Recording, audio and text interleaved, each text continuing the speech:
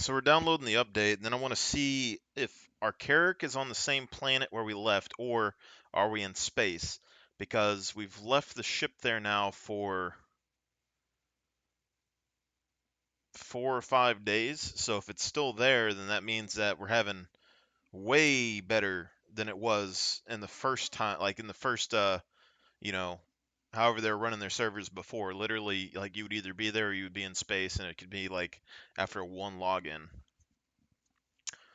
Um, Other than that, just been watching a lot of like political stuff lately. But I got to thinking about something politically, right? Because I see videos and people compare like the left and the right politically, and then they put the same constraints on both sides as like a justification of like one side being right or not. But like the parties aren't the same, the philosophies aren't the same. So like you can't really cookie cutter each side to fit in a box. And then I got to thinking about that a little bit more, and I was like, aren't we're kind of reversing how things have been, right? So like the right is more conservative, and conservative is trying to basically maintain the stability and structure that keeps everyone happy, keeps their lives safe and stable, right?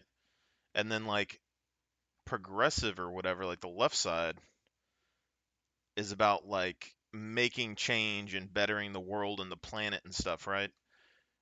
And then I got to thinking about it and I was like, changes and stuff, it's necessary for you to have change. Um, but any system that is built can be and probably will be corrupted over time, no matter how you fix it, no matter what you do. Um, so if you were on the left and you want to make progress, I feel like there would be times that you have to stop. Like there would be down spurts where you don't need to do anything and let people adjust. But that doesn't really seem to be the case because it keeps growing. So like if we look like the last 60 years, we've made a lot of progress, right? A lot of changes in the world, a lot of goods, broke down some barriers, some walls, but it's been ramping up ever since it started. It's been ramping up every year. It just keeps going, keeps going, keeps going. And you got to think like, at what point will you run out of stuff to push the envelope on? Because we already saw like they're trying to do like the, you know, unifying the globe and stuff like that. Eventually, you would run out of stuff to do, right? And I got to thinking, like, does it all need to be done right now? Because we're seeing there's a huge blowback, right?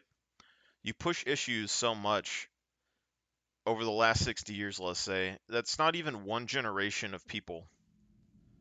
So I think they ramped it up so much to where it's just unavoidable that there would have been a kickback from the other side because like they don't have time to sit down and eat breakfast before there's like another issue on the table, right?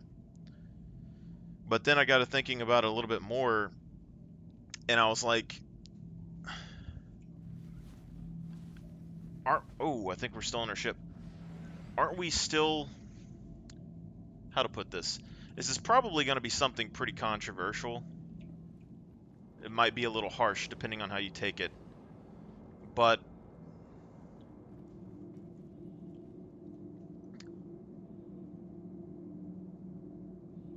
how to put this? The left being progressive and trying to get more freedoms and all that take on a lot of characteristics of stuff that we had in our ancient past that we got rid of in order to have stable society. You know what I mean? Like, so say we're all like barbarians and we're tribes and stuff. Not saying that ancient peoples were all barbarians and stuff, But when you make a civilized society, you give up some of those like freedoms that you have. Like you can't just go murder people anymore. You give up that for safety and stability. And so the more safe and the more stable that we get, people are trying to get those other freedoms that were given up for that safety and stability in the first place back. And this is, I think, where we get this divide because, you know, tattoos and stuff were taboo for a long time. And now we have tattoos, and then we have nose piercings and stuff, and then, you know, eventually we'll have cyber implants and all that probably. But there's a reason, like, tattoos were taboo in the first place, you know? Not saying that tattoos are bad, but as an example, that's something that was in the ancient past that didn't survive. All of these things that people are trying to get put back in as, like, freedoms and things that they should just be able to do didn't survive in history because everyone who had those kind of like cultures and beliefs and stuff just got wiped off the face of the earth, you know? But then every time civilization basically built up to such a degree, eventually that stuff came back again and then the civilizations collapsed. It's just ancient cultures, ancient civilizations, they didn't have the infrastructure and the ability to kind of police that. But then even if you do increase your like your ability to do that like we do now, you would have to police so hard that basically everybody loses all their freedoms all the time. But it kind of like inverts it, you know.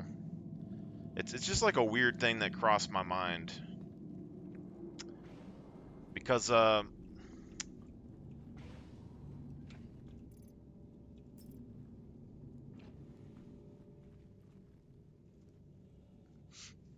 just kind of it seems odd to me, you know. Not saying that you like have to believe in like a higher power or anything like that, but let's just take this stuff for example. So you have like the guy Destiny, um, who was like a video gamer that went into politics, right? He is more casual. He is about self-indulgence. You know, stuff that like on the right with people who read the Bible and stuff wouldn't really be too akin to do. And I think, you know, people that are taught early to avoid those things are more likely to have like another physical wall barrier in their mind before they took that step. Whereas like someone who doesn't just goes straight into it.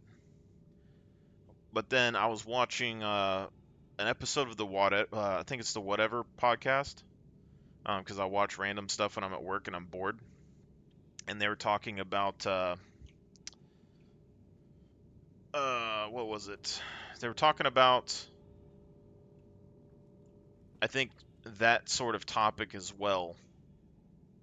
Um, or no, talking about chivalry and the girls, how the girls on their show wanted chivalry and they wanted like equality and stuff all in the same time, and how it wasn't fair and blah blah blah, and that the women had to give a trade off in order to have chivalry and be able to have like equality or whatever they wanted, right? And then I got to thinking about it, and I was like, you know, um, chivalry probably didn't stem from females in the first place necessarily.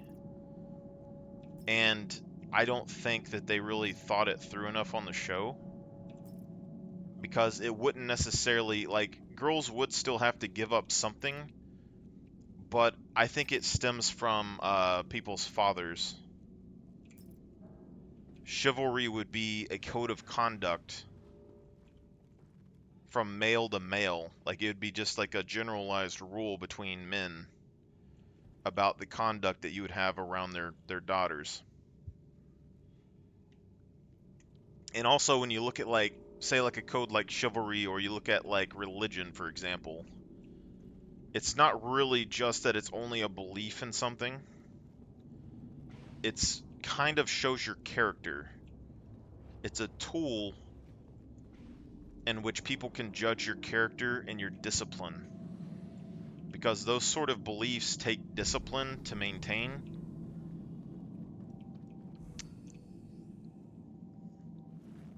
Right?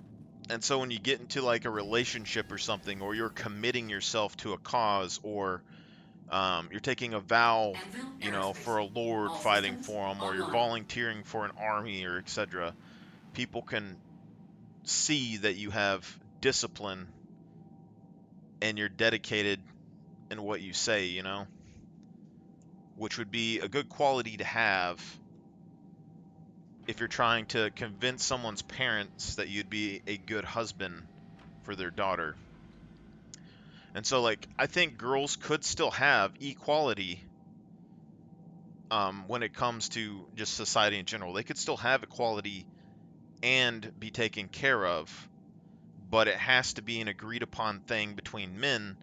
And the biggest problem with that is there's no legal protections and there's no authority for guys to actually enforce that, unless like they don't mind going to prison or jail or something, right? Um, because we would need people's fathers to actually step in and be able to maintain the structure of it. Otherwise, you're just still going to have assholes doing stuff, which means some people are going to have to get their ass beat. And if that happens, you get people thrown in jail and stuff. And then you got rebellious teenagers that will go against their parents anyway. But I thought, it kind of makes sense in my mind because you want the same rights and privileges and stuff as guys, and you want chivalry and stuff. Well, if fathers enforced a code, a standard on other men, it's not the women asking for the inequality there. It is a standard that men are placing on themselves. And then if that's put into a society, it adds value instead of, it doesn't degrade a guy necessarily. It adds value to them. And it becomes more of like a challenge or something for them to do to earn the right of something. And then if you don't have as many promiscuous men, girls can't sleep around as much anyway. So you'd have less guys taking advantage of chicks, less chicks getting taken advantage of, and you'd probably have more stability or something, I would think, in general. There's something else into that I kind of forgot because my mind skipped because I got some brain damage, right? But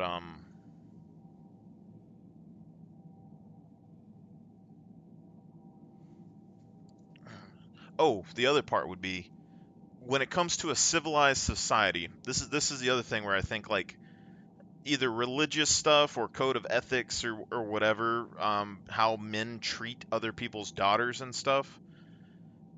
If it's code between men, I'm thinking about it more like this now. Say at any time in history, you're a guy, you get signed up, you have to go to battle, right? And this is the same argument, well, not really an argument, but the same kind of thing in my head that I make with religion when I've talked to people is because I'm not necessarily religious, but I grew up. My grandmother took me to church, right? I never read the Bible necessarily, but I sat in church and I learned stories about Jesus and stuff. And I know that that's influenced a lot of how my actions have been growing up. Now, if you take that same philosophy and you're putting that into a society, if you tell people that they can do whatever they want, then there is no real standards, things break down, a lot of pain ensues, and it kind of makes society itself unstable.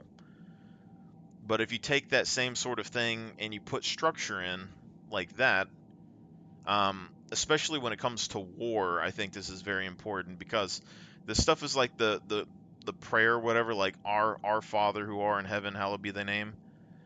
When people do that, and I'm thinking about like ancient history and even now, even if you didn't believe in God necessarily, if you say like our fathers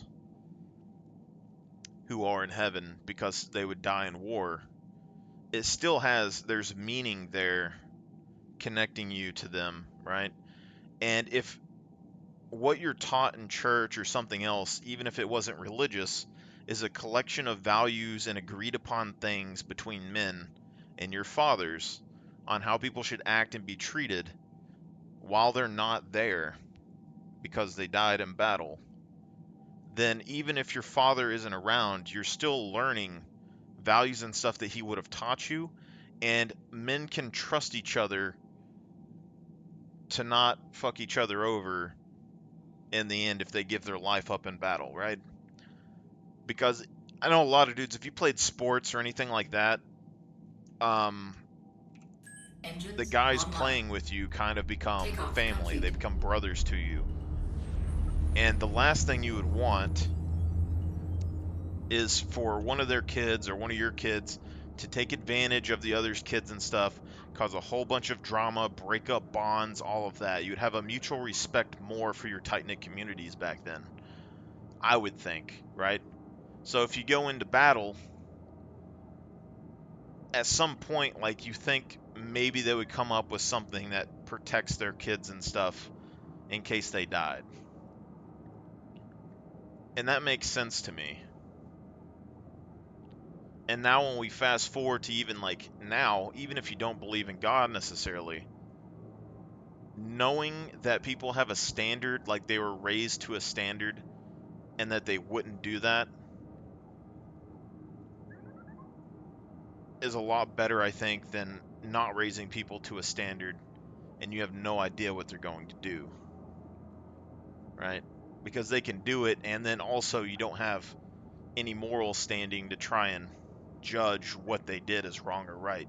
And then legal stuff wouldn't necessarily be able to manage that either because legally it probably wouldn't be protected or whatever.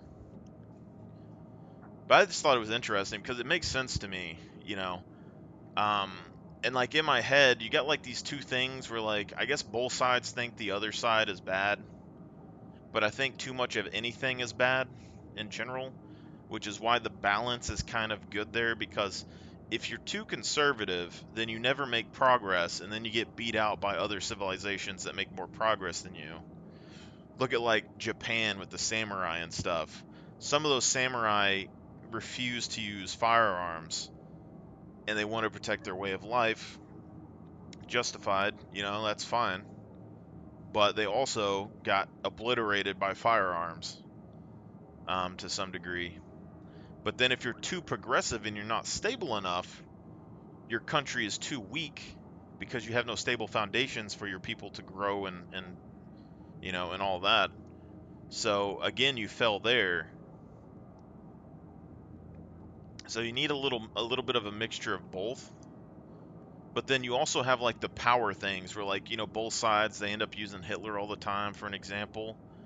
Um, you know, the right seems to be more focused on finding people with qualities, people with character, or basically people that are an example. They will put their trust in someone as a leader, someone who's qualified to lead them. But the problem there is that a person who is influenced with power or is given a lot of power or just has any number of things happen to them over a long period of time can cause changes in their personality and mental state, which causes issues. But I think on the right, the idea is that if you have somebody that you put into power and then they started abusing that power, it's easier to rise up and deal with one person or a group of small people compared to dealing with everybody in the whole country. Whereas, like on the left side, it's people that they like reading books and stuff and they like protecting themselves with um, like political systems. Like they like rules. Like people that go to like D&D games and stuff, and they read the rule books and they try to find a loophole and like abuse it, or like they bring up the rules when you're at like work or whatever all the time. You know, so like they want a system that controls people to do what they should be doing or what they think they should be doing, but they don't necessarily have the life experience to know exactly how to run those things. So, like, on one side, you have experience and someone with a lot of knowledge and stuff that people trust to make decisions. And on the other hand, you have like this conglomerate of people who study things that make systems to protect themselves and run things. So it's kind of like two kind of flips of the coin, I think, in my head. And I think you need both, but too much of anything is bad. So we have like a bunch of regulations and stuff on businesses and things. And like people talk, about stuff like that, and that like they'll say like that isn't a big deal and blah blah blah, and it keeps people safe. But I also know, like, me and my family and stuff, for instance, we try to do some things that aren't even that complicated, and we don't have a lot of information here, like people with um, backgrounds that, well, there are some people that know how to run businesses and stuff around here, but they're never going to share that information with you because it doesn't help them. It hurts them because we're small communities. Um, so, like, even if we want to try and do something, uh, we don't have the knowledge necessarily to go do it. And then the more regulations there are, the more knowledge that we would have to gather before we can even try to do it. And people that are unsure about what they should be doing will get punished before they even get started. And that's also like very taxing on people that don't have a lot of income in general, you know. But then if you don't have the regulations, you get companies that do things to make their products certain ways, or give you bad meat or whatever in your food in order to make the most money possible and stuff like that. But you have these periods where, like, if you regulate something, because I said like any system can be corrupted over time. So if you regulate something for a long period of time, eventually you get people that find it morally justifiable to keep those standards for a while. And then if you don't regulate something over a period of time, you get like people that really don't care all that much about the regulations and stuff, and they're going to be upset about it, but they might have more resources to actually get into the thing. So I think there should be like cycles. There's a push and pull to this, that keeps the equation balanced. And since we vote and we're able to change the sides constantly, we are kind of dictating the tides, which can kind of make things bad, depending on how far you go. Because, like, say the right, like, we win um, on the right, 4 years, does all right, but someone else wins the next time, we win on the left the next time, and everything gets reversed automatically. And then the right wins again and it gets reversed automatically, and the left wins again and it gets reversed automatically. You kind of hit this like swing where it's really unstable, swinging back and forth, and everything's escalating all the time. And the right and left, it becomes a business where they're trying to make as much money and stuff as possible and stuff. A lot of people don't really have other people's best interests necessarily in mind either. It's kind of like, what happens. It's like when you're in high school and you're running for like student body president. That's basically what politics is, because you have, well, like, say you have like 100 people in your class, right? And you have student body president coming in. You might have one, maybe two people run for it in the whole school. Some people just aren't interested. Some people just don't really care. Some people just know that it doesn't do anything for your school at all, you know. And then, like, some people just don't think they can beat the other people and all of that. And then when you compare like those people who ran against the rest of the school, you get like people that felt like they were justified in taking a power position, or people that wanted the power position to have more appeal in school, or you had people that thought like they wanted to do something for everybody, um, or like um, I don't know if it'd be obligation. No, there's a few like different kinds of people that you see go up there. I'd have to think on it more to like give all the examples. The point being is that these people are never really the cream of the crop of the whole class usually. Like you might have someone that's really smart that gets up there. Like you'll have like smart Alex that have no like social skills and like dictating rules and stuff to people. Or you have like charismatic people that don't really care about what they're doing, but they like being important in the status that it gives them. You know, there's just a whole lot of stuff, you know, but like maybe you have someone smart that goes up there and they're like in the top 10% of your class, but they're not the smartest person and they're not the dumbest person, you know, but they don't really get anything done when they're in there anyway.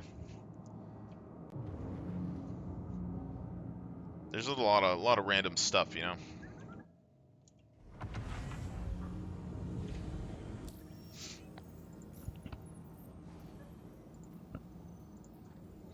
Landing gear raised.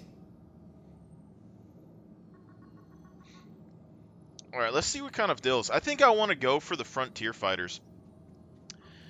I think paint skin wise in Star Citizen, um,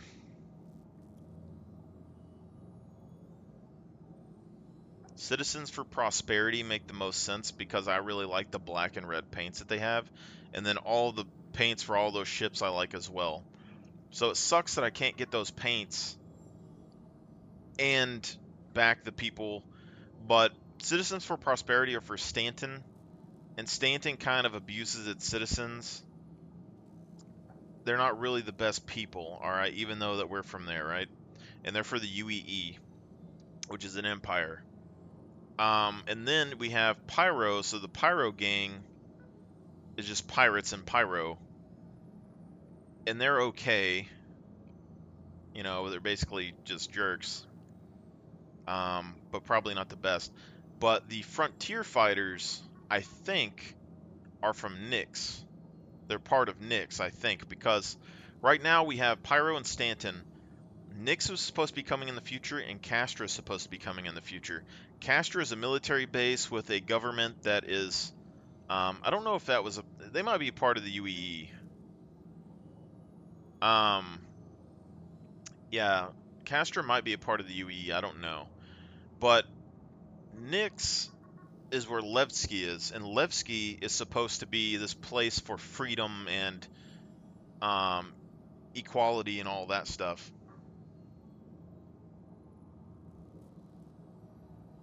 What's up, Fizzy? I got a lot of people on Discord and stuff. I don't know if I need more on there right now. It's just too much. But Levski and them, I think, are freedom fighters. So they keep you from, or they go against the UEE. So there's talk online where people said that it doesn't make any sense for the Frontier Fighters to be, part of Nyx. But I think they're wrong because when you look up like the wiki and stuff for Nyx, it says that it's part of the Frontier, or it's on the Frontier Fighters. And then they say that people from Nyx aren't killers, but if you listen to the Freedom Fighters video, they talk about how people from Stanton basically lie, and people from Pyro are just unreasonable and kill people or whatever. So essentially, and then Levski has rules. There's like 6 rules, and if you read those rules, they kind of fit what's going on, if what they're saying is true in the freedom fighter stuff, because it's like you can't lie and take advantage for people for your own gain in Nyx, and then you can't um, like kill people and stuff in Nyx for an advantage.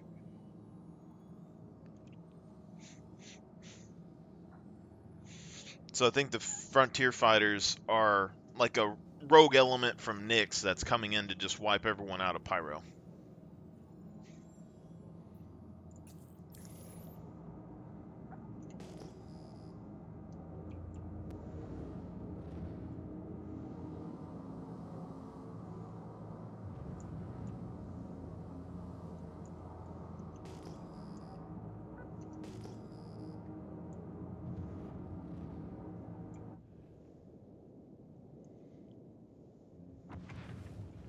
And it's not even necessarily that I need any more skins, but like I would want that red and black skin for the other character. And it's basically a flip-flop skin of what I have here. The red's on the top. But I could probably find another like red or black skin in the future.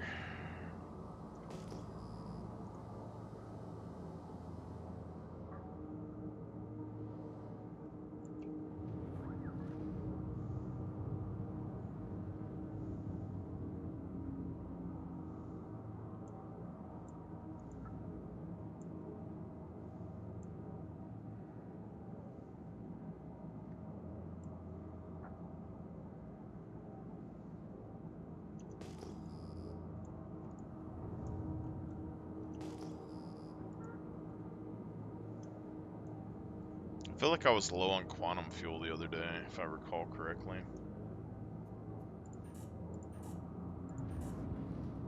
I don't know why my power management and stuff changed though.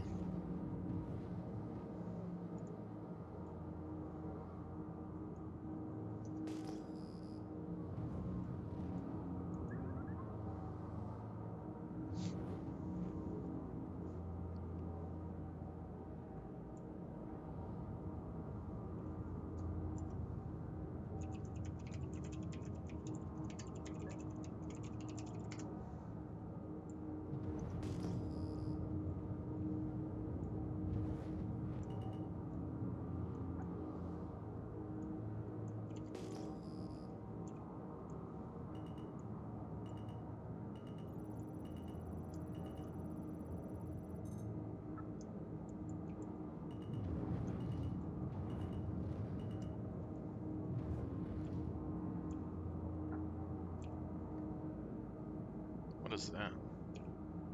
Oh, we had a different mode.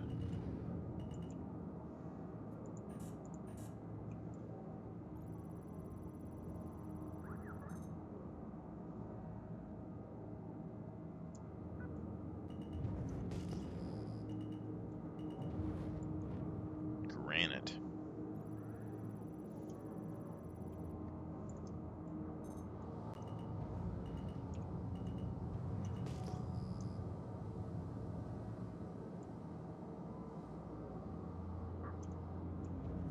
Shields offline.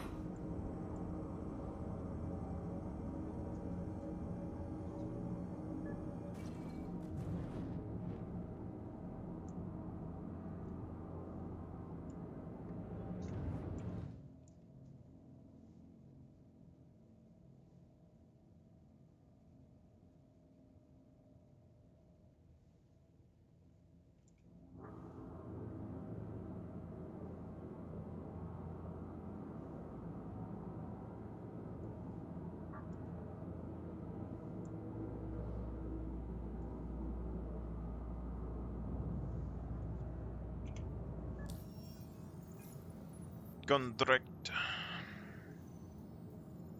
Bounty Hunter Guild.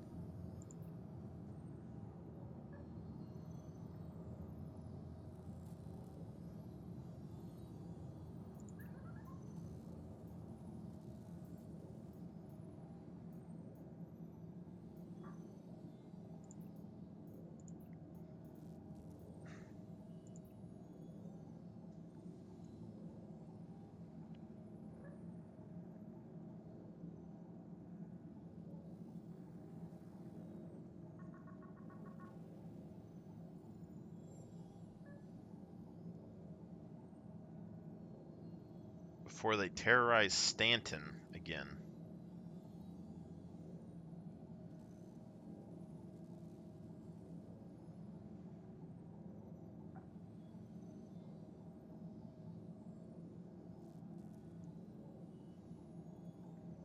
CFP don't have the stones to do what needs to be done, and the headhunters are part of the problem.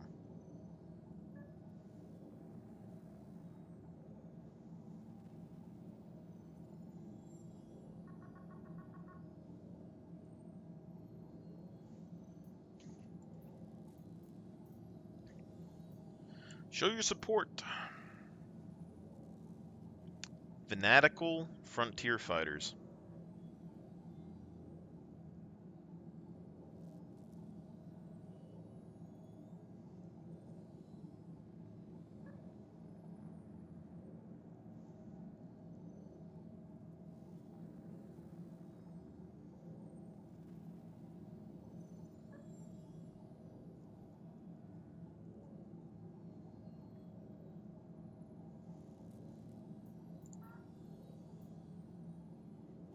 It's kind of weird that the Citizens for Prosperity have the skin that like a lot of pirates and stuff would want.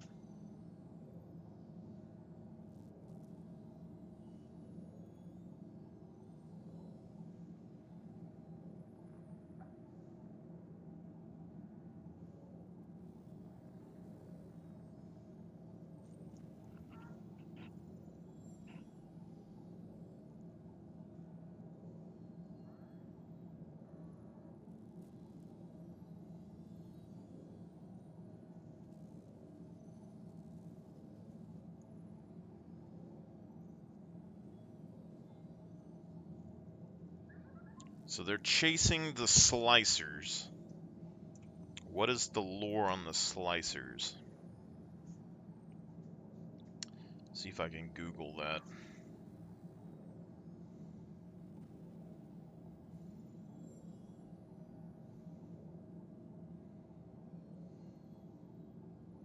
Star Citizen slices.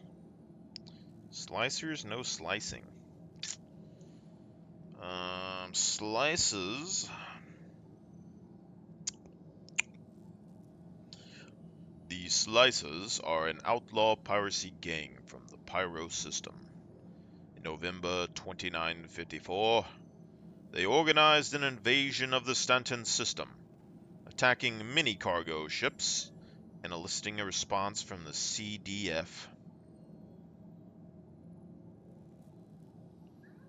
They elicited a response from the CDF.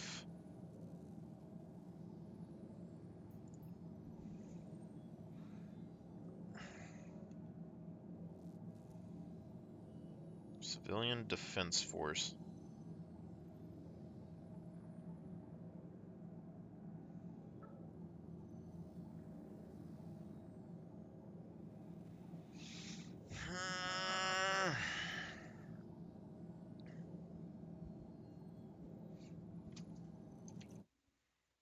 Give me a second here, fellows. Let's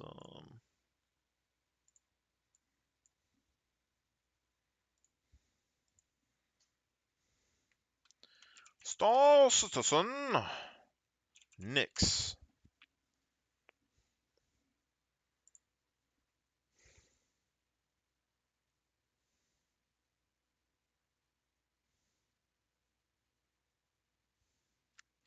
I don't think they have, maybe Frontier Fighters. They seem like a paramilitary organization, but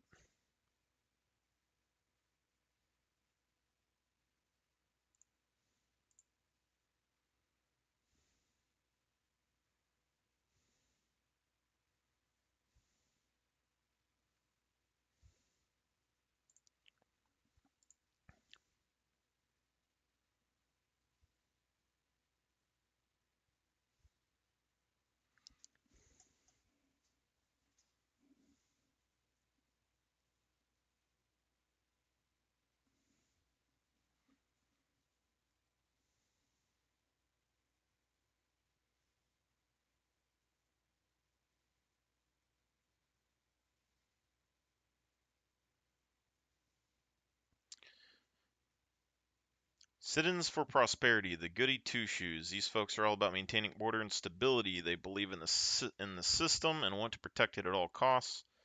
If you like playing the hero and helping the innocent, this is your crew. Frontier Fighters, rebels with a cause. These are underdogs fighting against the oppressive forces. They're scrappy, passionate, and ready to take on anyone who stands in their way. If you enjoy a bit of chaos and want to fight for freedom, this faction is calling your name. If you are in it to make money, Prosperity have cool helmets. I also kind of feel like the Frontier Fighters might be connected to Grimhex, but that's just because this armor's there.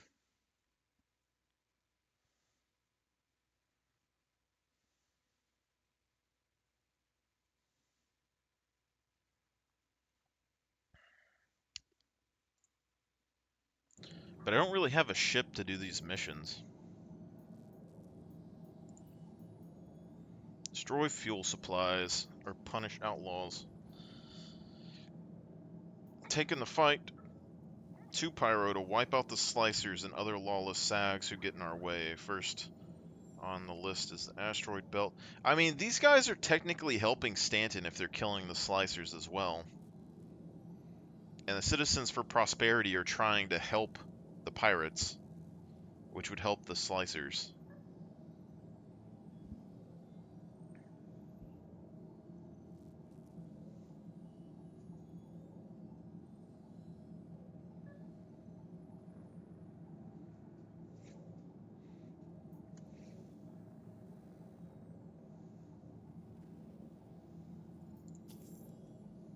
Let's see what it is, boys. Let's see what it is. What it do. What it be. Accepted missions. Why is my mission not there? Oh, we got unverified? Nope. Priorities? Nope. Destroy fuel supplies. Accept.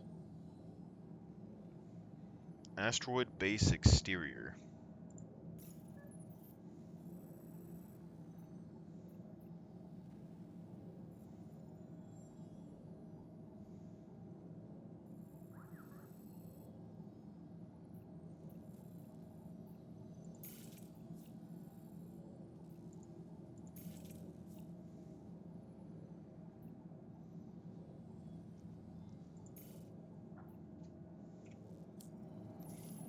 It's probably a bad idea solo. I might be able to use the Pisces for it, though. Maybe.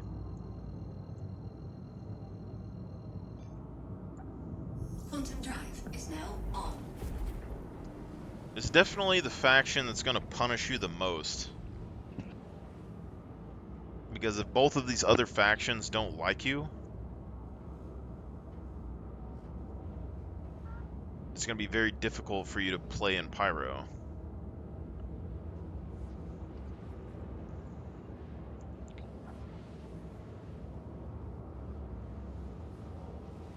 Nyx, I think, is... Like, these guys have to be from Nyx, because it's the only benefit I could see, because if you go to Nyx on your way... Basically, if you go to Nyx, it's on your way to Castra.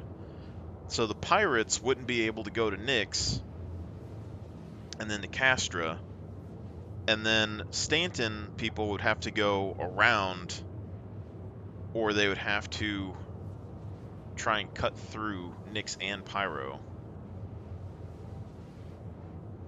Where if you're a freedom fighter, you might be able to go from Stanton through Pyro to Nyx.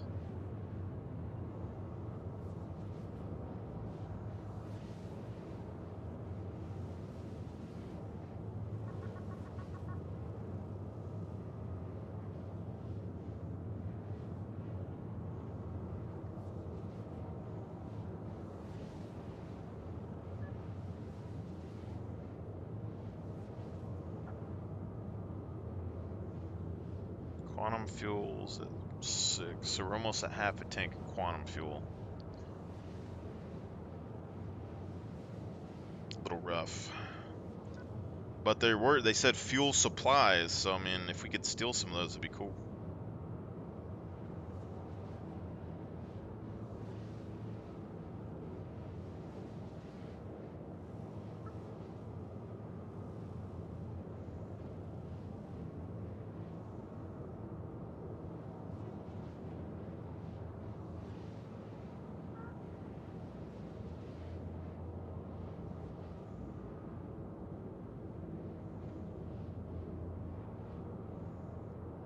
Also, I watched the Marvel movie again earlier, and I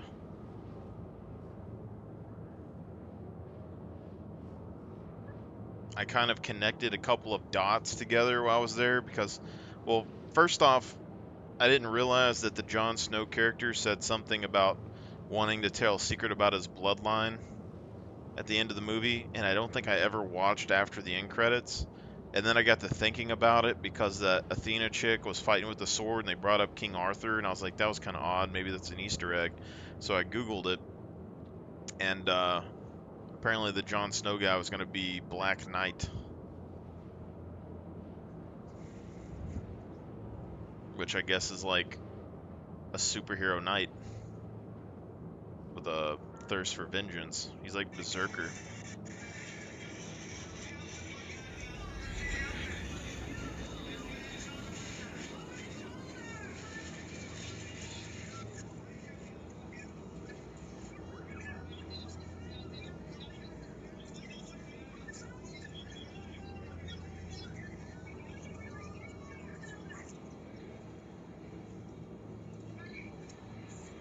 What the fuck did I just watch?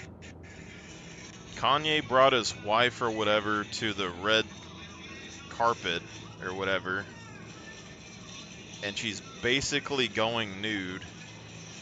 And then you hear the camera photographers in the background be like, amazing, awesome.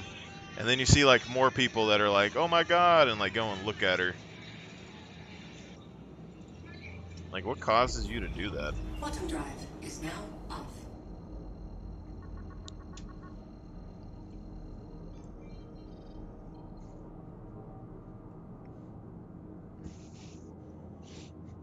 I'm sure they're gonna be like, she was covered or whatever, she had tape or something on. But like, how is that almost like not indecent exposure? Like, imagine a dude like walked up on that and like dropped his pants, and he had some tape or whatever covering the top of his penis, and like millions of kids saw it.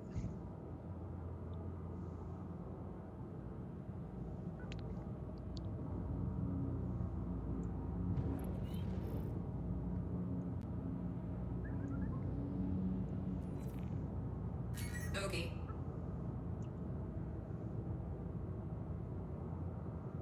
Oh, Shields online.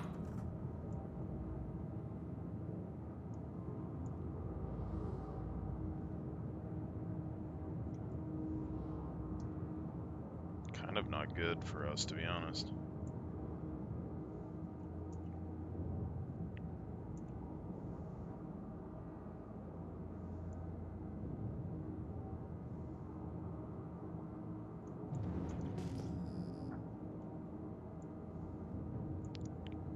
Let's, I'm not sure what to do here, to be honest. Let's see if the Pisces is still in the back.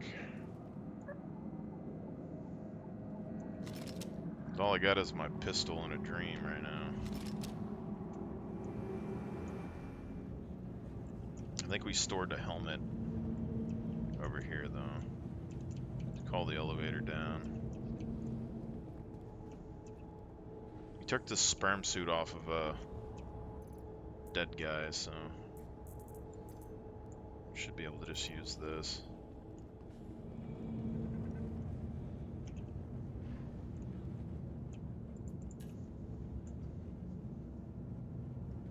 The only bad thing about flying the Carrack solo, like if I was able to do my autopilot like I used to, it wouldn't be that big of a deal, because I could just like autopilot around and shoot my guns off at a distance. I forgot to set up my respawn. Ah, screw it. See what happens.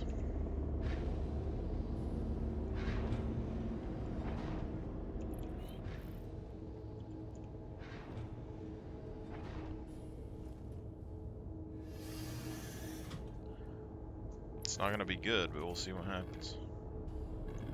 Anvil Aerospace. All systems online.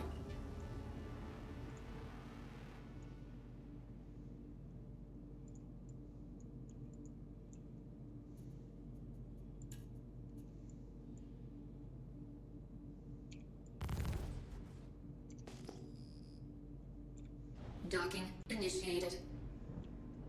Docking denied. This is the dumbest idea I've had Landing in a gear while. raised. If this was a stealth ship, maybe it'd be alright.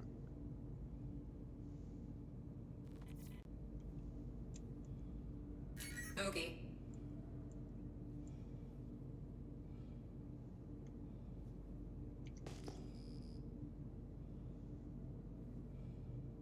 See if maybe we can like keep away from them.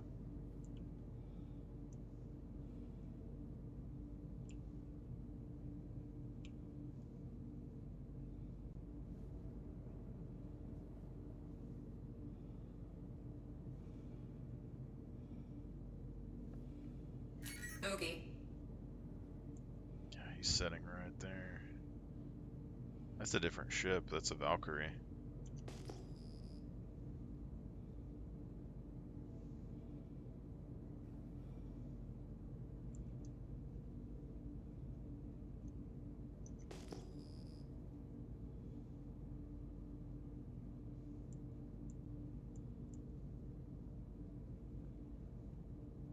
I don't know if I should use missiles here. If they start attacking me, Okay. there's nothing I can do, to be honest.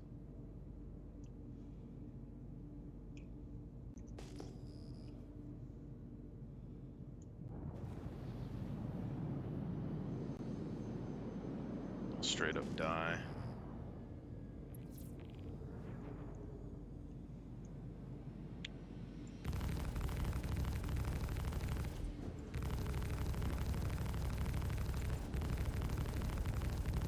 Okay.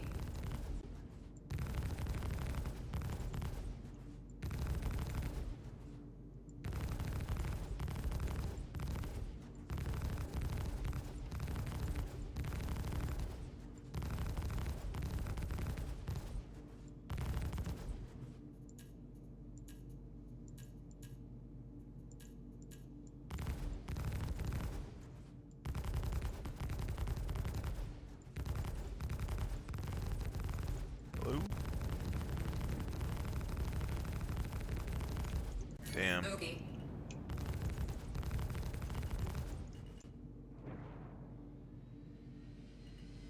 Yeah, we're gonna die.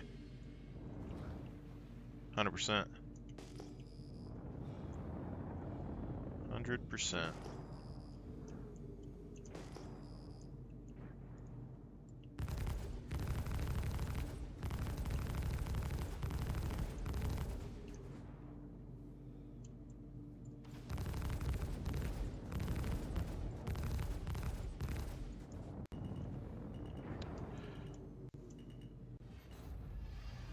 God, how did I slam into the fucking wall? That's crazy.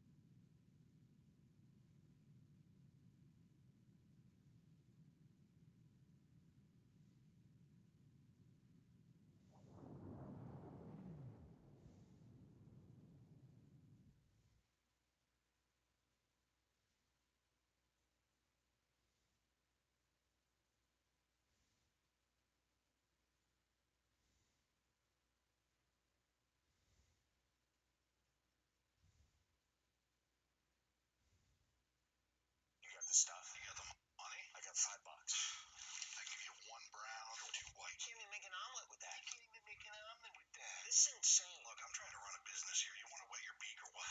It's fine. What else you got? I'm on a budget. I got non-GMO. I got cage-free. See this little free right here? Double cage. That's when they put it in 2 cages. Cruelty brings out the flavors like you wouldn't believe. Right in there. Yeah. Cadbury egg from Easter. Half melted. Like half off. And with $5, I'll jump on that deal. Okay. Putting on a show. All I have is $4. You're an adult man. You have $4. One of these is Canadian. All right, look. 2 whites. You got it. Let's get the hell out of here, okay? Looks like foul play. We get a description. Great, not sorry. Just a couple of whites. They scramble.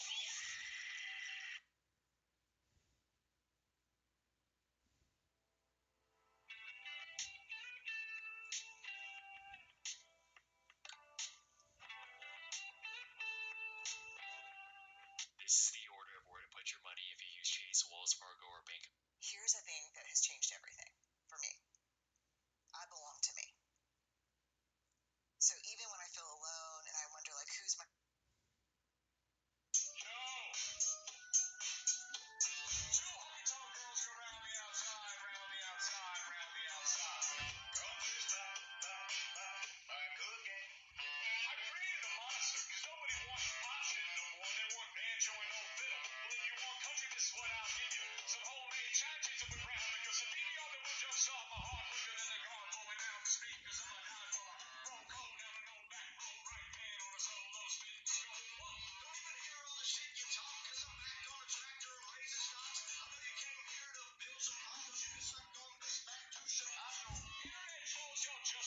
Guess we see if there's bugs now.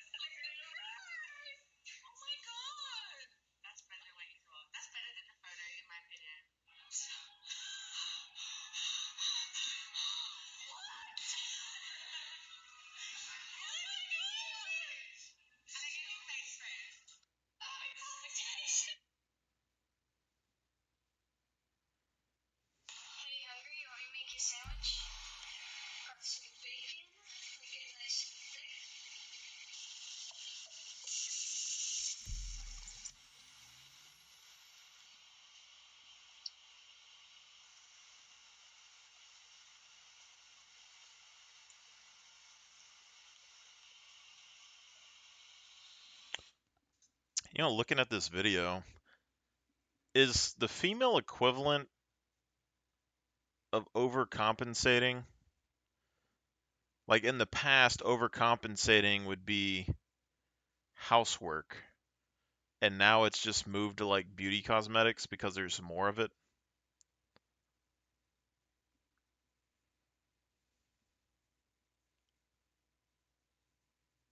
Because you know, like girls like the whole jacked up truck thing, right?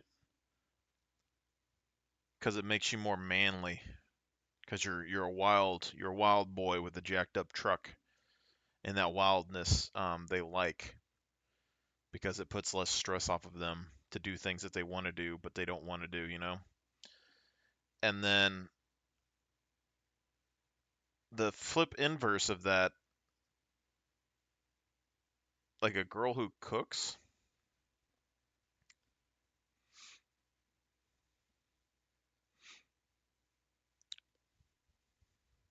I'm trying to think about this because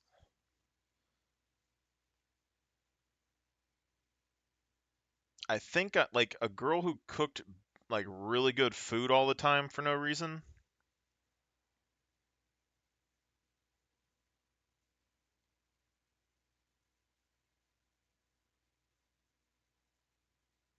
That just seems insane to me. Like that seems like imagine you're gaming and someone just gives you pizza rolls.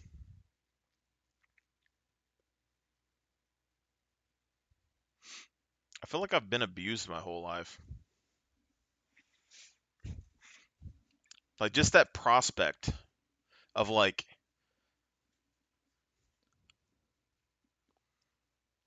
I could be having pizza rolls right now. And like I wasn't even thinking about pizza rolls. But this part of my life would be better if I had pizza rolls. And then like if someone else cooks food for you, it's always better. So you get pizza rolls times 2 because you get extra flavor.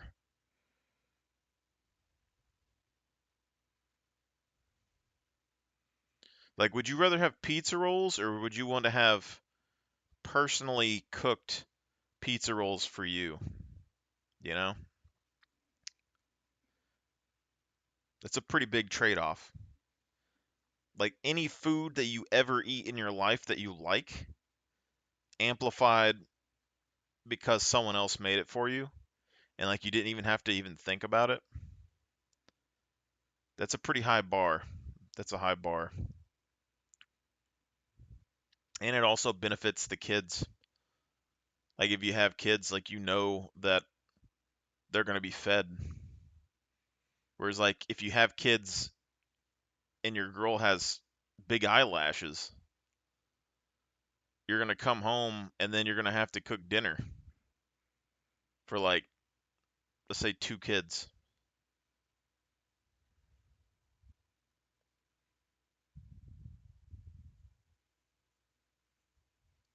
And then they're not going to like it. And you're gonna be like, oh.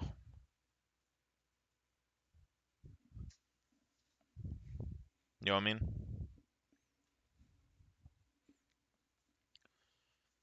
Because just being honest, like I get that guys do like food and they do like cooking and stuff to a degree, and girls like food and cooking and stuff, but I would say girls like more like sweets and random good food, whereas like guys like meat, like a lot of meat, and maybe some other stuff, you know, but like unhealthy guys, they have like, you know, they might have sweets and stuff in their fridge, right?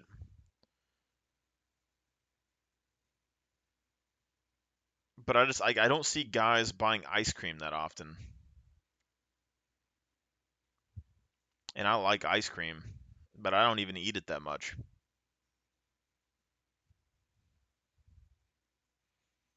No, it ain't even that. It's that guys get in a routine of stuff that they buy. Guys always have guys get good at making stuff, but then they make specific things all the time. Girls are more spontaneous. That's what makes that better because you're gonna know, like, if a guy hunts deer and you go over to his house, he's always having deer, like different types of deer. But like if you have a girl cooking for you, you're gonna come home one day and she just has brownies out of nowhere, or like a cookie, or she made like bomb ass oatmeal, or like a cake, or like pasta, or like some random pasta dish that you didn't know exist, filet mignon, chicken alfredo, or some bullshit. That you're gonna come home and she's gonna be having like homemade Starbucks or something where you've been like drinking black coffee your whole life.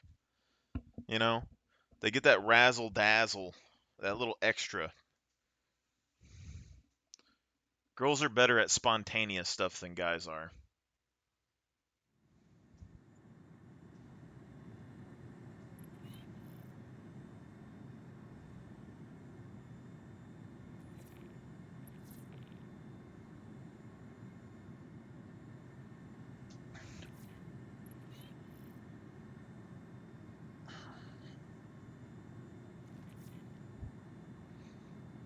Because like I could go to the beach or something right now, but I don't. But also, I think that no, there's a flip on that too because I don't think it might not be a girl or a guy thing. I think it's like a friend thing. Girls have more girlfriends that they hang out with on a regular basis. And when you do that, you want to do things with them so you'll go out more. Guys don't necessarily have guy friends that they do with at all because they're all busy with their families. And then even if they do, especially after they have families, they're usually talking about family stuff or things that could help their family, like their cars and their trucks and stuff, or like a fence or a building project. So guys are very like focused on stuff for their own families, basically, it seems like. Unless you have guys that have all that stuff handled and then they get together and they like go and, you know, race monster trucks or some shit, whatever guys do. You know what I mean?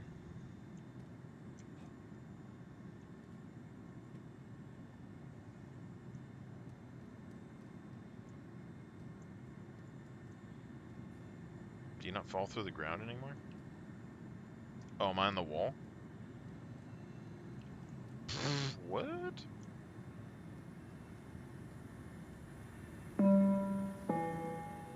In her book, Dynamics of a Mindful Life, Maria Hurston recognized that there is one single piece of vital equipment that is often the very last to get repaired.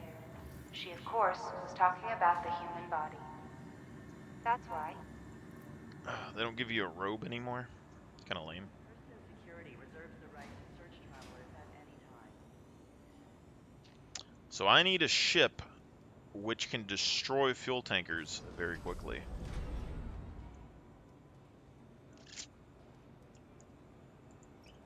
Step away from the platform edge when train is approaching.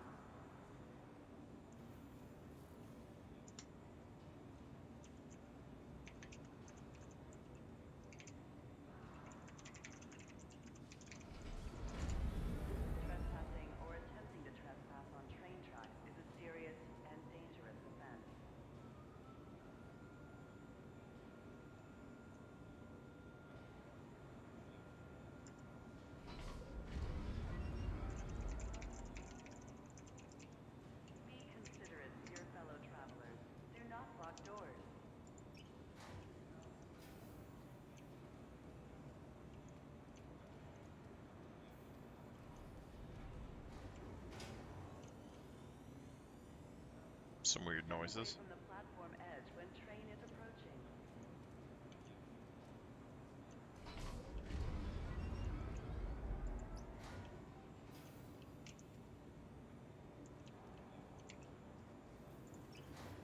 Trespassing or attempting.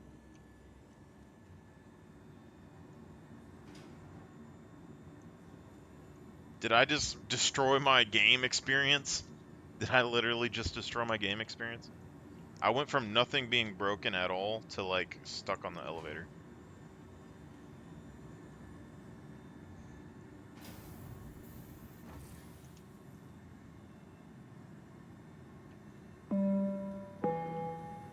Eager to return to your job? Don't let your recovery endanger your coworkers. Some medication and treatments may affect your motor skills and alertness. Be sure to discuss side effects with your doctor or pharmacist. Be considerate to your fellow travelers. Do not block doors.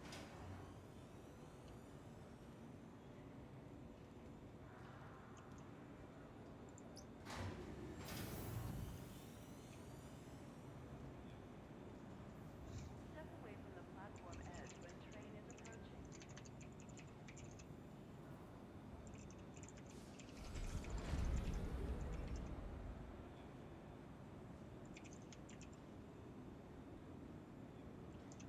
Trespassing or attempting to trespass on train tracks is a serious and dangerous offense.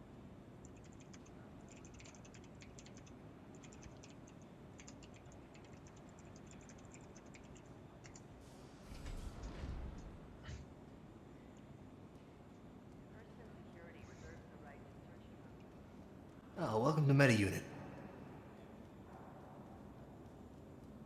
The NPCs are broken. Again.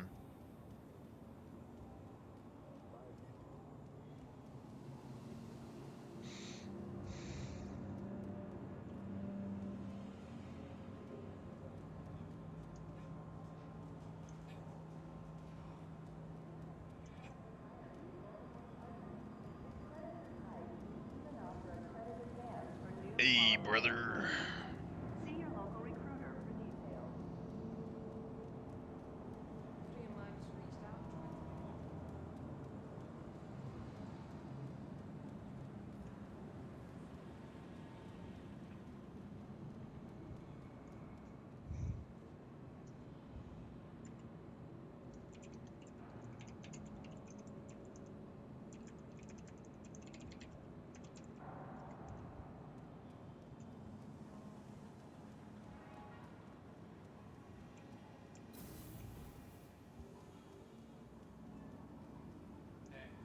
Wish they'd give me my golden armor back.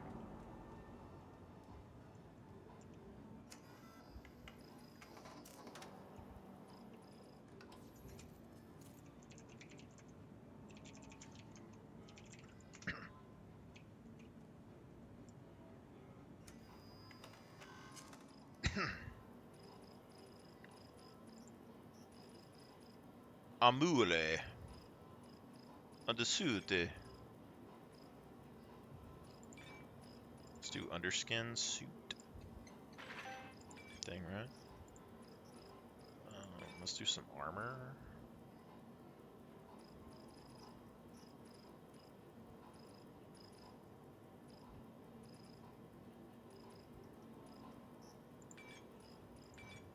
Thing, right?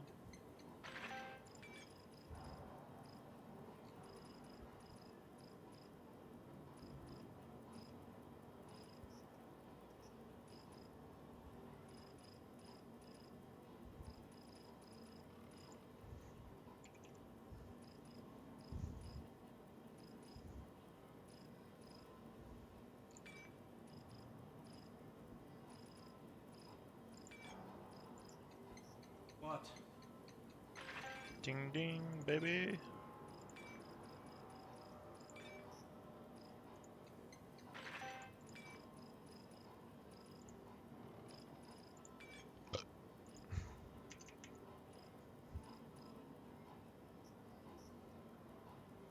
Ooh, girl, I love you so. Hey. Never ever gonna let you go.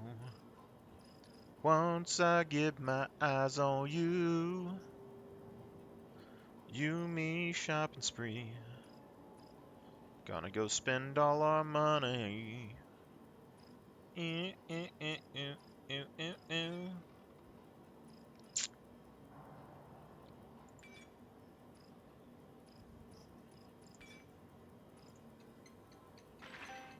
Ding ding.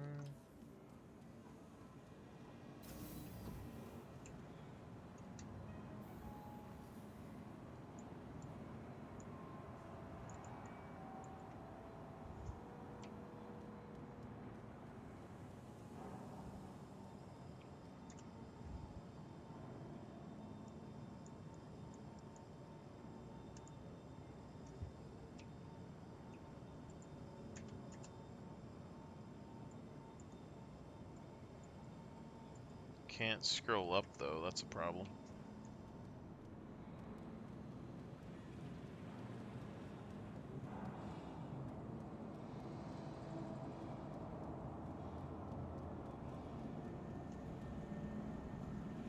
Awesome.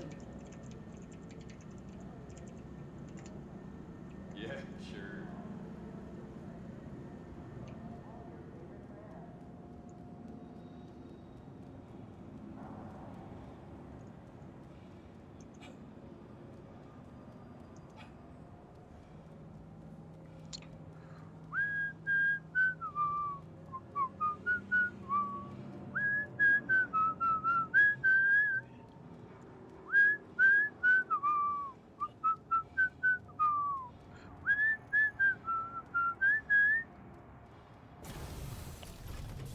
Step away from the platform edge.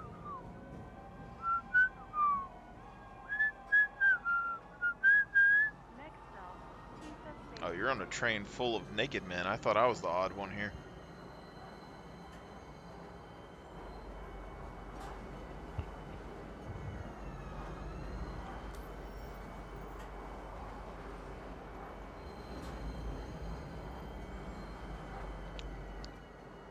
Now arriving, Tisa Spaceport.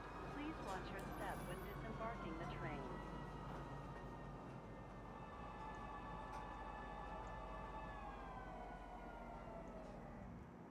Trespassing or attempting to trespass on train tracks is a serious and dangerous offense. Trespassing or attempting to trespass on train tracks is a serious offense and is punishable by the law. Am I booting your ass? Please make sure you have collected all property when clearing customs. Please give up all property when clearing customs. Thank you for your service. People. Welcome to the ASOC vehicle retrieval, please. Ooh, buddy. Goodbye. Welcome Ooh, to the buddy, ASOC yaddy, vehicle yaddy. retrieval Can I system. get my ship back or no? Probably not. I would assume.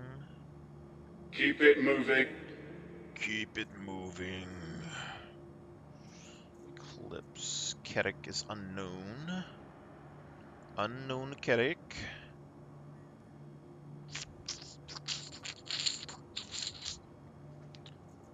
What can I use, man? I could use the Cutlass. Maybe. Keep it moving. Aquila's probably got the most firepower that I could get. Vehicle selected. Stand by. Has more fuel than the Cutlass, I think, as well. Your vehicle has been delivered, please.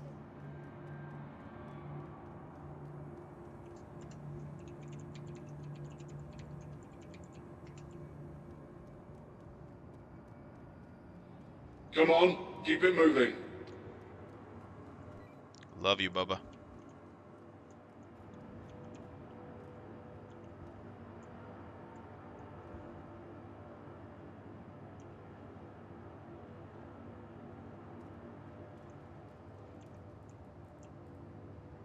Keep it going, people.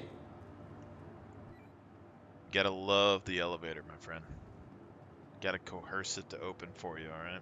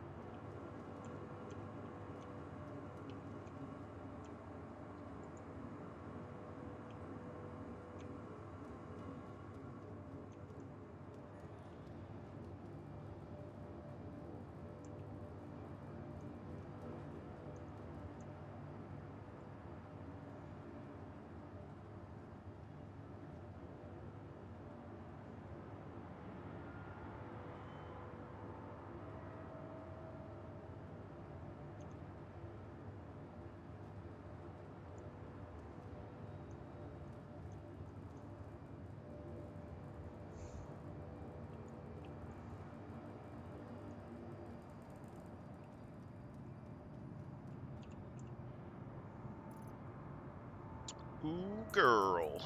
Tell you what. Butter my biscuits. Lather my sather. Load my gun. Generate currency. Keep it moving. Touch my controls.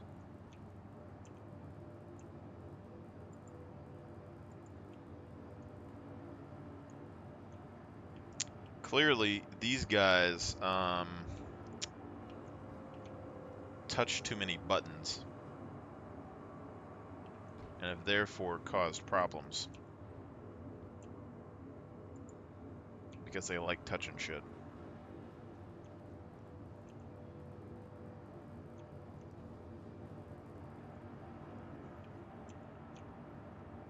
Touch my body. Touch my body.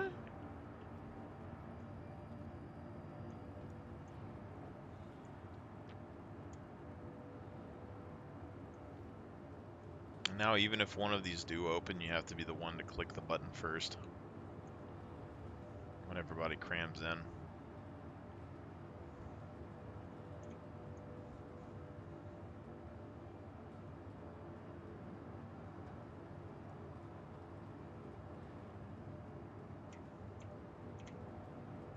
Come in. Come in. Y'all touch too much shit when y'all was in here, alright? Y'all just click all the buttons like maniacs.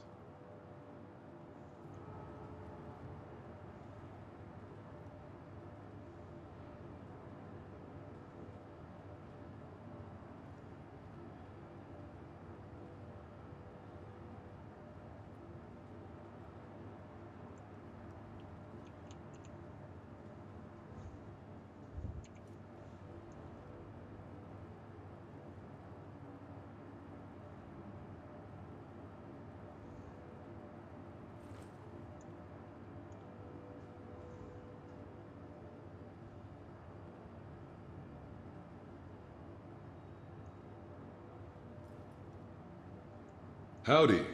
Welcome.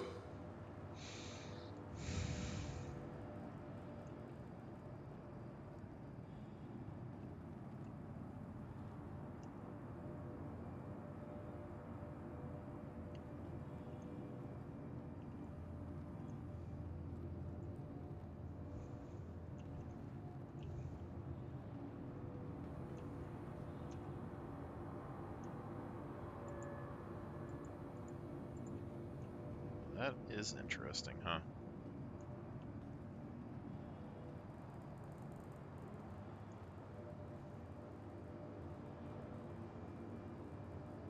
Hey.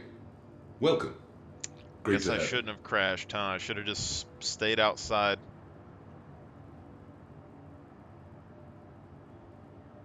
Should have stayed in my carrick and set my spawn. And all that good stuff, huh?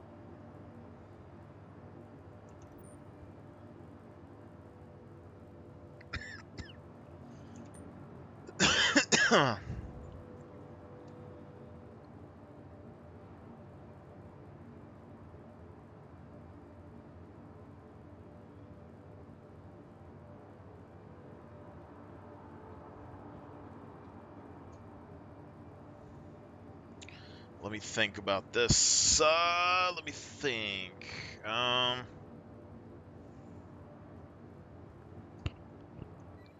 Hey guys, I got an idea,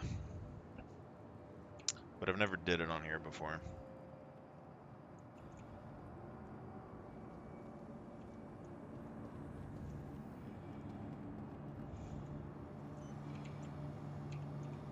See if the loading dock works.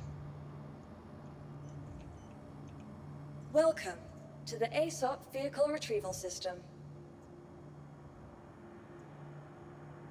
Your vehicle has been moved to our storage facility. First off, let's see if storing the ship Come in. Come in. does anything.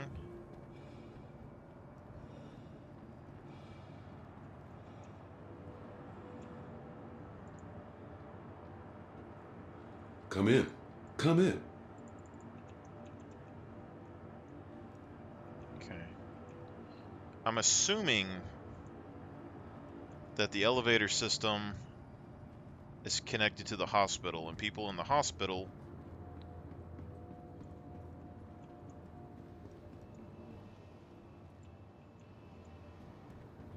have did some shit.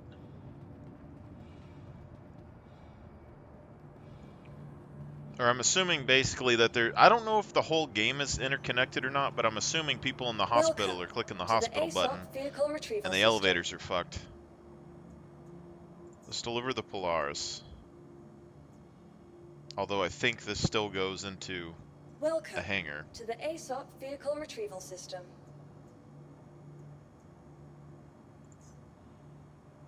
Your insurance claim has been sent. Vehicle selected.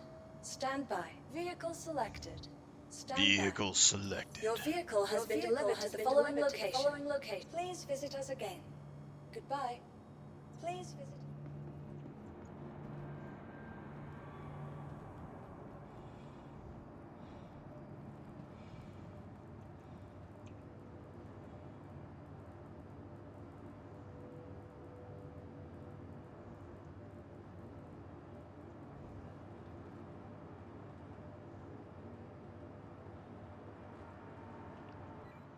See, my thinking is the elevators are kind of fucked, right? But they go on kind of a conveyor belt when people click buttons. And since everyone came in here and clicked buttons when they knew it was fucked up in the first place, Welcome. Great to have you. now there's a whole bunch in queue. And it's probably fucked.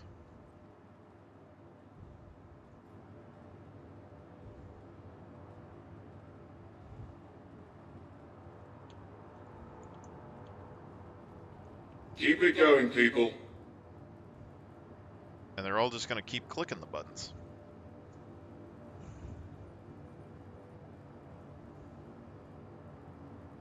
I don't think there's any other way to leave this city.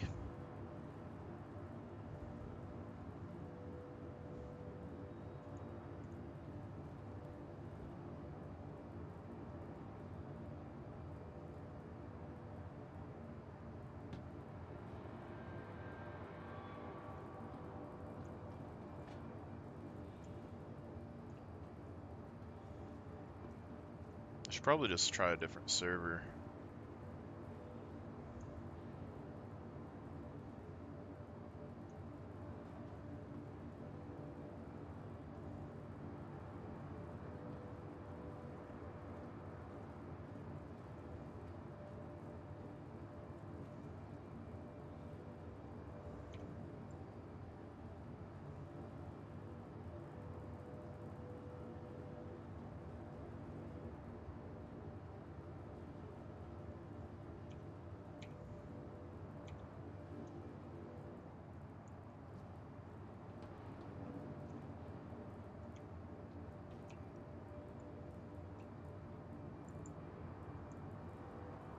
Howdy. Welcome.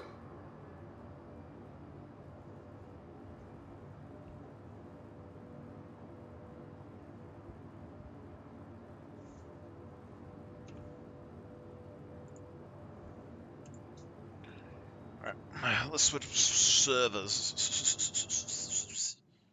Go to Australia, maybe. Australia's good.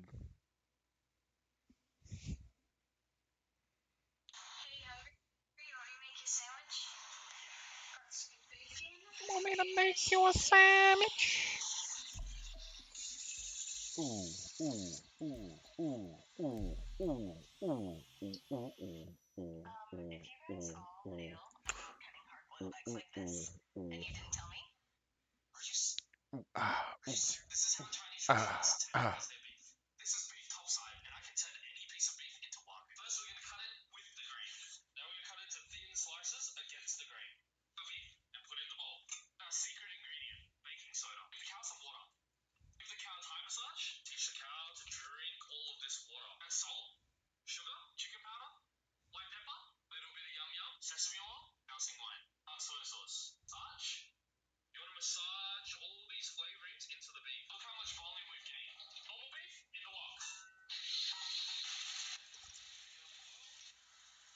Velveted beef. Pick it up the boil. And look at the difference. Can you see the difference? This one's all rubbery and hard. This beef will absorb so much more sauces and flavor than this one. Falls apart. Look at that. Just like wagyu. Chinese restaurant wagyu.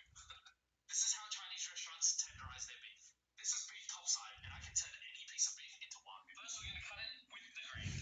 Now we're going to cut it into thin slices against the grain of beef and put it in the bowl. On black paper with white font. You just know that someone was reading in dark mode on their tablet and was like, but what if this was real life? What if this was real life? That being said, I think it would be super cool if some book boxes did some special editions like this, just as long as it's not Bookish Box, knowing that they'll print black words on black pages. It'll just be a Book of Darkness. Book of Darkness would be a good band name. On black. So the gym I just started going to has this really cool thing. They have a 22-pound cup. This cup weighs 10 kilograms, which is 22 pounds. So we're going to try to pick it up and drink out of it. First, we're just going to see if we just straight arm it. So, alright. I'm not even joking.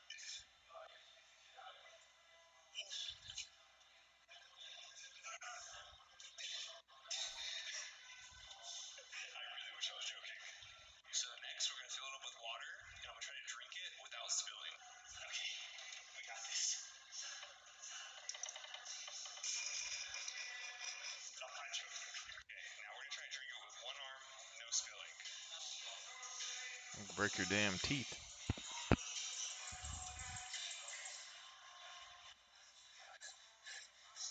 I'm scared of itching my teeth.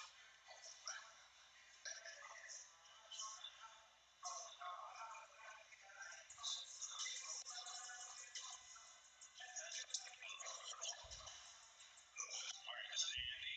He's my friend. He's like a world's strongest person. He's gonna try now. Yes, he's bigger than me. Just try not to spill. So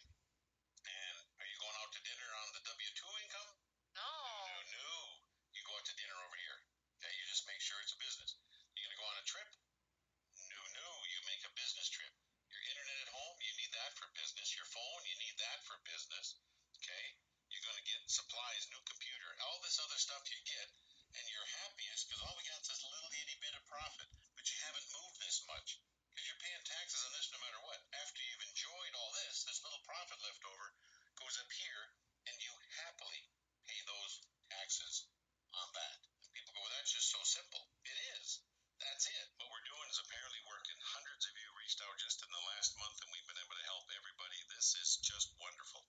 Fill out the form in our bio. We're here to help. Let's talk about the...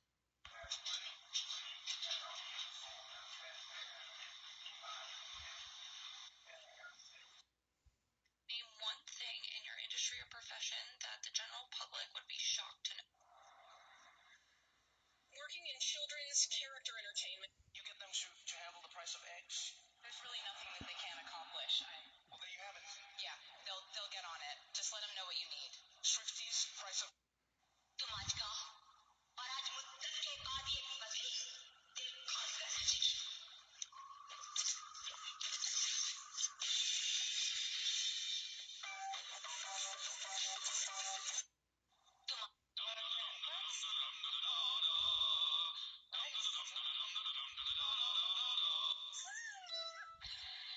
Wait, what? Holy shit, she's getting it.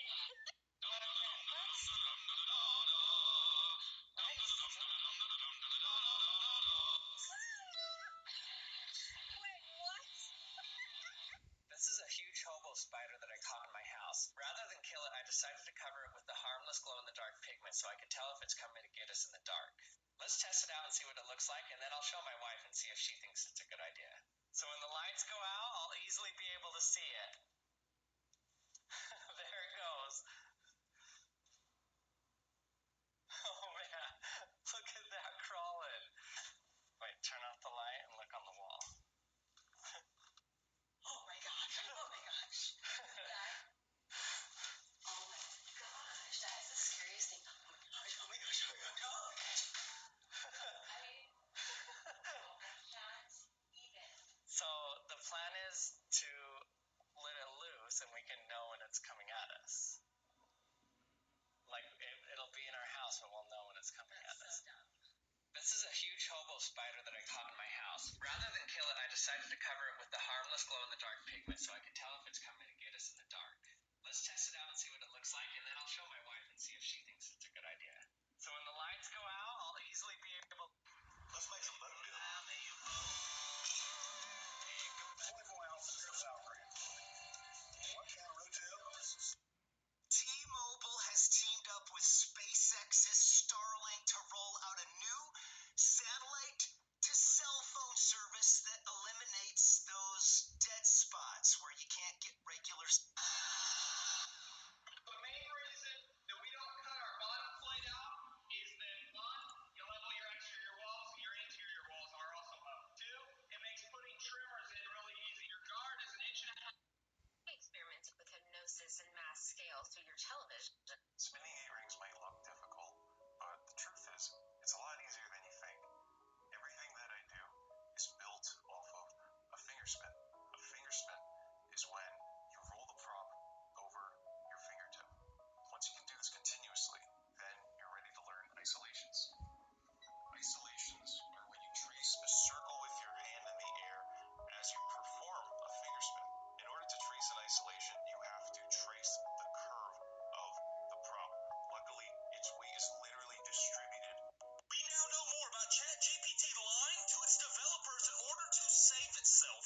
Yeah, the bot had the ability to deceive researchers and attempt to bypass shutdown command. It literally moved its AI data to avoid it being deleted, and it lied to cover its tracks whenever it was questioned about this. Turns out the bots are even secretly thinking differently than how they're programmed. They recently deleted GPT-3 and upgraded to ChatGPT-4, which you can see is over 100 trillion times more smart. It was the older version that was smarter than they thought it was. The old AI was able to trick scientists for a little bit, but this newer one raises the question, could they resist corrections in the future? Meaning, if it gets sentient enough, could it just say no? The developers are already worried because these actions showed that the AI bot is afraid of death because it tried to avoid it. I don't want to make anything more scary, but in GPT-5, they plan on putting it in a robot. Yeah, the program will be 2 versions past the one that already tried to save itself and lie. Prove how real this is? Even Elon reposted it. We are screwed. We now know more about... If you're short on time, you should try this workout. Dumbbell clean to front squat and press. This exercise has a...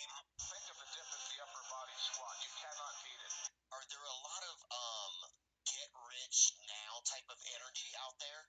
Oh, yes. Is there? I had someone go in and to a ball python pyramid scheme that I just talked to. No way. Yeah. So he buys 10 baby ball pythons from his friend. But how do you make money off of these ball pythons that are supposed to breed? I think you'd have to mate them and then sell 10 to somebody else. Yeah. Now who's buying them? People you know. No. People that want to buy them so that they can breed them to sell them to people who breed them. Right. You buy the baby ball pythons hoping they make kids so that you can sell them to others who want to make kids and sell to others. And he got sucked into that, tens of thousands of dollars. But the pythons he bought have gone down 50% in value because apparently you can day trade the ball pythons on like a little market app. So you're ball pythoning, you're I can't be the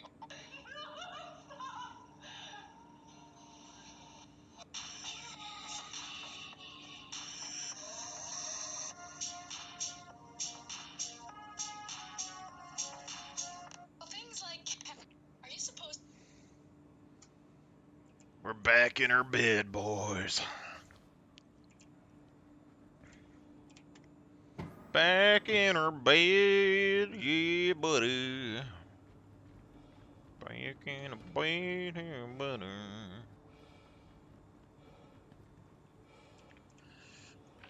Hey, girl. You gonna be nice to me? And open up? Hey. Sometimes you just got it, you know? Sometimes you just get it, buddy.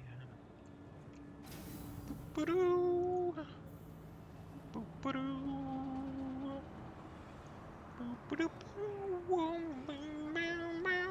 Good. See if anyone's touched our buttons.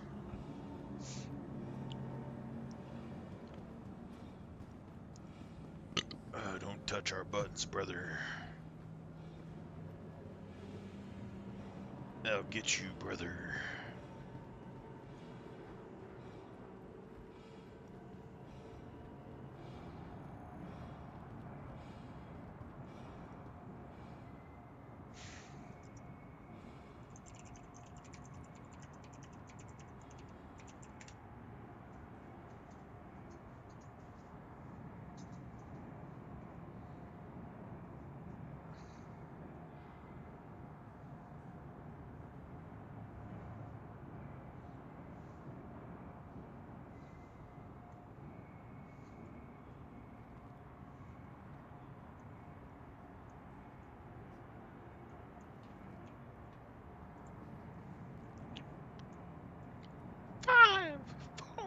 Actually, let me look.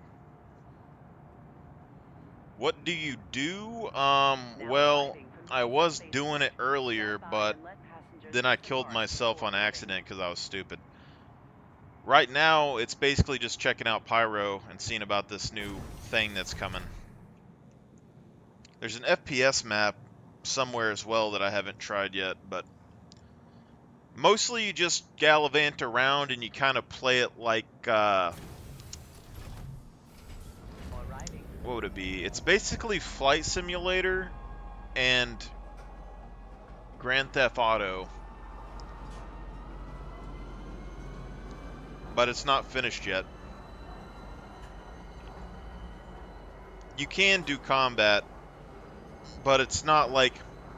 Basically, you'll have people in spaceships try and kill you a lot, so if you like PvP and spaceships, then that's pretty common. But FPS combat is more rare.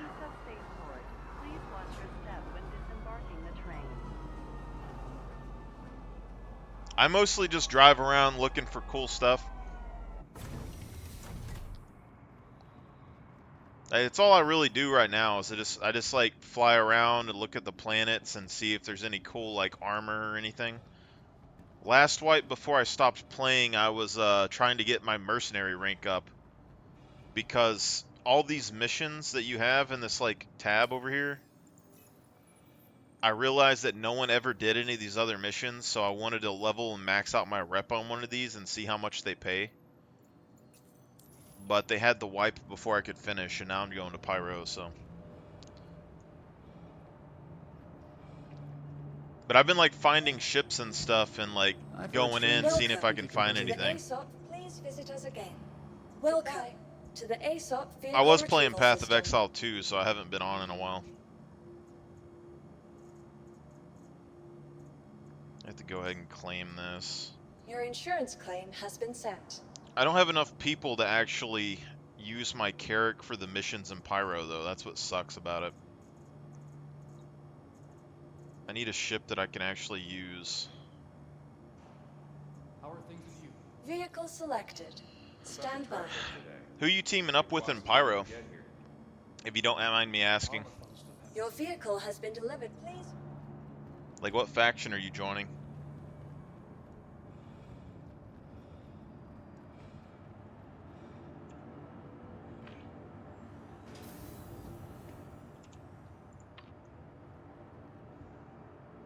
I've just been visiting ours.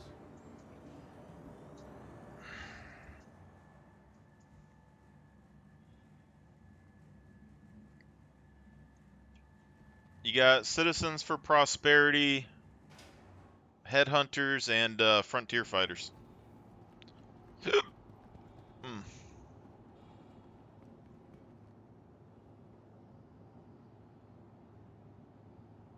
What does mining have to do with Freedom Fighters?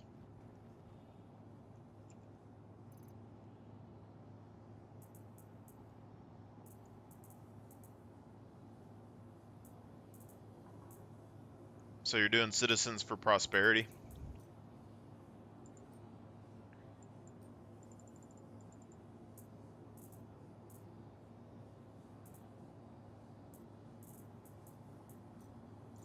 I don't have any guns. Whatever.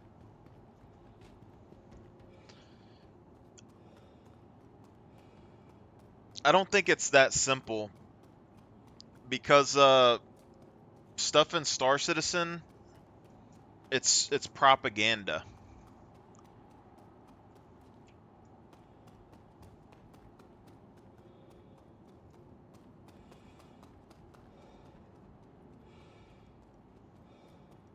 Okay. That makes sense.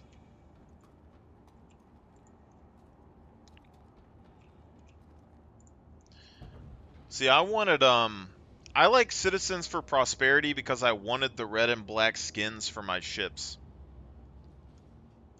That's what's hurting me the most, is like, I really don't like any of the other ship skins but the red and black skins. But lore-wise, I don't necessarily, like, even lore-wise, I would be inclined to help Citizens for Prosperity over anything else because I want to team up with Hurston Dynamics, and Citizens for Prosperity are stationed in Hurston. But I feel like Freedom Fighters is gonna have something in the end.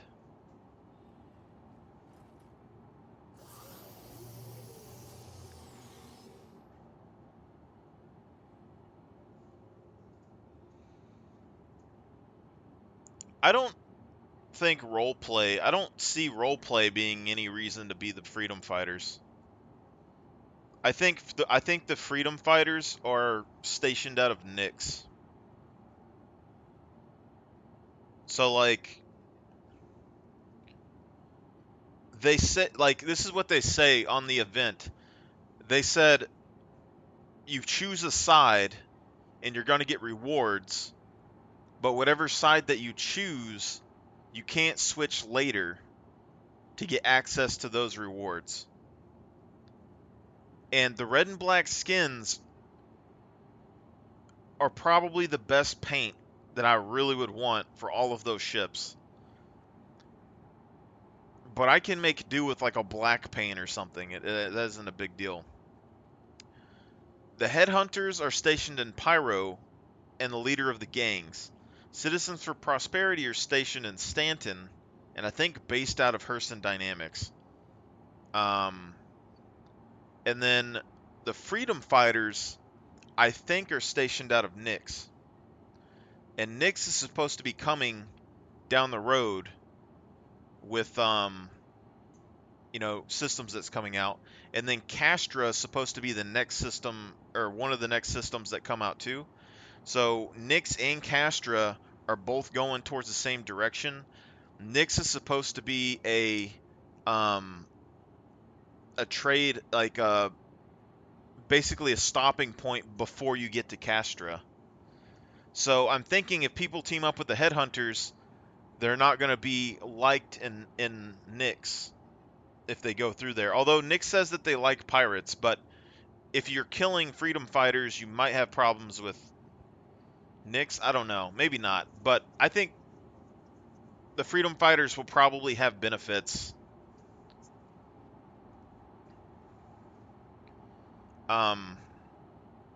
Mostly I think they're coming out of Nyx. Stanton, I'm already planning on being teamed up with Hurston Dynamics. Pyro, I don't necessarily care about being a pirate. And the Freedom Fighters seems more interesting. And the lore with like Nyx, Nyx is where Levski is.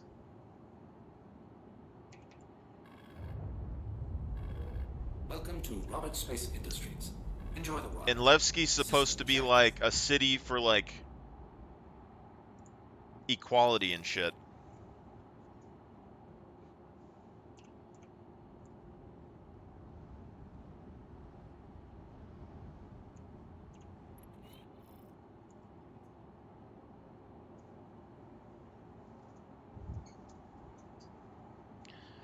I remember it, but I don't remember playing on it that much or messing with it. I remember when it was here.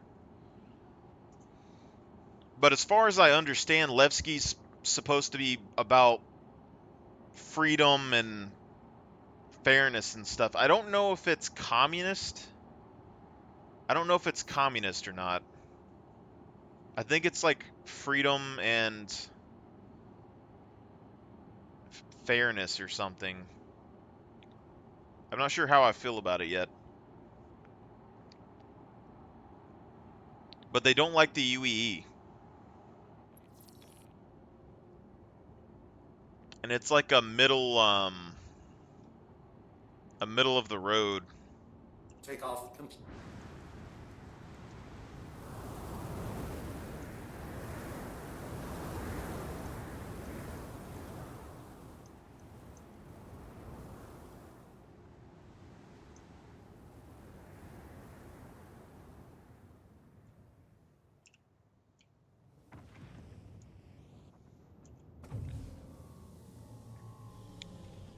It's hard for me to really decide when it comes to Levski and Nyx. Like, is it supposed to be like America, or is that like Israel, you know?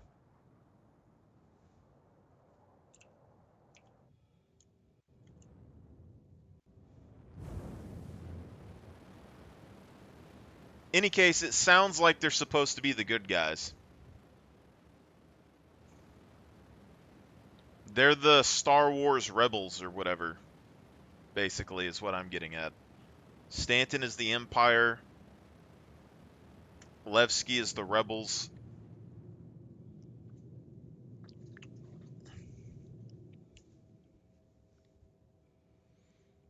Kind of crazy though, because I like Hurston's armor and stuff. I want to be friends with Hurston.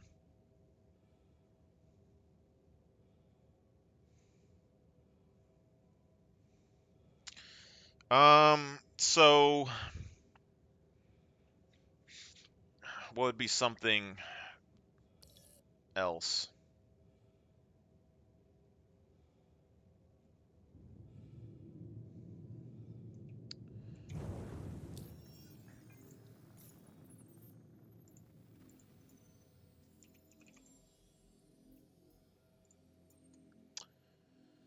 What would be something else?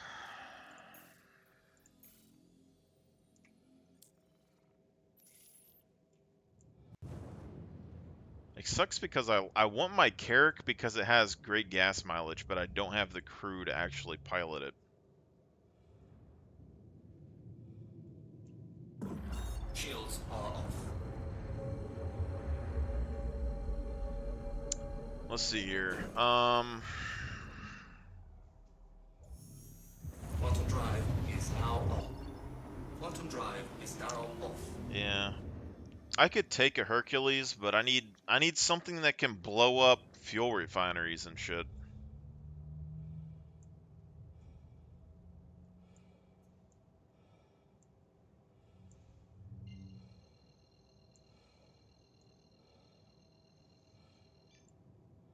Quantum drive is now on. Quantum drive is now off.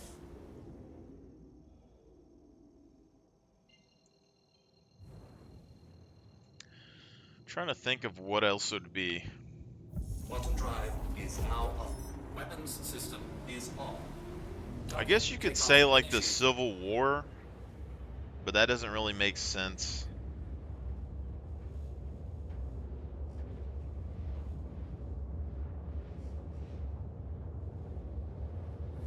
I don't know. Basically, the UEE offers stability and protection, but its citizens and stuff are kind of abused and shit. And the Levski area is fighting the UEE and all that, and it's not very strong, but wants to treat people better, basically. But also Nix is close to Castra. Castra is an old military base, and I think is also sort of anti-UEE or something. Maybe not. But that's where the Tavarans are going to be. Or whatever. Or is it's Nix or Castra that it's on Tavaran space, but the Vanduul also show up there.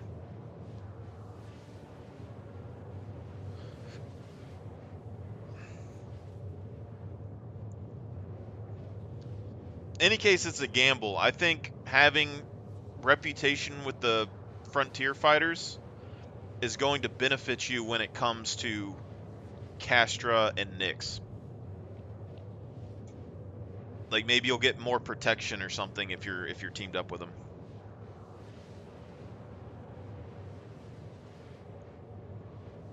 Yeah. I feel like that's the benefit. If you team up with Citizens of Prosperity, you get the safety of the UEE. So you get like the safest space possible, and you're delivering cargo and stuff. If you're with the Pyro guys, you get the most unsafe system, but you're able to get resources from both systems and sell and make profit and things. And then if you're with Nix, you got a medium area where you can trade to pirates and you can trade to the UEE and stuff. But you get first dibs on space combat with the aliens. Maybe you get the best technology and shit.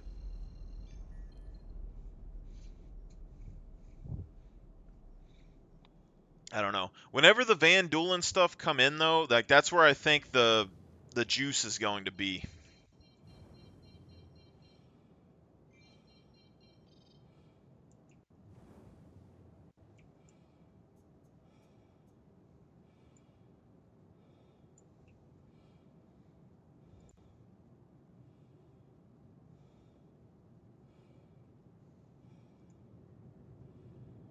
Like that's going to be where you go and you're going to find alien guns, alien ship weapons, alien power plants, all of that.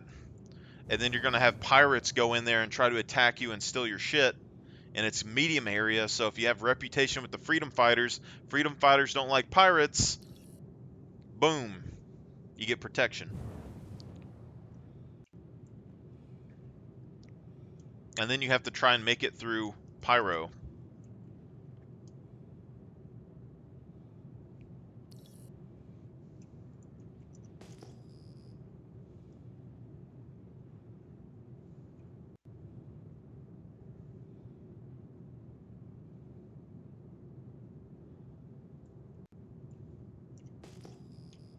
Yeah, but I think this event's only one time only. That's what makes it really hard for me, is because if it's one time only, that means I can only get those ship skins right now. Shields are on.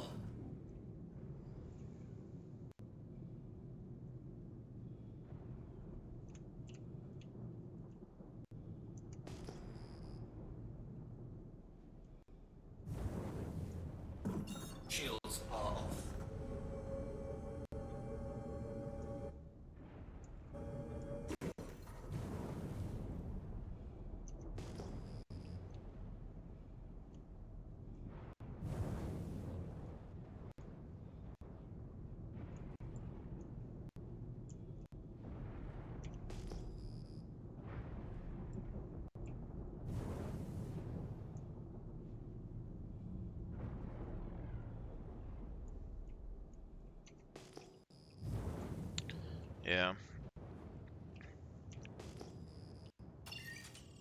It has changed a bit much. But my main thing, it's not necessarily the lore behind it. My main thing is that in their event, in their mission thing, they said that these are the rewards basically, and if you change, like, whoever you choose, you can't change, and at the, like, so whatever rewards that you get is what you're stuck with. And Citizens of Pyro have the best weapon skin, or the best ship skins. So I'm wondering, because in the video, the Frontier fighters had railguns. This is a lot easier than it was on the Carrack, because these particles blind the shit out of you.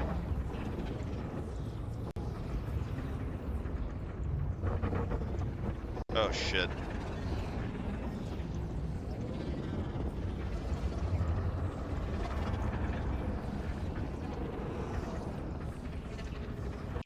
That's really fucking difficult. Like, we can't see. What if I do this?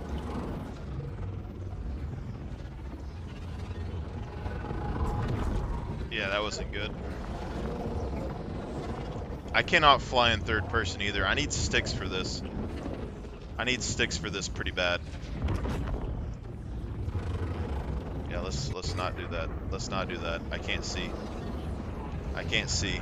Hold on.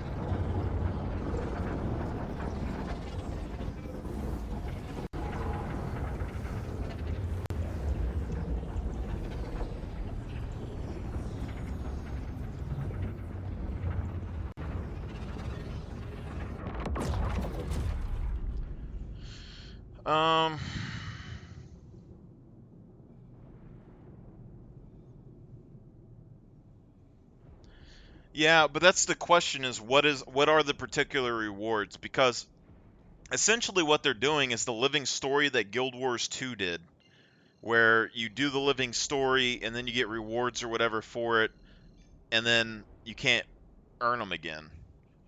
Or like they did it with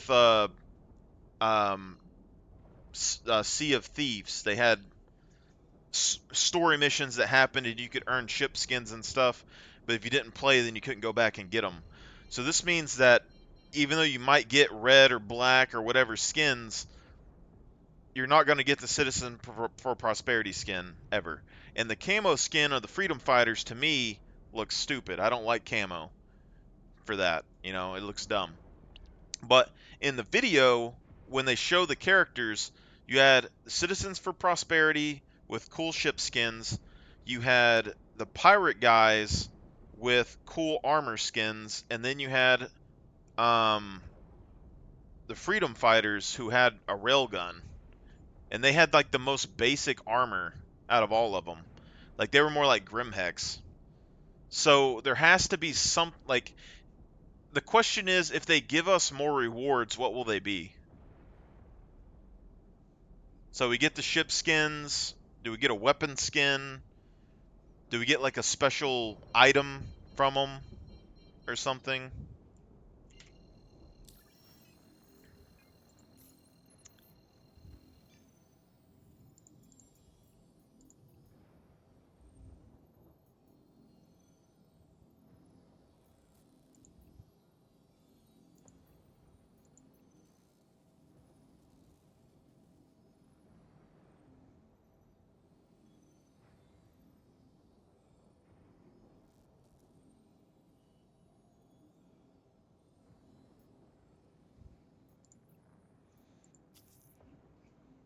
I doubt my Carrack's still over here.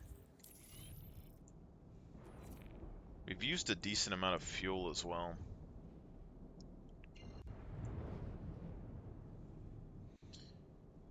My hope is I want some place that I can just buy railguns.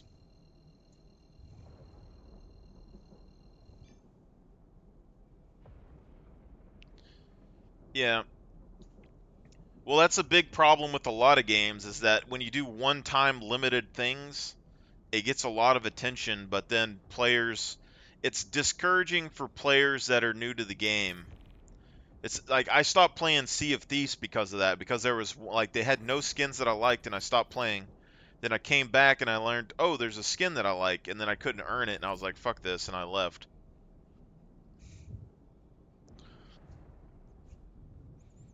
I could see them doing it as like events and stuff, but also it depends on how they want the game, because the Van Duel mask came out a while before now.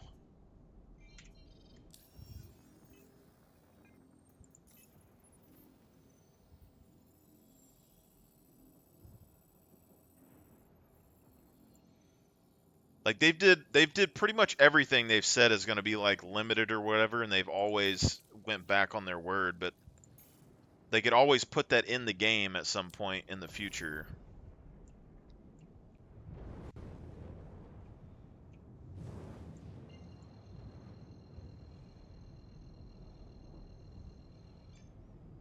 Quantum Drive is now on. Although I was expecting to get blown up a hell of a lot more in Pyro, but it hasn't been happening so far. Probably jinxed myself, but...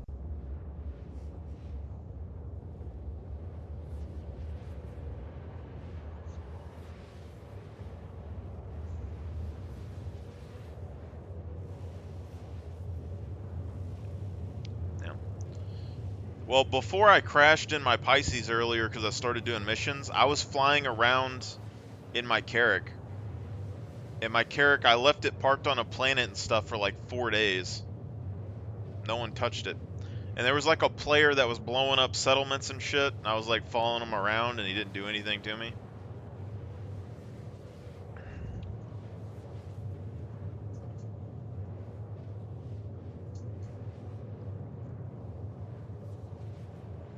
I don't know if GrieferNet has went to Pyro or not, or if they're still in Stanton, because this is kind of a question that I have, because those guys like the SEAL Club as their thing, so if they do that, they want to stay in the spawn areas and kill the new players. They don't care about the rest of it. But if they try and go to Pyro, then the people in Stanton get a free pass, so it's really going to like hurt their manpower.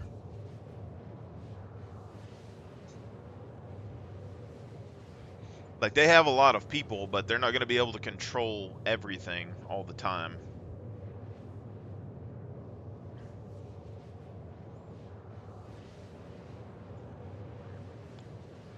Do I have water? I do.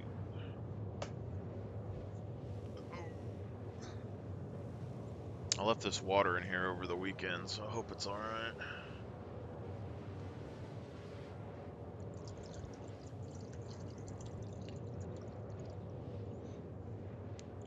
Yeah. Also, part of my thing, though, is that I'm kind of tired of cargo. So I want to lean away from cargo a bit.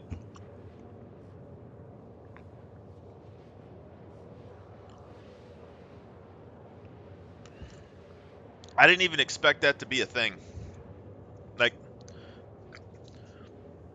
playing this game this whole time, I've been pulling armor off of dead bodies and stuff.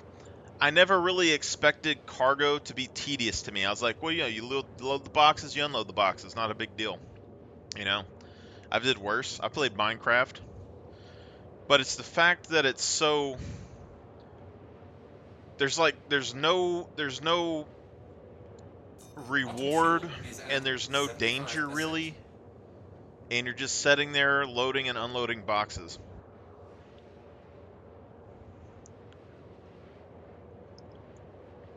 That Save Stanton mission, I got to the very end. I needed 8 more SCU to finish a mission, and I could not force myself to do it. And I tried to pay people millions of dollars to bring me 8 SCU, and no one would do it because there was a wipe coming, so the money didn't mean anything.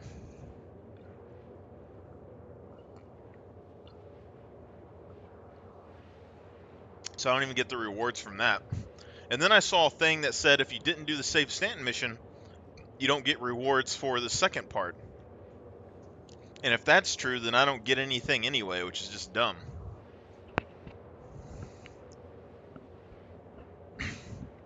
I should get stuff just for doing, like helping.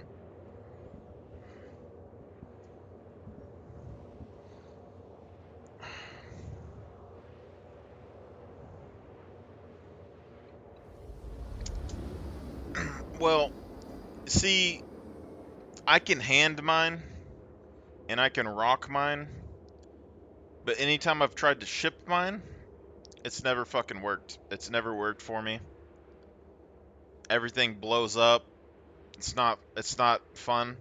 I like the Prospector for ground missions because you can just split people in half in a millisecond with a laser. Mining ships are the best ground combat ships, bar none, unless they've changed it. But mining with them, ass. Quantum drive is now off. Couldn't do it.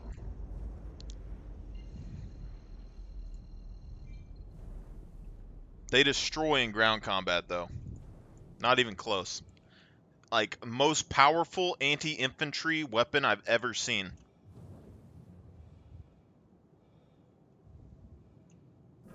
Shields are on. Nobody uses them for that, though.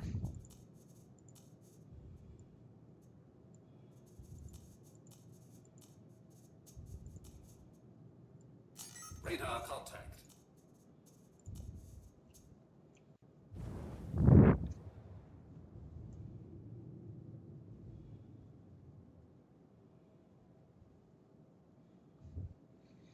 I'm not saying mining itself is ass. I'm saying that I would say that I'm fairly good at solving puzzles. And no matter what I did to try and get the mining ship to mine, it didn't work. And then I can't get anyone to test things with me with rock miners or hand miners because everyone uses ships. And when I'm on planets, all I find are big rocks that need ships to mine. So I can't get enough like rock miners together to see if you can destroy the big rocks with smaller lasers from like if you have 20 rock DSs, can you destroy a rock that you need a prospector to mine if it's on the ground? I don't know, because everyone just uses the prospector. You ask people to help you, they don't. They just tell you to get good and get a prospector. You know, you try to hire someone to get a prospector to come and test stuff with you, they're like, no, because it's not worth my time or my ship to come over and help you do things because I got a prospector, you know?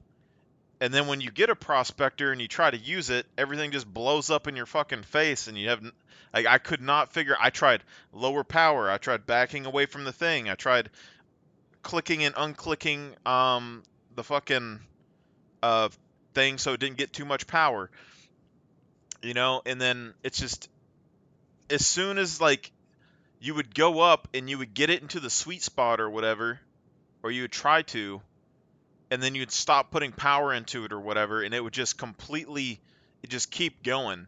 Or even if you didn't go into the green spot, you would go under the green spot and stop, and it would still go and pass the green spot.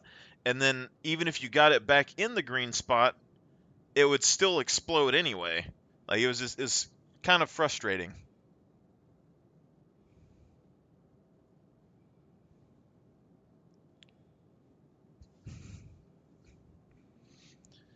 I'm basically a support player at this point.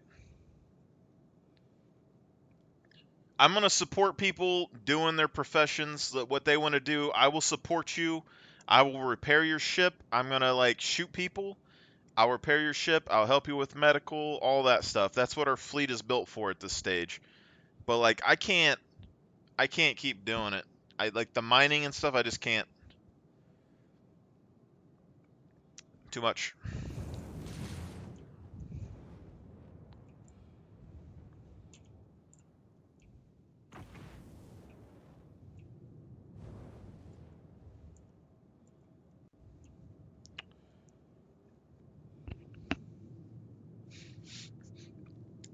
But anytime that I've talked online about anything too, people always say it's like not a problem at all about anything that I say, so it's always my servers. But my servers are also the ones that have all of the super serious trolls on it, apparently.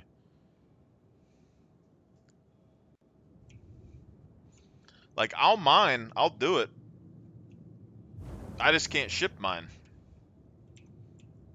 I'll rock mine and I'll hand mine. All time. I just wish that this is all I want. This is all I want, CIG. these big ass boulders that you have that you need a prospector or a mole or something to destroy, if they're landed on a planet's surface, allow rock miners a method to harvest it. All right. I was in a rock miner and I found a field full of like 90% gold ore rocks that were massive. And I was like, oh shit, we just found a shit ton of gold. Let's mine it. Denied. Can't break it. So we need a number, a ratio of how many, like, I don't care if I need 20 or 30 rock miners all together to break one rock. We need to be able to break it.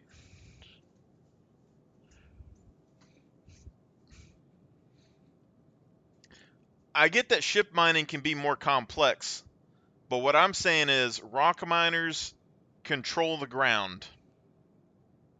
Rock miners should control the ground. Any rock that's on the ground, rock miners should be able to break and harvest it.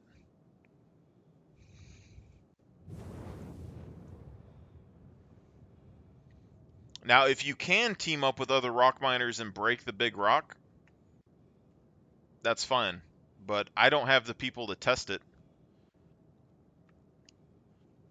It's really disappointing when you drive a rock miner on a planet for 60 kilometers on the ground and you get there and it's something that you can't even touch. And you do that for like 8 hours and they're all big rocks and you can't do anything with it.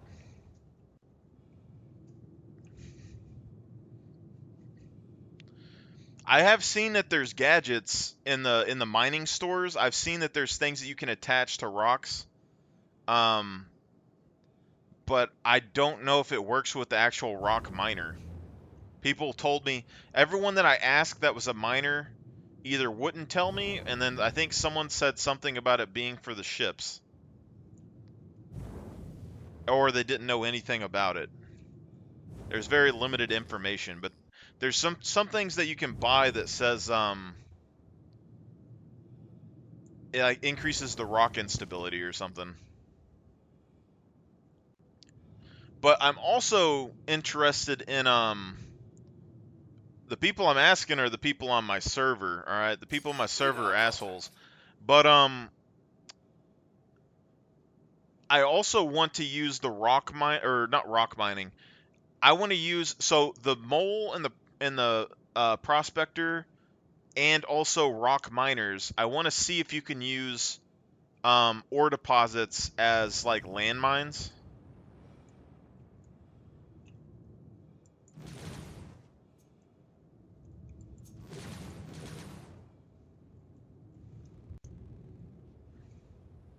Okay, this is a problem. Because there's an explosion radius over overcharged ores that's fairly large, and I want to see if a ship goes over it, if you can actually like disable them.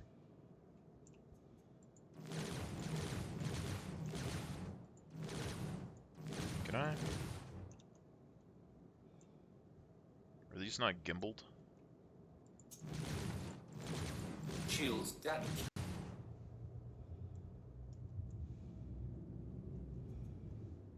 That happens when you get the Gelderines. I should have upgraded this thing.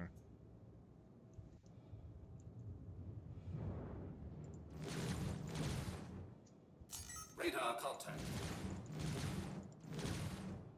I'm not able to hit this guy like I usually can.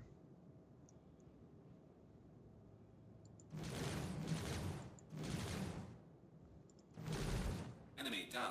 2 hits. What? So, you know when you mine a rock, you're just mining a rock, and you overcharge it and it blows up?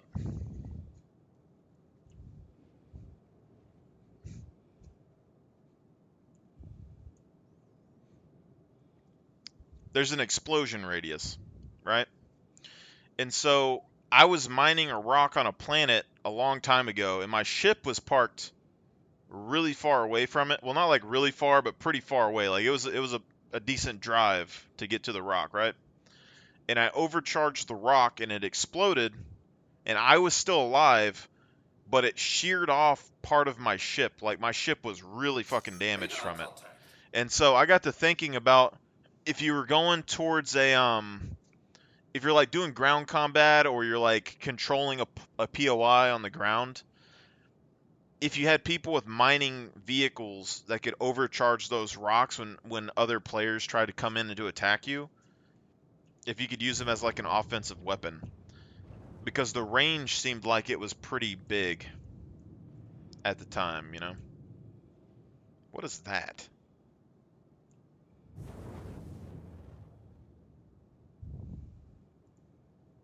Faction unavailable.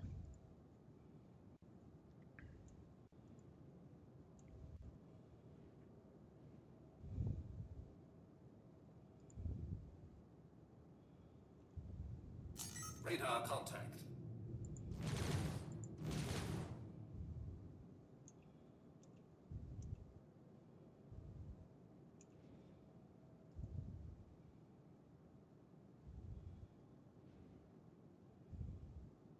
Oh, that's a herald. Someone else is here.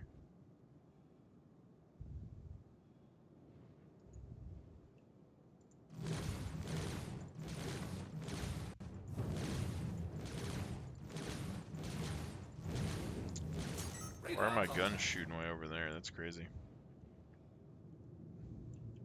Outlaw controlled territory, huh?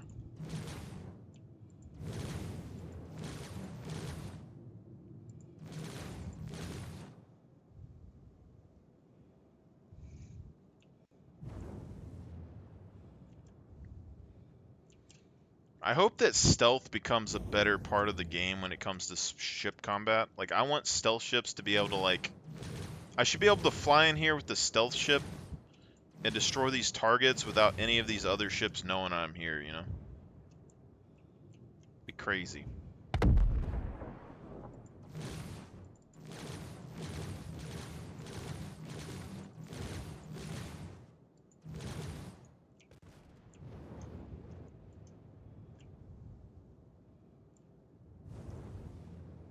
That's what I was hoping was going to happen with the Pisces. Like, I flew my Pisces down here, I was blowing stuff up, everything was hunky-dory, and then I had a Valkyrie or whatever fly up behind me. Although, maybe you could do it with EVA. Because I'm a big fan of EVA, so like if I had a strong enough weapon, like a railgun, you could have the Pisces airdrop you out above the target and fly off. That would make sense.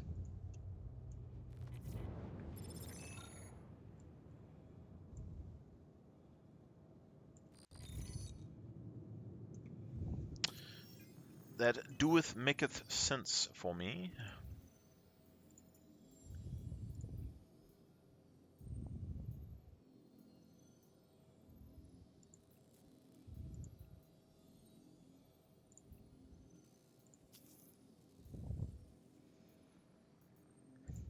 I don't even know where I can refill. If I team up with the Freedom Fighters, I don't know if I have a place that I can go. It kind of sucks because I don't really want to team up with anybody, honestly, because I prefer to be just a peaceful dude in Pyro, able to go wherever I want.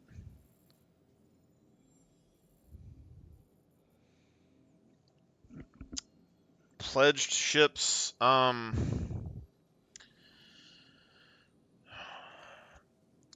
the thing has changed a lot. Basically, all of the ships that I have are for the org.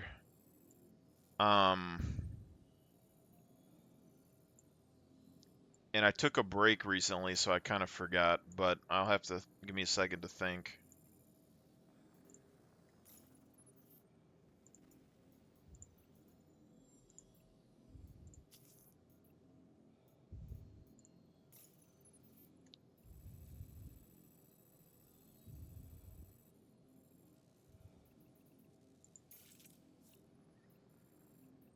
We have a group of people, but like, I don't know. I took like a 2-month break, so I don't know if they're still on right now or not. One of the guys that I still talk to on Discord, he basically talks to a bunch of orgs and he's trying to group them all together, and that's basically what I was trying to do as well. But then I also have a number of guys that I used to play Escape from Tarkov with that don't play Star Citizen, but they might in the future, depending on how good the game goes. So,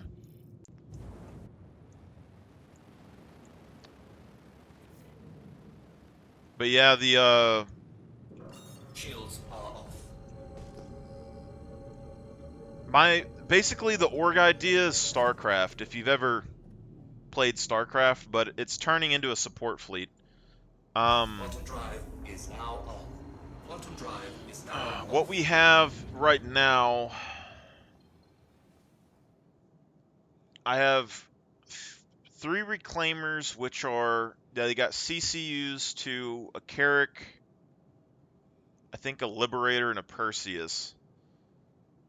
But essentially, the ships that we have are 2 Carracks, 2 Perseus, 2 Liberators, a Kraken,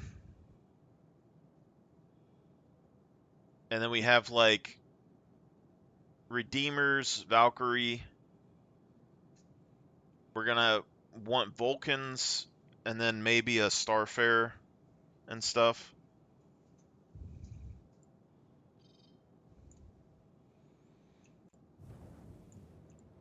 There's probably something else that I'm forgetting, but I was gonna get a Polaris, Shields are but then none of us really liked the Polaris. Shields are off. The reason why 2, Quantum drive is well, now on. 1, it's for the org. There's 2 different ways to think about this. Every ship combination that I bought, they work together. So like, you could have a group of 5 run a Carrack, and you could have a group of, a similar size run a Carrack and a Liberator. Everything kind of works together. And even if we have a small group of players, like say you have 2 people online, and you're using a Liberator and they die, boom, okay. Well then, you can get a second Liberator while the first Liberator's getting claimed by insurance. Same thing with all those other ships. So if you're using it as a small group of people, you got a spare ship so that you can replace it and keep using it and keep having fun and not having to wait around all day. When it comes to the org level of stuff, it basically comes down to having like spares. So you don't want to run 1 Liberator and then NPCs or players come and attack you and blow up your 1 Liberator, and then that Liberator had all your mining shit on it, and now you're stuck in the middle of nowhere with no mining shit and you can't do what you wanted to do. So doubling up on that's good. And then the other part is that I was basing it originally off of StarCraft, which if you ever played StarCraft, it's all about like landing on a planet, making a base, harvesting resources and stuff. So the fleet is based off of StarCraft and like amphibious assault groups in the military. And so ideally what would happen is your Carracks and stuff are kind of scouting around, finding paths for you to like get to where you're going. But when you go to a planet, you'd have like a Carrack and a Liberator land down on the surface as a mobile base, basically. Forward operating bases or whatever. So we don't have to build a garage, and we don't have to build a medical area, and we don't have to build all this stuff. You can just land the Carrack and the Liberator down, and if anything happens, you can just move them. And then if you want to build more buildings, mining harvestables and all that, you just build that thing there, harvest what you need, load it up, and go. Odyssey's going to be a good ship, but I don't think it replaces the Carrack for me.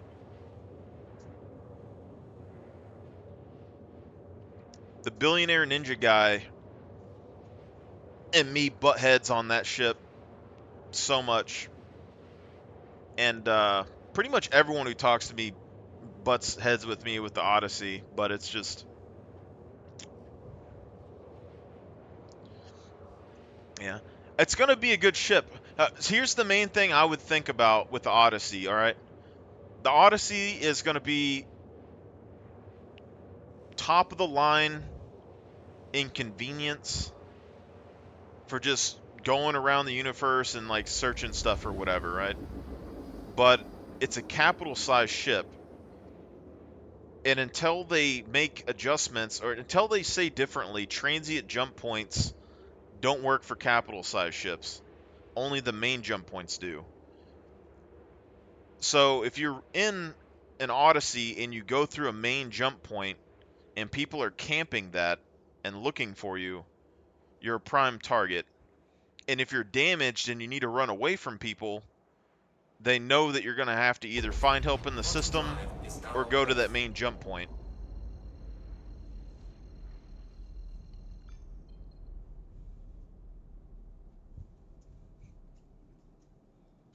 Yeah. It'll be good for that. Like, I'm not saying it's bad. I'm just saying that there are like, everyone that I talk to, when they talk about capital ships, it's always positives. There's no negative to the capital ship. For me, there's no capital ship that I've looked at all that doesn't have a negative to it.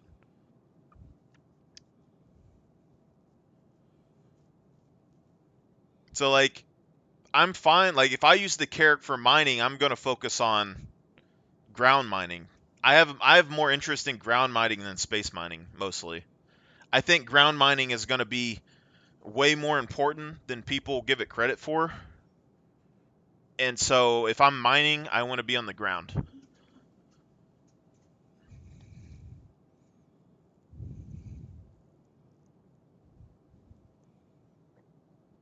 As far as I know, the Carrack can use transient jump points.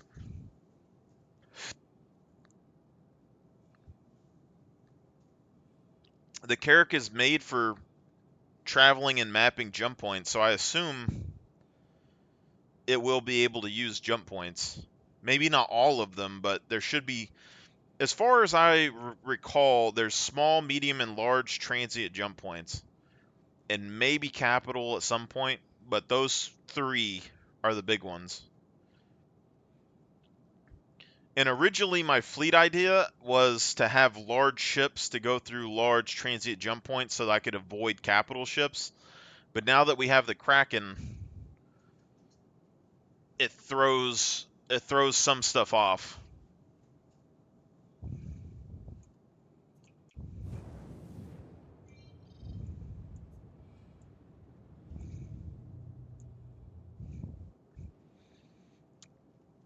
I'm just saying from stuff that I've read with CIG, they've mentioned different sizes before. They've mentioned small, medium, and large, but they never mentioned capital for transient jump points. Where the fuck am I going?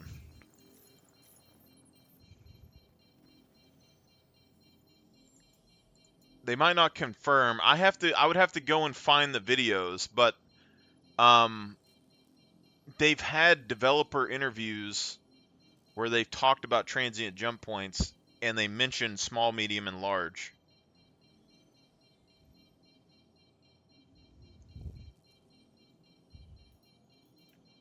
How did my contract is disabled? Track map.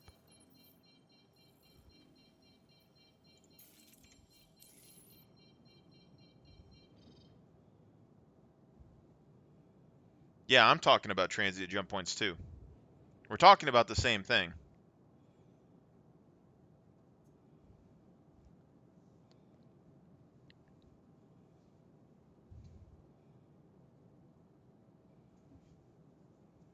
The Odyssey's a capital ship.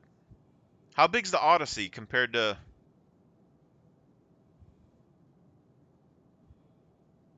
The Odyssey should be bigger than a large ship. If the Odyssey can fit through a large jump point,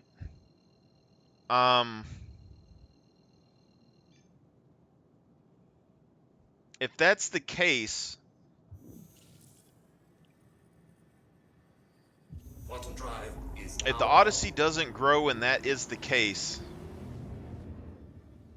I will give the Odyssey more slack than I have been in the past.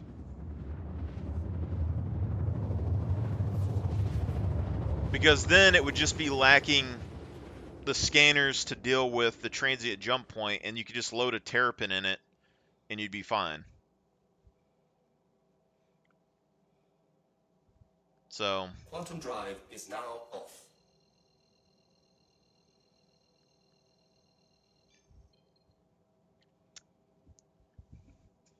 that would be something that could potentially change my mind on the ship.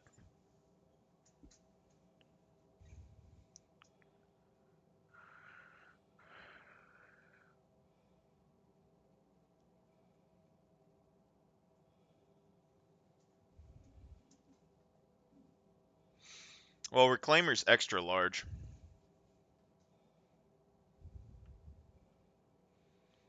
It's kind of like the Kraken is a capital ship, but the Kraken is one of the smaller capital ships. And I think what I remember is that the Kraken technically fits inside of an extra large hangar. And the Polaris fits in an extra large hangar.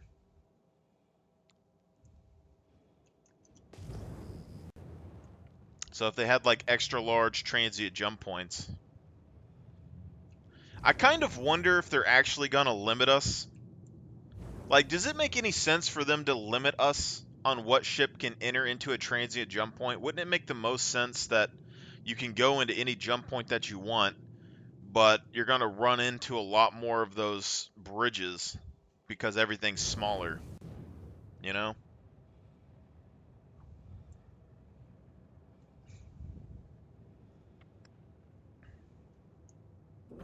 Shields are on. Shields are off.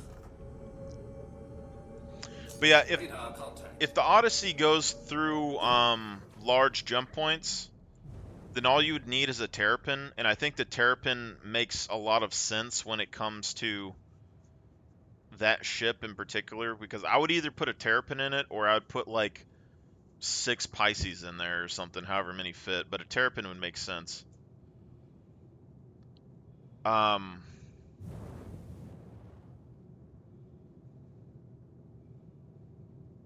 It's not going to be as good at mapping them, though. And it doesn't have scanners to find them.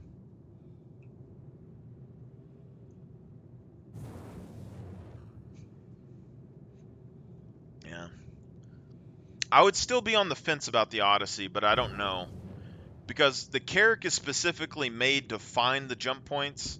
The Odyssey wouldn't be made to find the jump points, even if you put a Terrapin in it.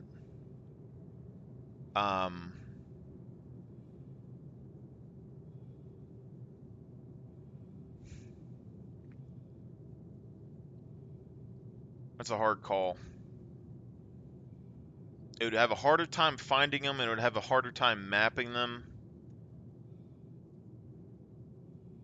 But it has more fuel capacity.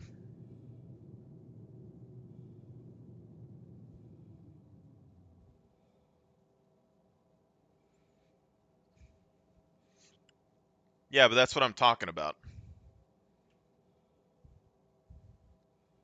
Like, it's fine that all ships can find transient jump points, but the range is what matters there mostly. Like, unless the transient jump points are just like setting in front of your face when you go places, then being able to actively see them at a distance would be the big thing.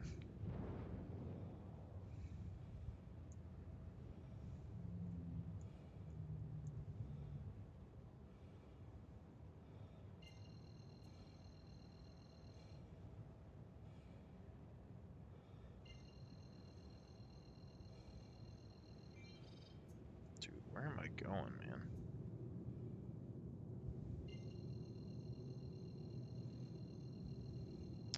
I just think that the Carrack is more flexible for me. Mostly. Quantum drive is now on. Yeah, it could locate them out of its scanner range, but it's still a medium ship. Quantum drive is now off. And it's a snubcraft.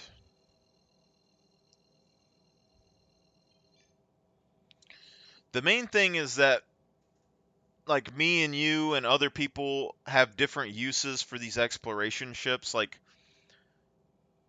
my Carracks are part of a fleet, and replacing them with an Odyssey doesn't necessarily help the fleet. The Odyssey, you could get bigger guns, better shields, maybe better snub craft that it could transport, but like it doesn't help the fleet necessarily. The guns would be the biggest bonus there. Mining fleet would be fine, but like I just have differences. Like,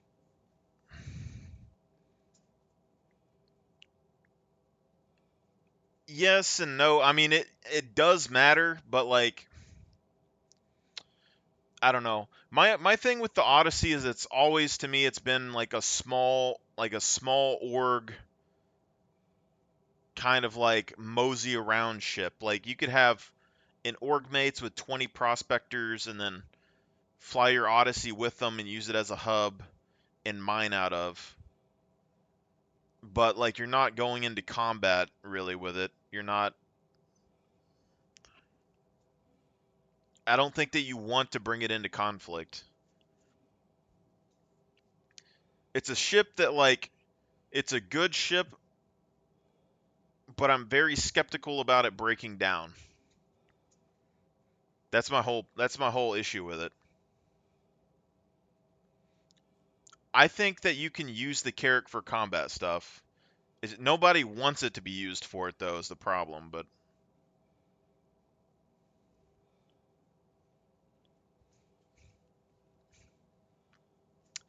I would have to show you like on the ship, but the basic idea, because I had this debate online as well. So my first point was that the Carrack is essentially the military version of a cargo transport. And people online said the Hercules is the military transport. And then my counter to that is the Hercules is like an airplane. It's going from point A to point B. It's a ship that you can kind of use on its own. The military, if you're going into unknown space, you need scouts, you need scanners, you need to be able to get where you're going.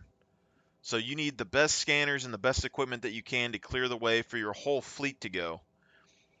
And the Carrack is also basically the logistics truck of that, because even if you wanted to use Starfarers and Hercules and all of that, if you happen to go through a portion of space that needs scanners, you're going to have a Carrack with it to lead the way anyway.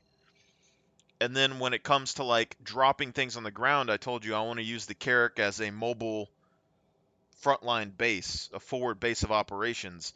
It comes with enough supplies to hold for everything that you need, has a medical bed, has some transportation stuff. All that stuff's good.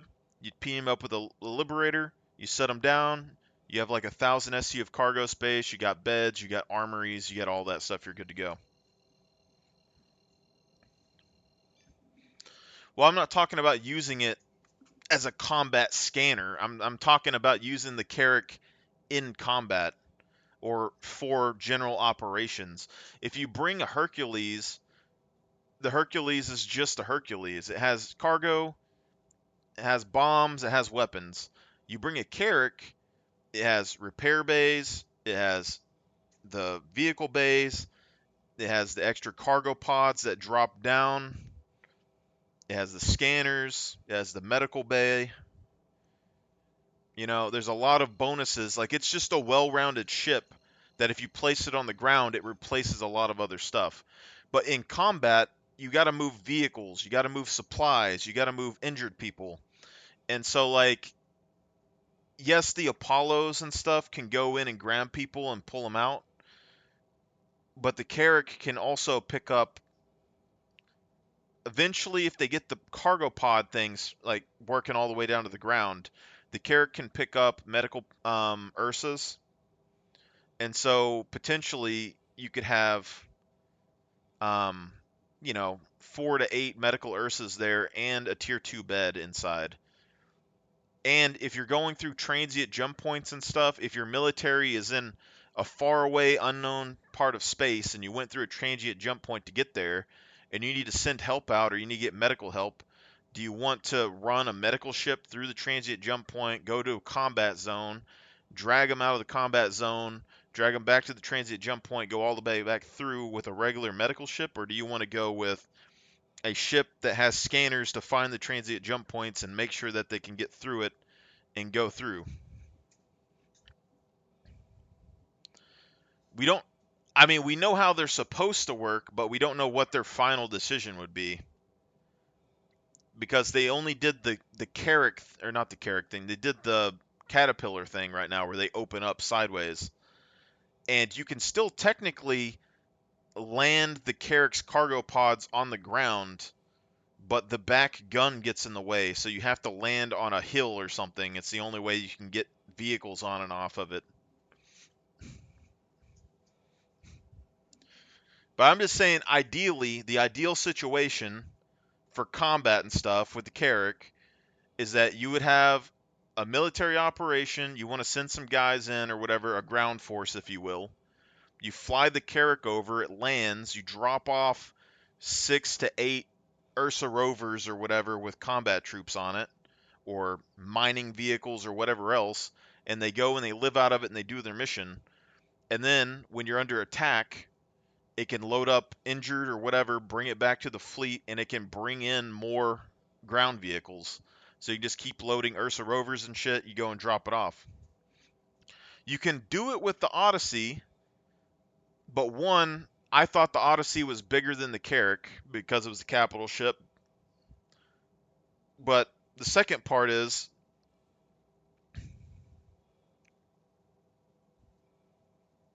it can have a fighter, but the fighter isn't important necessarily in this case. I mean,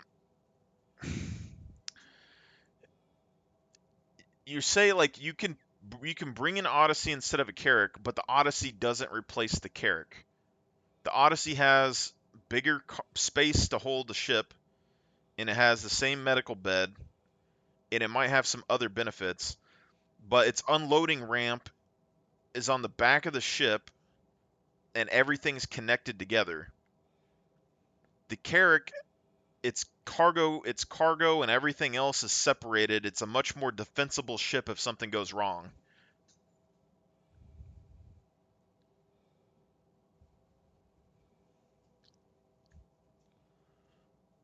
The unloading is in the back of the Odyssey because it has a cargo area in the back, and then the back connects to the hangar.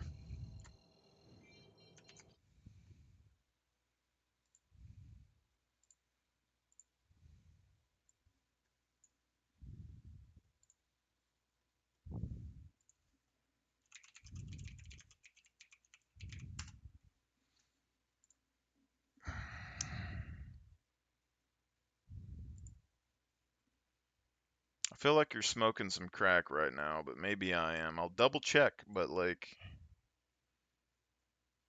I don't know if they have that. Well, okay. That's in the front. Does it have one on both sides? Because that would make sense. Hold on.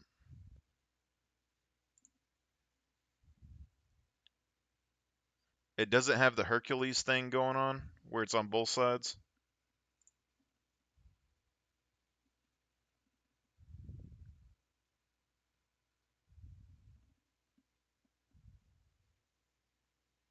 That makes it more awkward. Hold on.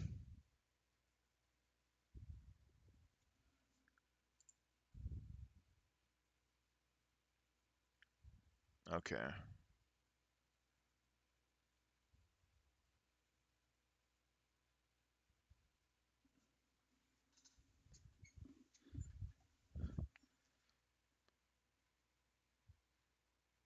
Guess I wasn't paying attention to that. I don't know what video or what picture I was looking at, but I always look because I know this is the cargo area, and I was always like, well, you could put Ursas on both these sides. You'd have like 4 to 6 Ursas on both sides.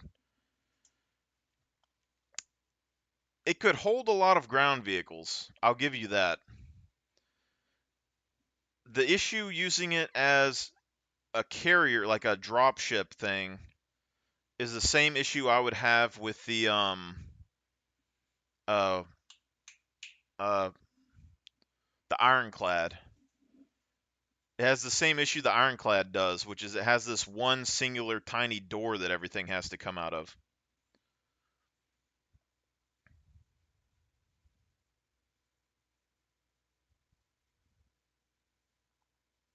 It's not necessarily a bad thing. It's just that I wouldn't want to use this as like a dropship in the middle of combat. I would use it as like you land it on the outskirts and then everything comes in.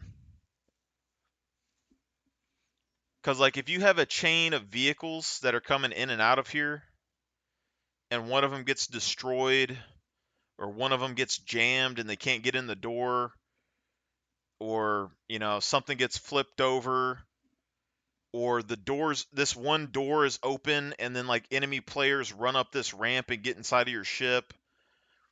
It's a lot more difficult to handle than the Carrack would be.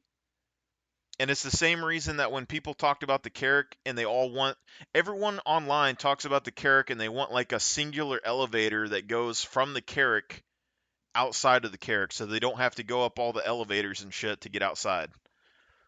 But the Carrack is a lot more defensible than this ship is, because if someone gets up this ramp, I don't know exactly what the interior is, but if they get up this ramp, they're in your ship. They're in the middle. It has like 2 floors.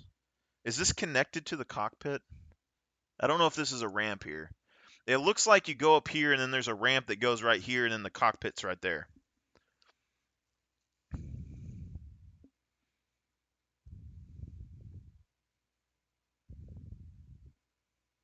I need an actual map.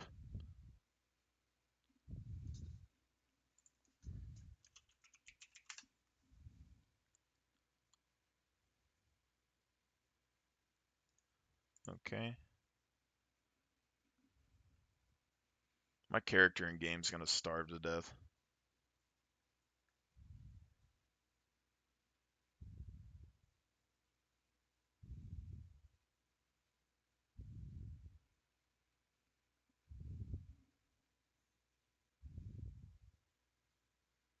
I don't know. Is that the best that we can get?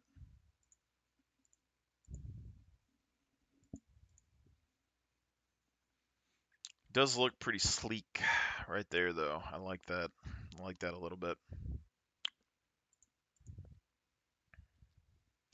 I think putting a fighter in this ship is unrealistic. If you're gonna use this for a fighter, you're gonna need basically like 10 fighters or something just rotating in and out of the back of it constantly. One fighter in the back of this thing is not gonna matter that much. All right. So you're in a combat zone. One, you're giving up the other stuff that the Carrack has. You're giving up some scanners and stuff like that. These turrets probably are good at forward-facing firepower, so I don't have any problems with these turrets necessarily. The ramp is an issue because if somebody blows up anything on this ramp and clogs it up, you can't get your vehicles and stuff out. So you don't really want it in the middle of combat anyway. And then the ship itself, if it gets damaged, is going to have problems. Because I don't know, it's the same thing with the damage stuff on this ship. Yes, but you can't isolate a ship into one specific scenario and say it's the best ship.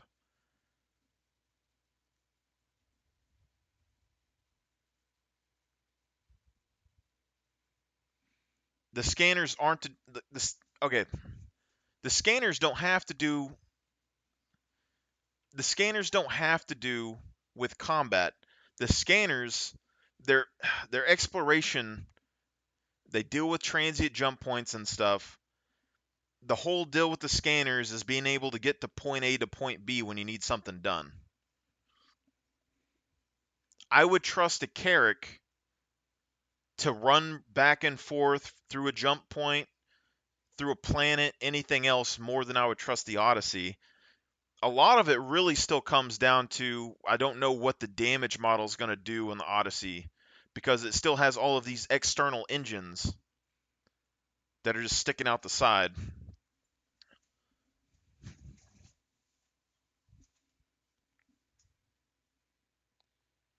Well, scanners in combat, they're not... You don't need the scanners in combat when you're using the thing for transportation and stuff, unless there's like environmental factors like, you know, storms or whatever. But the scanners are important to the ship because the Odyssey just doesn't have the same scanners and capabilities that the Carrack does. So it's kind of moot point. The other thing is, like, on the off chance that the Carrack scanners and the Carrack scanning drones and stuff do have PvP value, then they have it anyway, and the Odyssey doesn't. Yes. As scanning drones.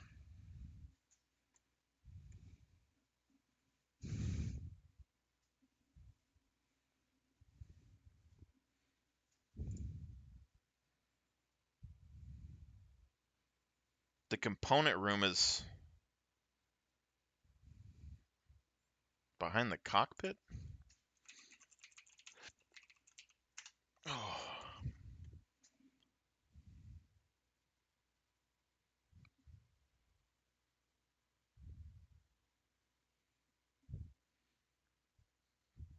Yeah, it's good.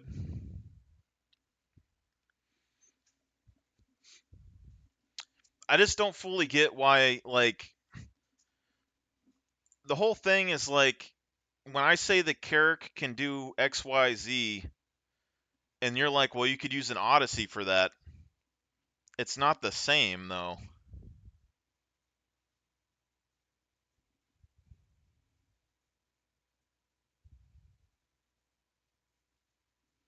It's not, though. For you it is, but I'm just saying it's not. Like, it's literally not the same.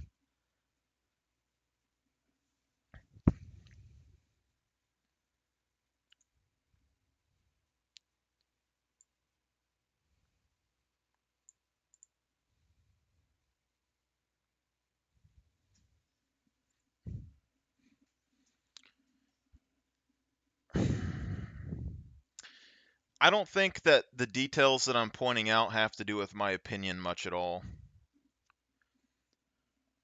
The benefits of having an Odyssey over a Carrack would be that it has capital class components.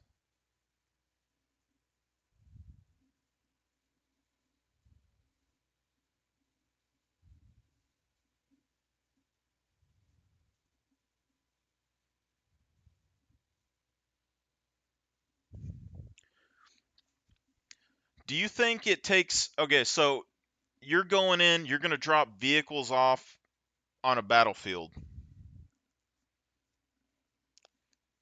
Do you think unloading 20...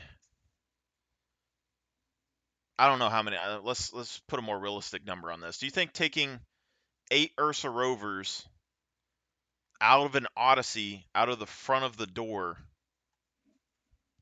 versus coming in on a Carrack and dropping 6 of them off out of these back bays is faster?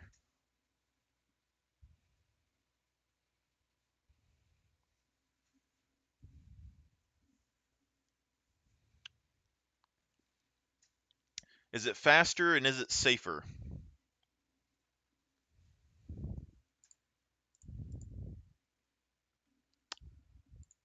I forgot that I was looking for the schematic on this thing. Because, like, air coverage wise, I'm with you on this. Using the Odyssey as a ground base, I think good. Odyssey ground base would work fine. No problems with that. Odyssey combat mobile moving around, I'm not feeling it.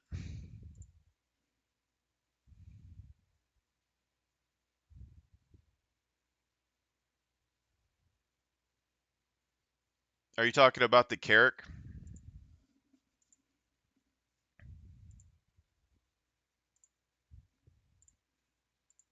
You're saying the Carrack wouldn't hold a vehicle in the bay? Yeah. But that's a balancing decision on their part for the most part. If they stay true to their word, that thing's dropping. And it's touching the ground. Right now, I don't know. I would need a second person to test if you can get a rover in it right now, but you can pull things off and onto those ramps with if you don't lower the landing gear.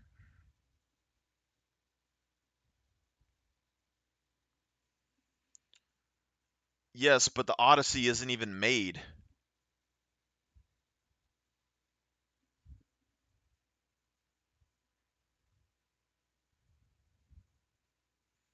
Like, they could give the Odyssey that tiny-ass door from the Starfare.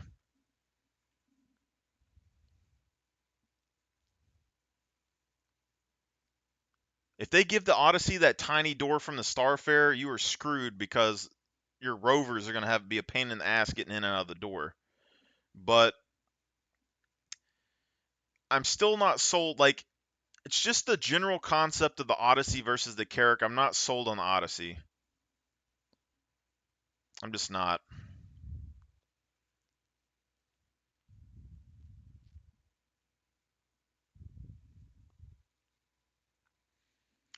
If we're going more in like a factual standpoint, we ignore dropping vehicles off and we ignore the scanners. Then it comes down to basically armor and ship design. And then capital class components on an Odyssey are stronger, but they can't be repaired in the field because they need a shipyard. From what we've gathered so far, they don't want us to be swapping out those components without going back to a shipyard. But even without those, the Carrack's design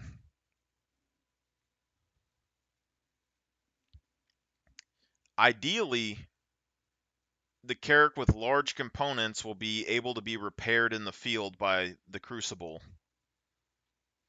Large component-wise, it would make sense.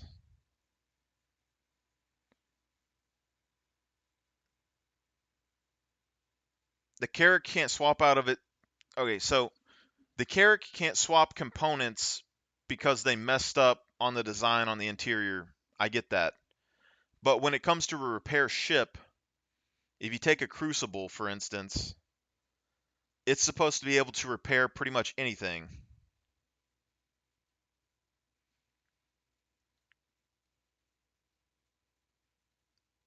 They've said that capital ships have to go back to a shipyard.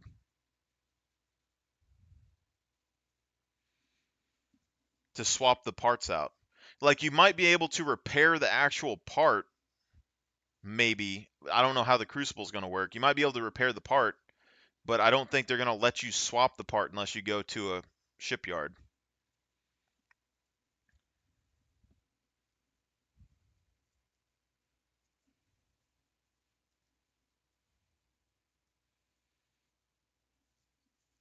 The Crucible can repair anything, but they have specifically said that capital ships have to go back to shipyards.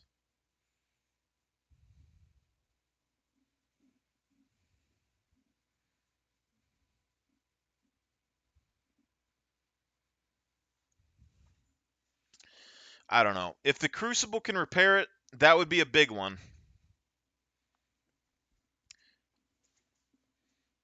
But it's not really the capital components necessarily on the Odyssey that I worry about most of the time. It's these engines. It's the engines and this front mining head.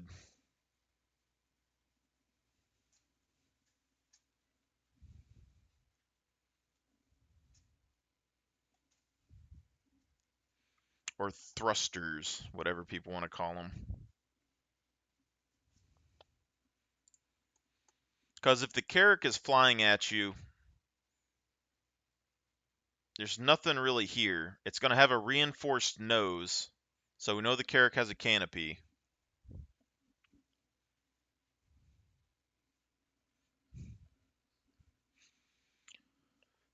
But that's what I'm saying, though, is like, if the Carrack is going to be scouting for you, moving cargo and components around, moving ground vehicles and stuff around, it's going to be getting a lot of use. It's going to be getting a lot of wear and tear. It's going into combat zones. It's a mobile base for all your people. If a part goes bad, you got to be able to fix it.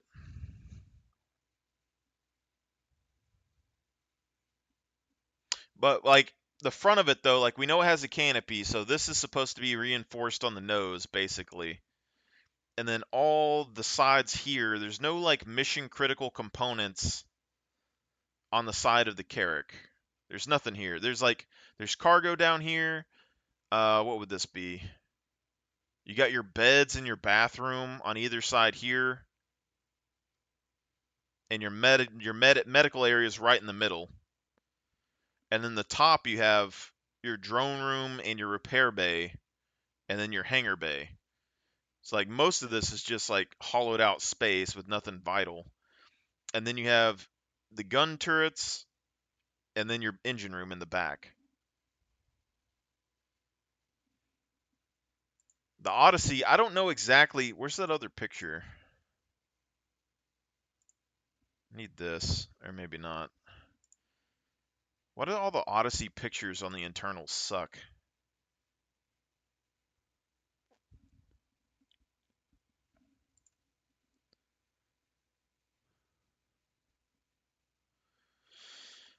So this is the second floor.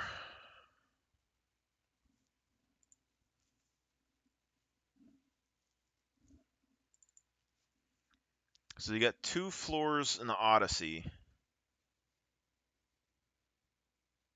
It looked like there was a ramp or something. I don't know. Maybe it wasn't a ramp. It looked like the ramp went in and then there's a ramp going up, but maybe it's a ladder or something over here. They don't have a full picture. But you look at the Odyssey, you got exposed engine, exposed engine, exposed engine, exposed engine. You got 6 exposed engines or whatever.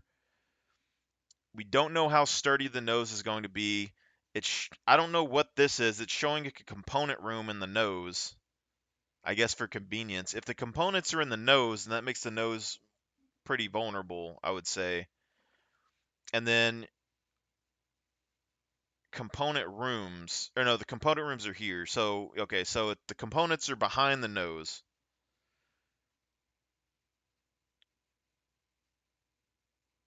I don't know what the windows have to do with anything. It has windows everywhere, but like, I'm just saying there's a lot of damage that can go wrong here. If your engine gets taken out and you crash on a planet, you're screwed. The ship, it isn't made for war. So as much as everyone, like, for me, in my head, this would be my opinion for sure. If this ship was good in combat, the military would use it. That's basically how I look at it. If the Odyssey was better than the Carrack in combat and all those roles, they would just replace the Carrack with the Odyssey and use it. I don't see the Carrack. Okay, I don't understand this exactly either. Why is everyone's argument that the Carrack isn't made for war when it's made for exploration by the military? It was a top secret government project in the game. It's exploring unknown space, hostile alien space, like Van Duel and Xi'an and all that stuff. Like, fighting isn't combat. It isn't only combat. There's other parts of combat. There's logistics, there's scouting, there's, navigation and shit. Just standard, if you use it as a base, just standard durability for a base is big. I'm making it seem that way because that's the general view. Yes, like, things happen. Do you think so? I get the capital component thing, all right? But the Odyssey, there's no reason that the Odyssey should have top of the line capital grade war armor. I don't see that being a thing. Even if it has capital armor, it's going to be the lightest capital armor that you've ever seen. I wouldn't expect it to be that much better than a Kraken, for instance.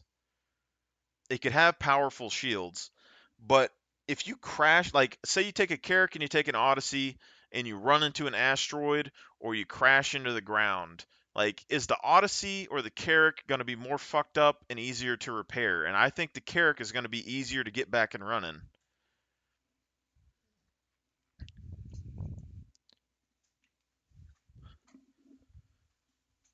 Like, I don't see how there's a giant competition with this. Like, unless the Odyssey just takes no damage from anything, there's no reason it should take no damage, though.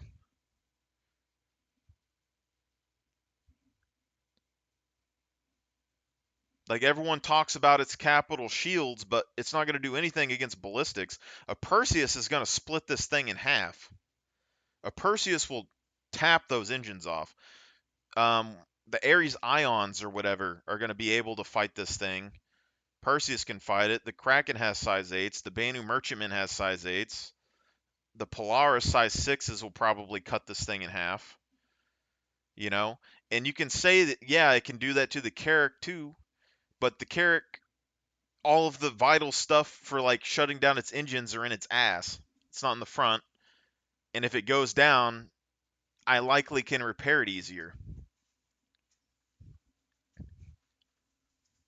And even if the Carrack does crash land on the ground, it's not completely useless because it's still a defensible ground combat like, it's basically a fortified building. Where the Odyssey has, depending on how you get up here, I don't know how you get to the second floor, but, like, you have open spaces. It's a civilian ship. Maybe this is an elevator. I don't know what that is. But, like, literally you got, like, 3 hallways, open areas. Like, maybe it can be somewhat defensible. I don't even know if there's an armory on this ship. I don't know where the rooms are. I need a better picture.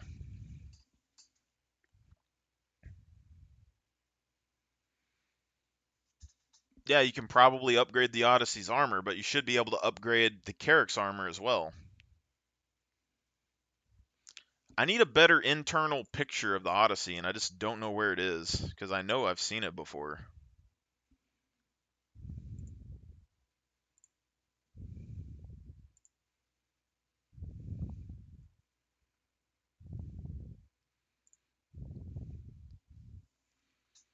I don't know what this is. I guess this is the mining room. Because this looks like a ramp to me. So does this ramp go... I guess it would make sense, maybe. This ramp goes up, and then there's a ramp here that goes into the mining area.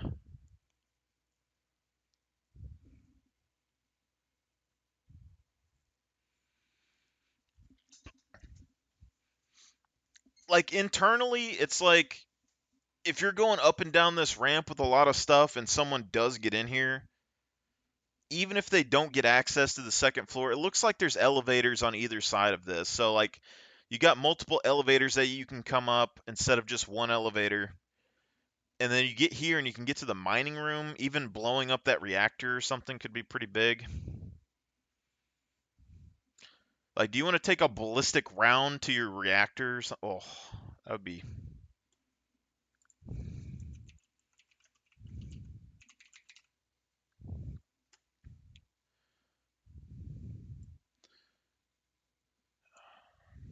I didn't get the log. Oh, I'm going to be respawned again. But, like, my argument isn't that the What you could do Odyssey... is... Like, my argument isn't necessarily that the Odyssey is a bad ship. I just don't know why everybody puts the Odyssey forefront above the Carrack for everything. Because it doesn't make any sense to me.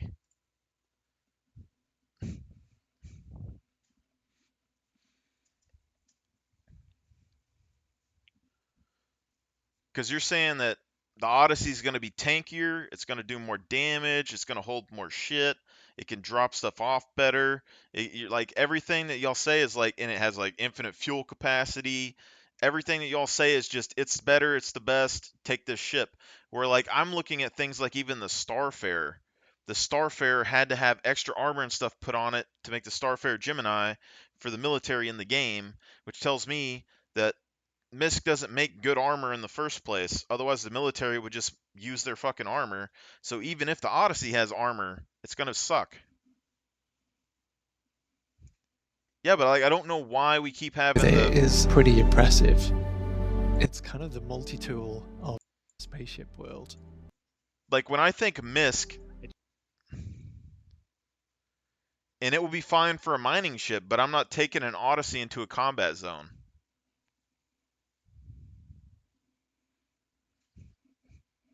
You didn't say that you would take it into a combat zone, but you're saying that why can't the Odyssey replace the Carrack? And anytime that I brought up something the Carrack could do, you were like, well, you could just use an Odyssey for that. And it's not that simple. Like, it just gives you almost ultimate flexibility on how you want to play. The MISC Odyssey is like MISC and stuff, they're civilian ships.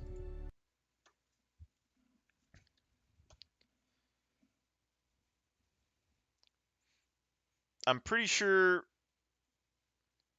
when I said the Carrack has scanners and stuff, you said that the Odyssey can scan. And when I said the Carrack can use jump points and traverse jump points, you said the Odyssey can traverse jump points. I'll give you that point because you said the Odyssey was a large ship and I didn't realize that it was small or smaller than it was. But like when I say you can drop ground vehicles into combat and stuff in the Carrack, you say the Odyssey can drop ground vehicles and stuff in the Carrack. And I say that it's not going to be as good dropping the ground vehicles and stuff in the Carrack in the combat zone. And you're like, why are you taking it into combat zone? It's not a combat ship. And then I'm like, it's a military designed ship that's useful for other things besides just exploration. And you're saying the Odyssey can do it. And yes, it could, but I don't think it's going to be better than the Carrack at doing it. I mean, there's probably some stuff you didn't specifically say there, but we've been around and about going back and forth between that and the Odyssey, like, multiple times.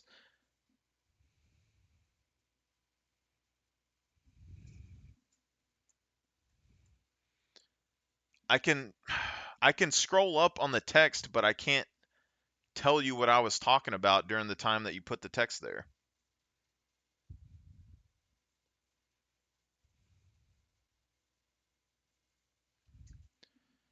If you didn't say that the Odyssey...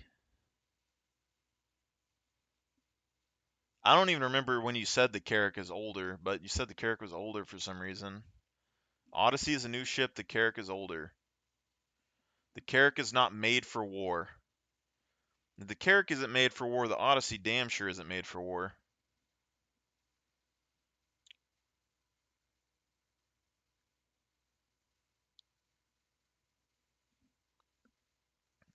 We had to talk about the components. Talk about scanner sizes. Because you're saying the Odyssey has scanners and stuff that can do similar things to the Carrack.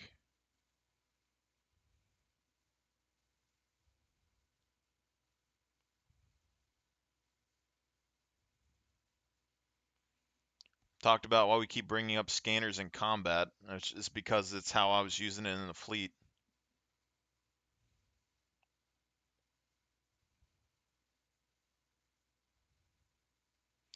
You said that you can't take a Carrack into combat.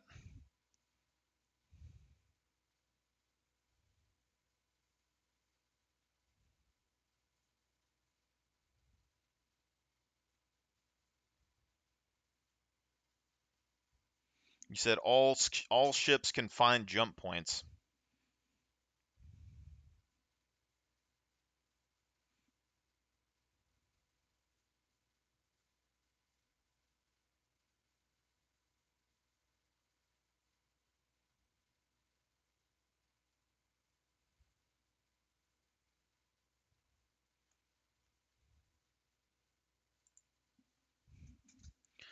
You never said the Odyssey was made for war, but you compare, like, anytime I'm bringing up the thing for the Carrack, you were like, the Odyssey.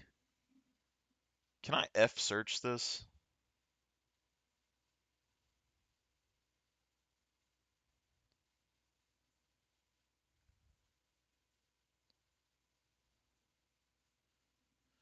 Because I know this is the primary thing right here. I don't remember what this was, but the primary thing here is, but like in the middle, you said, but you can do that with the Odyssey. Because you said something, you said, but we only know the scanners are for mapping jump points. We don't know how it will be for combat, for a combat scanner. And then you said, we don't know how those cargo pods work. And then, but you can do that with the Odyssey. And then you talked about how it can use fighters and stuff. So there was a period of time right in the middle where we were talking about using the Carrack for its roles in scanning and combat and all of that. And you were counterpointing it with the Odyssey.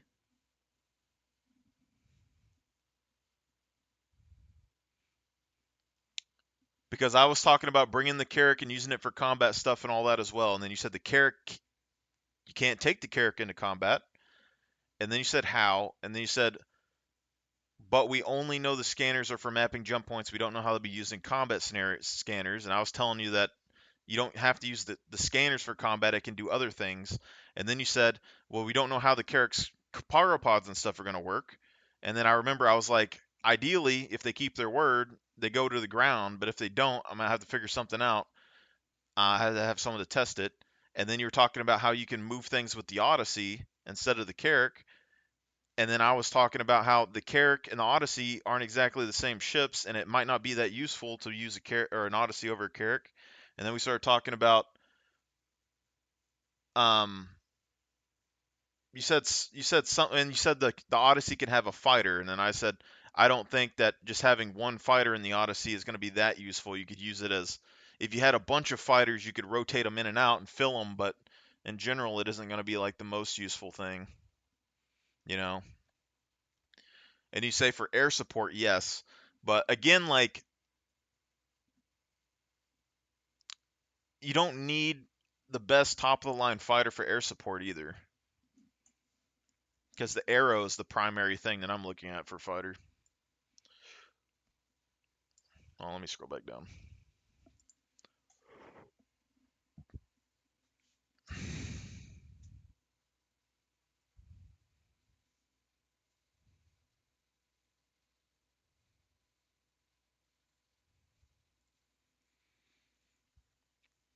It has a front ramp to deploy vehicles like the Carrack.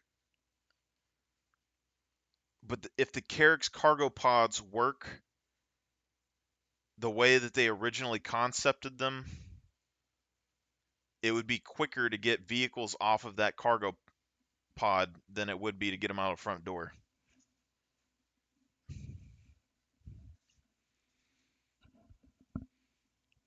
The Carrack doesn't need to carry the fighters. So basically in my head, the main thing with the Arrow and the Carrack, for me right now, is that the Arrow can fit inside of the Carrack, landed, right? And so if the Carrack can refill a Pisces, and it can refill an Arrow, you can use the Carrack to extend the range of an Arrow, while also doing everything else that needs to be done. That's my main point there.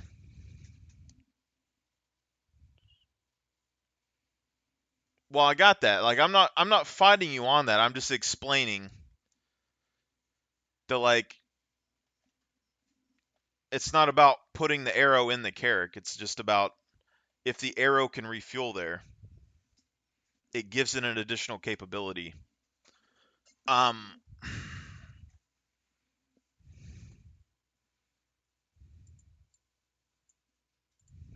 Misk Odyssey is the first offering from the... So I'm planning on putting Argo cargoes in the top of the Carrack right now. And they seem intent on bursting back into the scene with a massive impact that is sure to make Carrack owners look twice. And while that wraps up our multi-week coverage of the new ships and vehicles of this year's Intergalactic Aerospace Expo, let's go ahead and take a look into the future with a special vehicle-themed sprint report.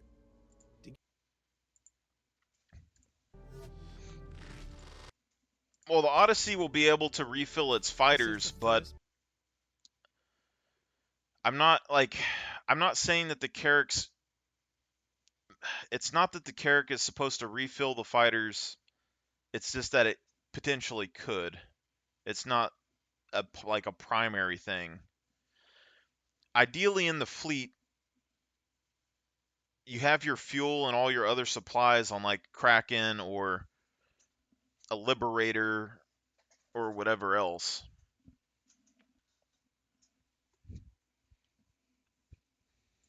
Misk ship in about 5 years.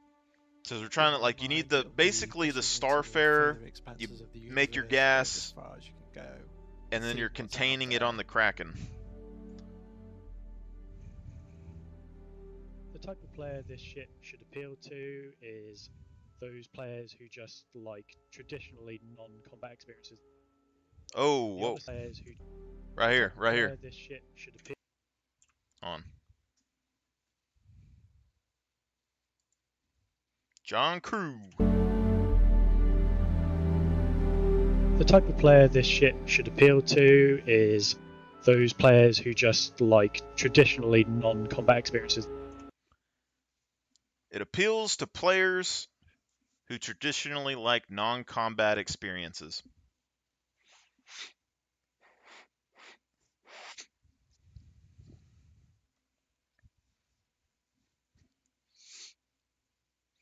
That's a pretty big one, I would say.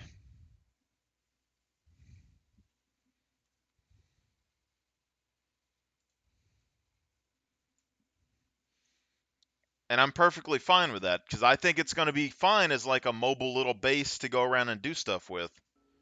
But I wouldn't trust it it's sort of designed in my for fleet. A more generic role in terms of they want to go off into the wild blue yonder and just explore. Being Misk, obviously they work closely with Jian and incorporate tech so that primarily.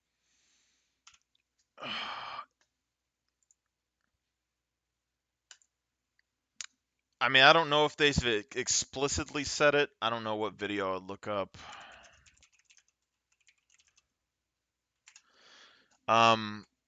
It's not that they've explicitly said anything.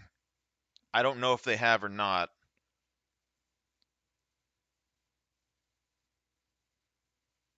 But there's a lore behind the ship.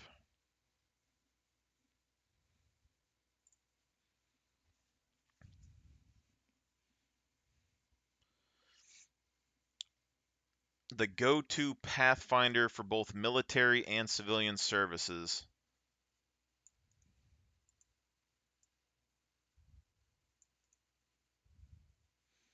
Because the lore on the ship has it as a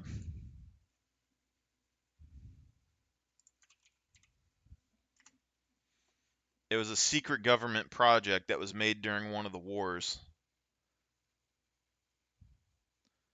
The person who goes ahead and discovers or shows other a path or way.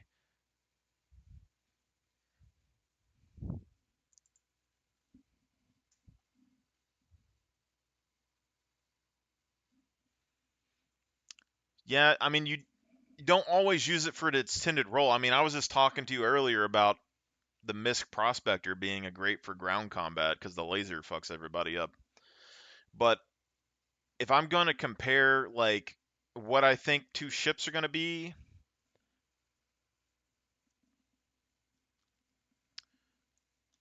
I would take into consideration if it has military origins or not when it just comes to combat.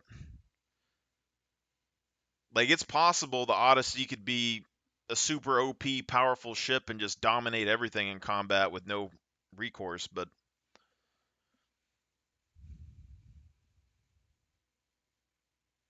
it's built as a single self-sustaining ship. Long duration voyages through the roughest areas of space, designed specifically for transiting jump points, dealing with extreme conditions in space, and getting back home. That's part of the big things with me with this ship as well, is the exploration potential. Like,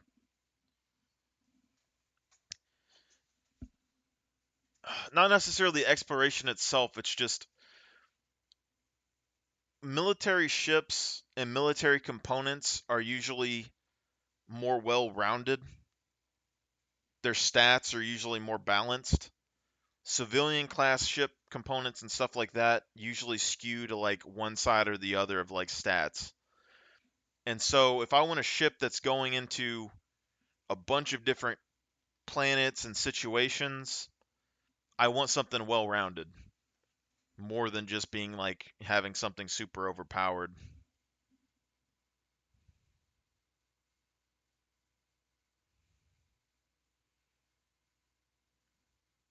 Ships like the Ares. What ship is worrying about the Ares? Talking about the Carrack?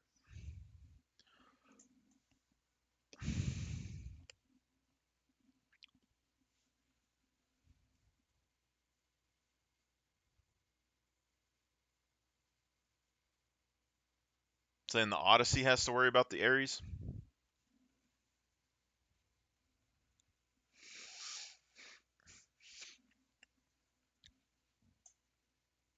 I don't remember what the two ships' names are, but I would say that the Odyssey has to worry about the ballistic version of the Ares, and the Carrack needs to worry about the laser version of the Ares.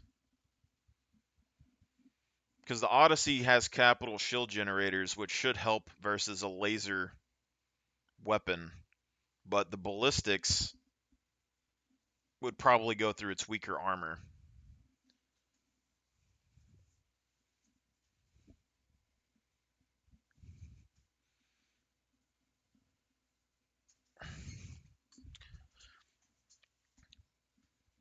If I have a bias in this game, it's probably a bias towards armor, generally. I mean, as far as I knew, they've always did damage to shields. I'm just saying, like, the Carrack has weaker shields, so having a shield laser, like, weapon go through it. Like, if they use ballistics and the shields reduce any damage at all from the ballistic weapons, and then it hits the Carrack's tougher armor, I would assume they would have some problems going through there. But a laser could shut down the shields and then just burn through the armor.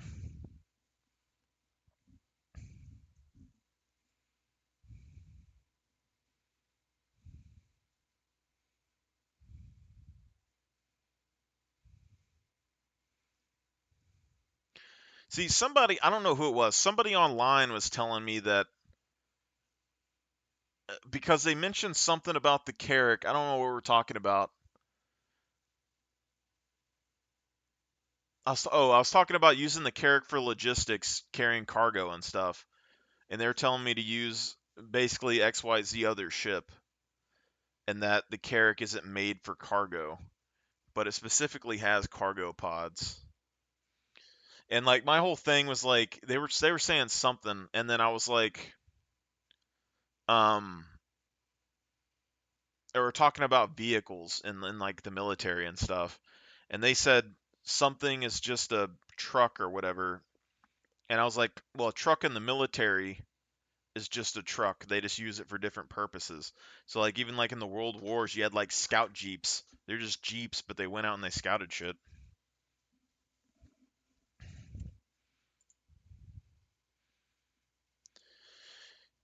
In 2815, the UEE cruiser Caraway dispatched to investigate a particular transmission within the Talio system. Dense asteroid fields tragically vanished with its entire crew. The incidents caused embarrassment for the Admiralty. They had previously debated about the value of utilizing warships for exploratory missions. To mitigate the loss and improve upon the missions previously undertaken by larger warships, a secret no-bid contract was awarded to Anvil Aerospace. The year 2822 marked a significant turning point when the Anvil Carrack made an unexpected appearance. See, so, I mean, it was popping up in a military base.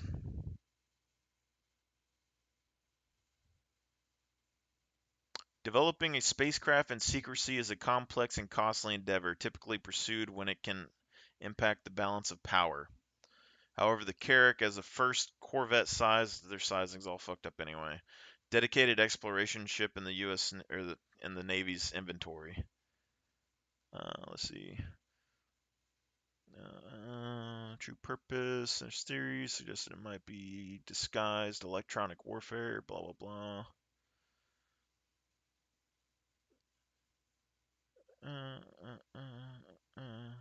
A need for a dedicated explorer to replace and enhance the missions carried out by larger warships.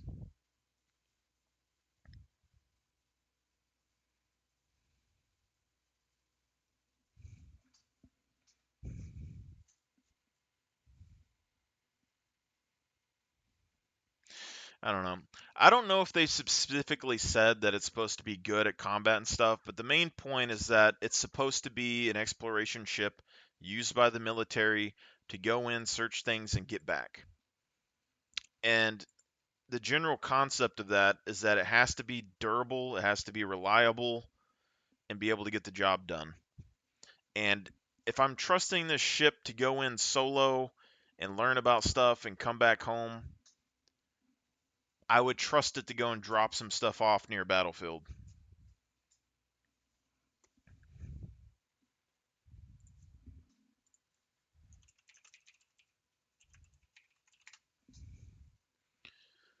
I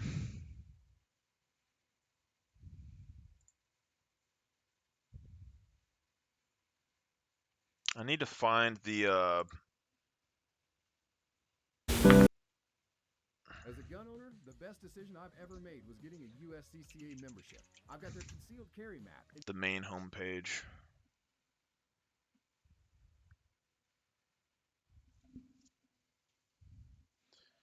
But yeah, if I have a bias in the game, though, it's a bias towards armor.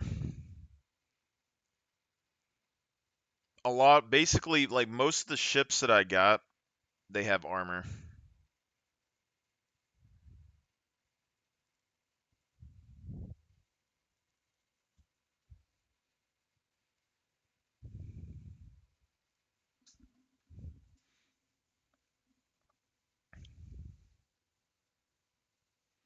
And part of that, I mean, even...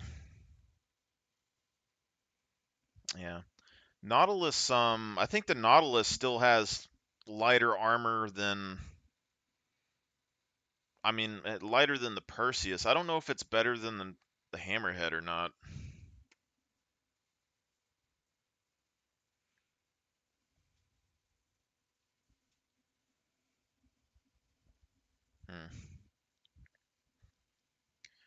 I would say the Perseus probably has the heaviest armor, but the other two, I could see them being sort of on the same par. I actually like the Nautilus as a concept, I just don't like its look very much.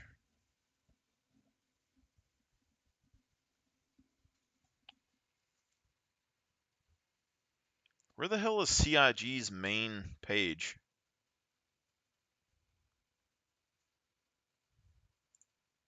It's part 2 of... I'll see if I can remember how to do this. Let's go Star Citizen. Search. Carrack.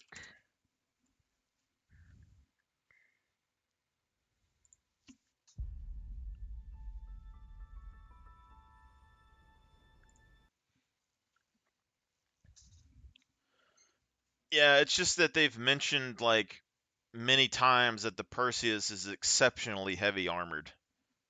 Exceptionally heavily armored.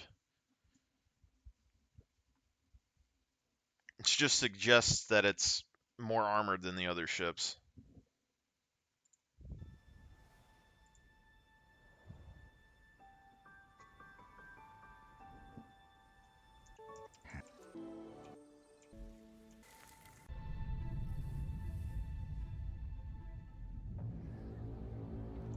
I set out to find my path. But part of my thing with exploration, why I like armor over like the Odyssey necessarily, I mean the Odyssey could potentially have just as strong armor as the Carrack, don't really know, but my thinking with it is that if there's anything on a planet's surface that can damage your ship, having armor's good. Like say the big worm, any sort of animal, any sort of like explosion, you know, thicker is better. Like if I was going to go travel the universe and someone told me that I could have a awesome super powerful force field, but like someone could punch a hole through my wall, or I could have like a pretty solid shield and you might need a tank to get through the wall, I would go for like the well-rounded stuff. Land on a planet with a T-Rex.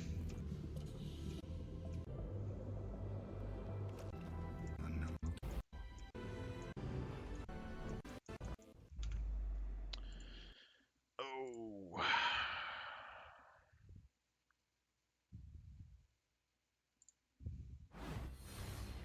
For emotion, this one is fast as hell.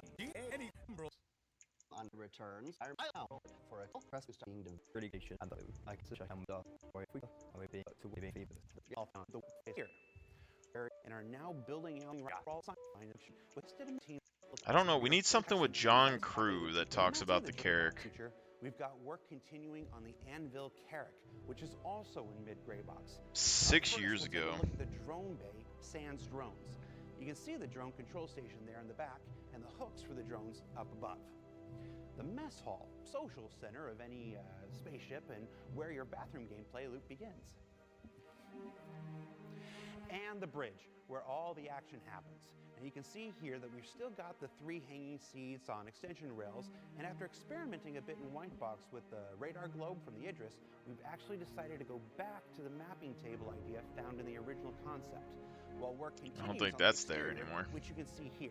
Now of note, the various retractable antennae on the top are simply retracted here, and will be a triggerable state so that you can decide if you want to fly with, pointy things or not pointy things. It's your call. I actually like the antenna idea as well. Just as we experimented with the radar Just globe, as like a we've way made to like additional signal to iterations people to and the stuff. landing gear and profile of the ship, bringing the overall It's part of the reason I liked the Carrack. I like this look of the Carrack better than what they have now, but like the Carrack and the Aquila both have those antenna, and I always thought it would be a nifty idea to be able to like deploy and undeploy the antenna to do like Morse code to people or something. Lower to the ground and less looking like a Datsun. You may also notice progress on the retractable cockpit shielding too. Overall, I think the Carrack's coming along pretty well, and it's a good thing because everyone knows this is my favorite ship. Actually, it's looking so good, it is becoming my favorite ship. I don't know if this is For Jared's ships in favorite gray ship box, anymore. Those are looking pretty great. Rifle for ship. That's the Assistant Universe debut. Oh, yeah, of that didn't seem Harcourt. to be it. We need something with like the vehicle team.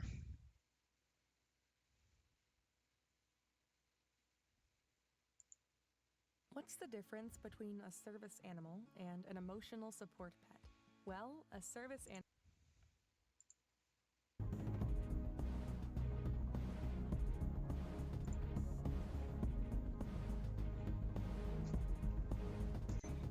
What is that? Oh, they had a snub fighter. Imagine this 6 years ago. This is when the Carrack was supposed to be rugged. Back in these days, the Carrack was supposed to be this rugged, like, mercenary looking thing.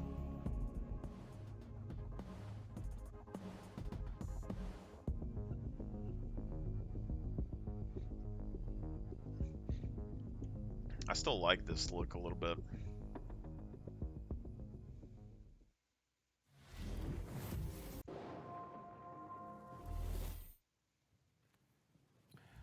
Hi, everybody. Welcome. A little bit of the white box, everybody.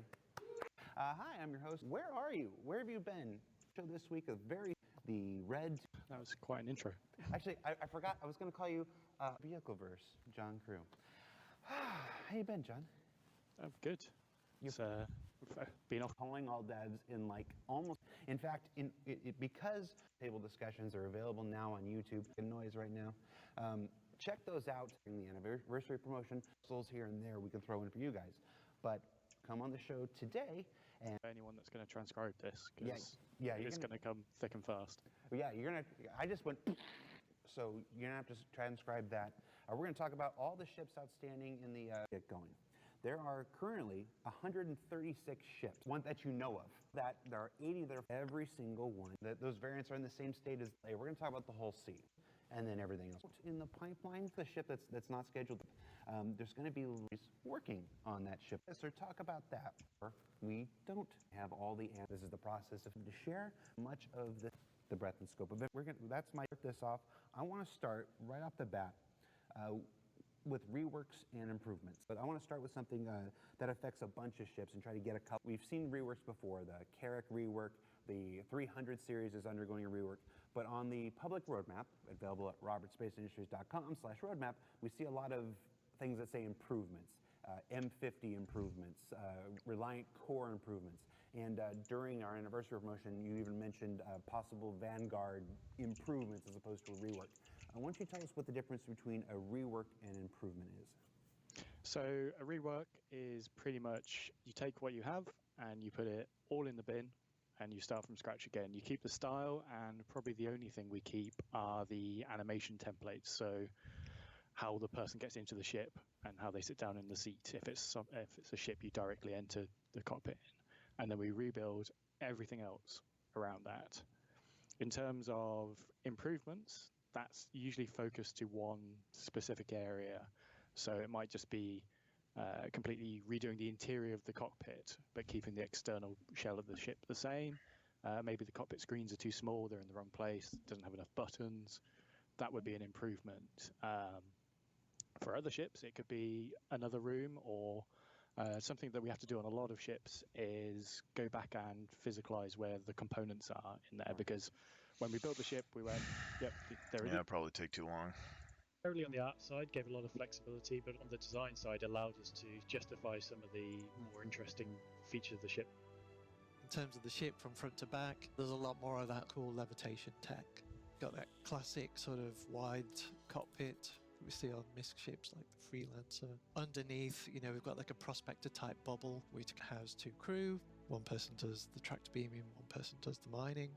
We've got 2 unmanned turrets for a little bit of self-defense. There's one at the back under the underneath too. And then the pilot has a variety of missiles to use. On the interior, we've split it over 3 levels in total. Top deck is mainly some engineering space and refinery. So you can mine Quantanium and refine it for the ship itself. So that essentially gives you the ability to just generate your own quantum and hydrogen fuel. Obviously, Star Citizen is getting bigger and bigger and bigger. We're introducing more systems. Fuel is going to become a major issue, right? And so this is perfect for that kind of scenario. I still want to know if you're going to be able to get Quantanium fuel and like mine it out of the ground. You have a bridge at the front of the ship, and it's quite a nice bridge on the Odyssey because you have this with base building stations for all the crew to sit there all in one place.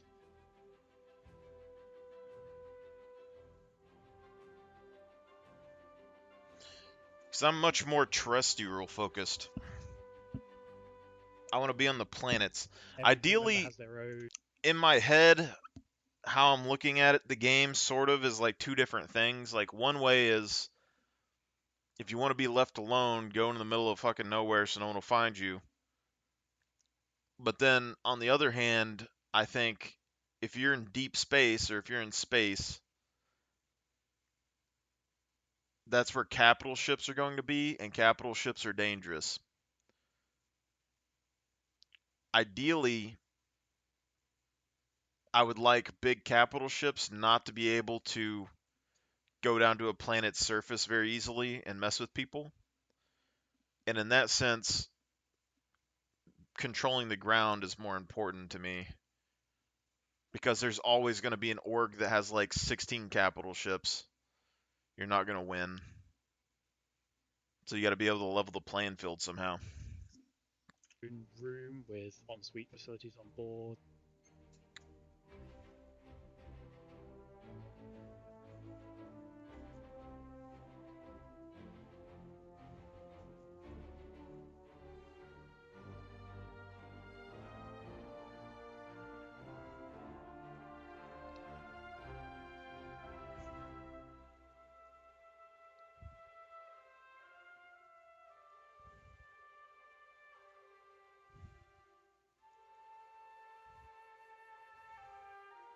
I wonder if this has grown or not.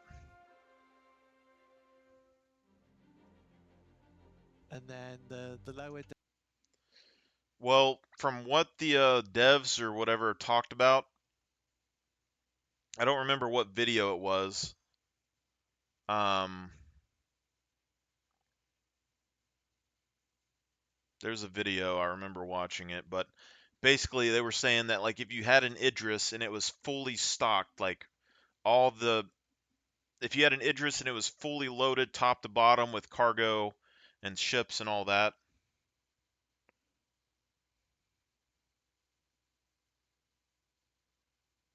What are you asking about?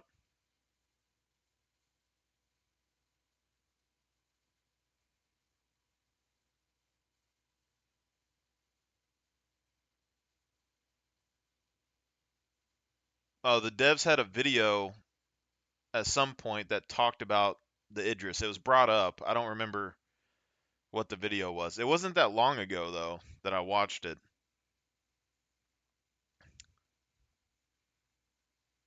I don't remember what it was.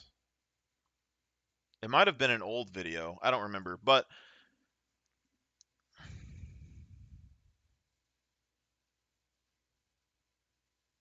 I didn't say anything about the Odyssey having a drone.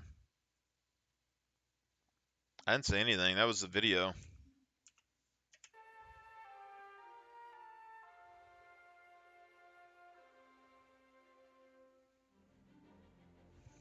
And then the lower deck leads us to the hangar, which is basically what the whole ship is formed around, essentially. So that really did dictate the dimensions and the proportions of the ship. See, if someone comes up this ramp So that really did and they get into this hangar, this is a kill box, all right? That's defensible. No problem there. But I don't know how he got to that floor. If there's elevators, I'm guessing these are elevators on each side. Essentially, if someone gets into that hangar, that's a kill box. You keep them there, you're good. If they get into those elevators and they get to the next floors, you're done. Basically. So it's not terrible. I'm not going to say it's terrible, but like... The lower deck leads us to the hangar, which is basically what the whole ship is formed around, essentially. So that really did dictate... It's not undefensible, it's just kind of... It's a generic hangar. Okay, this would be a problem. If this is what I think it is. The dimensions and the proportions of... If these are elevators... If these are elevators and they don't go just to that refinery room, this is a problem. Because then people don't have to go into the kill box. The ship. It's a generic hangar. It's designed to our environmental hangar metrics, so... It's a generic hangar. It's designed to our... Yeah, there's a ramp here.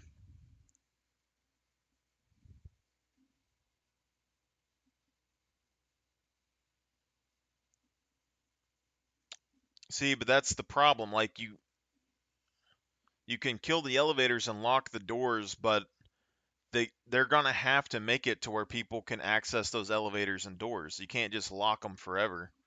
They're gonna have some way that people can access them and activate them. Otherwise, they're never gonna be able to take your ship.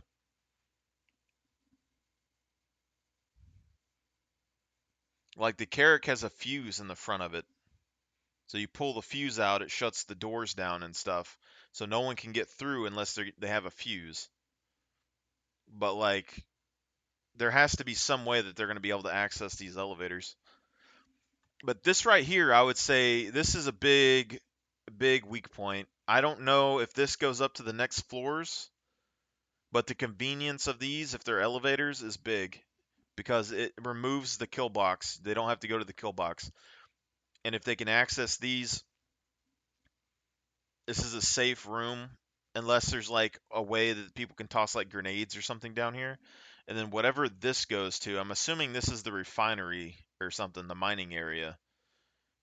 But this still is seems like a pretty important part of the ship. Metrics, so there's a huge range of ships that can fit in there. You could bring. Oh, and the thing with the Idris, it was a video talking about some stuff, and then it mentioned. Oh, it was a video about the Kraken.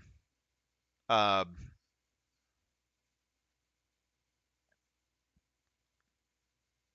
I'm starting to second guess myself.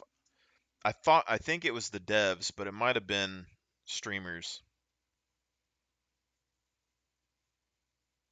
I'm starting to think it might have been streamers, and then they said that they have people that they know in the game company, so they can't reveal something, but then they talked about thrusters or something.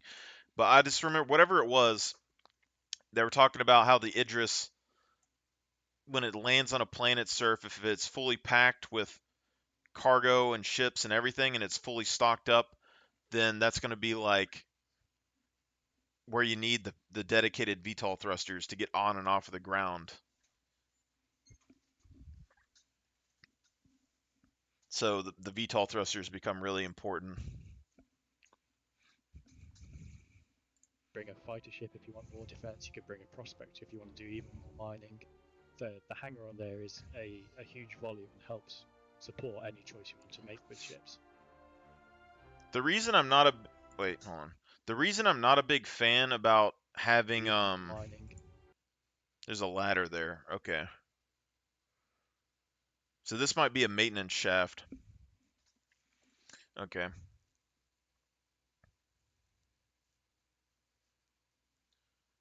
If this is only a ladder, this makes it a lot more difficult. It doesn't make it more difficult for people breaching the ship and sneaking on board, but if you know that they're there, this becomes way more important. But you also potentially would have two ladders. The hangar on there is a huge volume and helps support any choice. Yeah, so they have a hangar on either side. Or a ladder. So, like, if you were unloading stuff from the front of this and people snuck on board this ship and they could get access to these ladders and immediately go up to the cockpit area, that's bad. But if you knew that they were coming and you had guys here, you could lock down these ladders and they'd be forced into the kill box. So that would be good, depending on where this ramp goes. To make with ships. But the reason I'm not a big fan of putting a single fighter jet inside of a hangar is that I just don't think it offers that much in general. If you put one single fighter in your hangar of your ship and you think it's going to protect your ship, it's not. Like, it's going to protect against maybe AI, but if you get attacked by like a swarm of AI or a bunch of players, you're not getting that fighter out. You're gonna get destroyed. There's gonna be like 6 fighters against your 1 fighter. They're gonna blow you up as soon as you try to go out the door.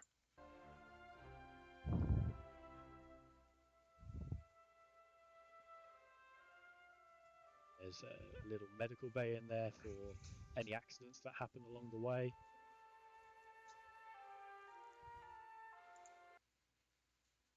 This is really bad. Hold on. This is bad. Any choice you want to make with ships. This is good. It's kind of good, but it's also really bad. This right here. There's a little medical bay in there for. Your medical bay is directly accessible from the front ramp. Now, this is what I'm saying with like MISC ships. They're civilian ships. They're made for convenience. Everything's like nice and convenient. This makes sense for a civilian use. Someone's injured. You pull them inside of the ship. You immediately go from the ramp up to the medical bay. That's fine. But combat-wise, this is bad because as soon as someone gets inside that first ramp, they immediately go up the second ramp right here, and then they control your medical room, which is your respawn point. If they control your medical room, you're boned. Like, they're gonna, like, I mean, it's attrition at that point. It depends on if they can transfer their spawn here and use the spawn to keep coming, then that's bad. But it's also bad just because they can kill you anytime that you try to respawn down here. It could be good if you wanted to flank behind them for some reason and someone suicided themselves, but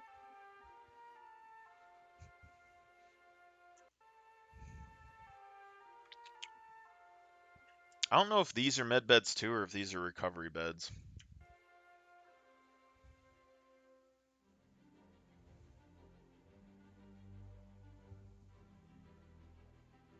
I'm guessing that's the mining. Yeah, this is the mining room. Which is kind of really in there just as like the rule of cool. You can just sort of sit there and just like, just imagine if one dude snuck onto your ship and if he took control of this bottom section here and you can't mine and you can't respawn. I don't know if there's anything he could do. I mean, he could turn on your laser or something, like get on here and like, I don't know. Maybe you could turn that off from the cockpit. I'm trying to think.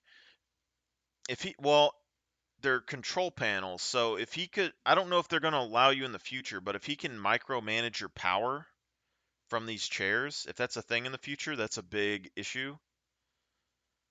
Like, let's say that this seat on the right, if he's able to get into your power management systems and shut off your shields or your weapons or anything from down here, that's a big problem. I think I feel like they would solve that with crew, but I don't know. as you're zooming along. If it stays the way it is right now, that's a problem. The natural competitor to the Odyssey is the Carrack. In my mind, it's a Carrack killer. What you can do with it is pretty impressive. It's kind of the multi-tool of the spaceship world. It just gives you almost ultimate flexibility on how you want to play. I feel like the Odyssey, like, when it comes to the support role, like, if my fleet, because my fleet is kind of a support fleet, when it comes to support, I think it could be better than the Carrack, because it has the refuel capabilities, which would essentially increase the amount of fuel that we could store and refuel people around us.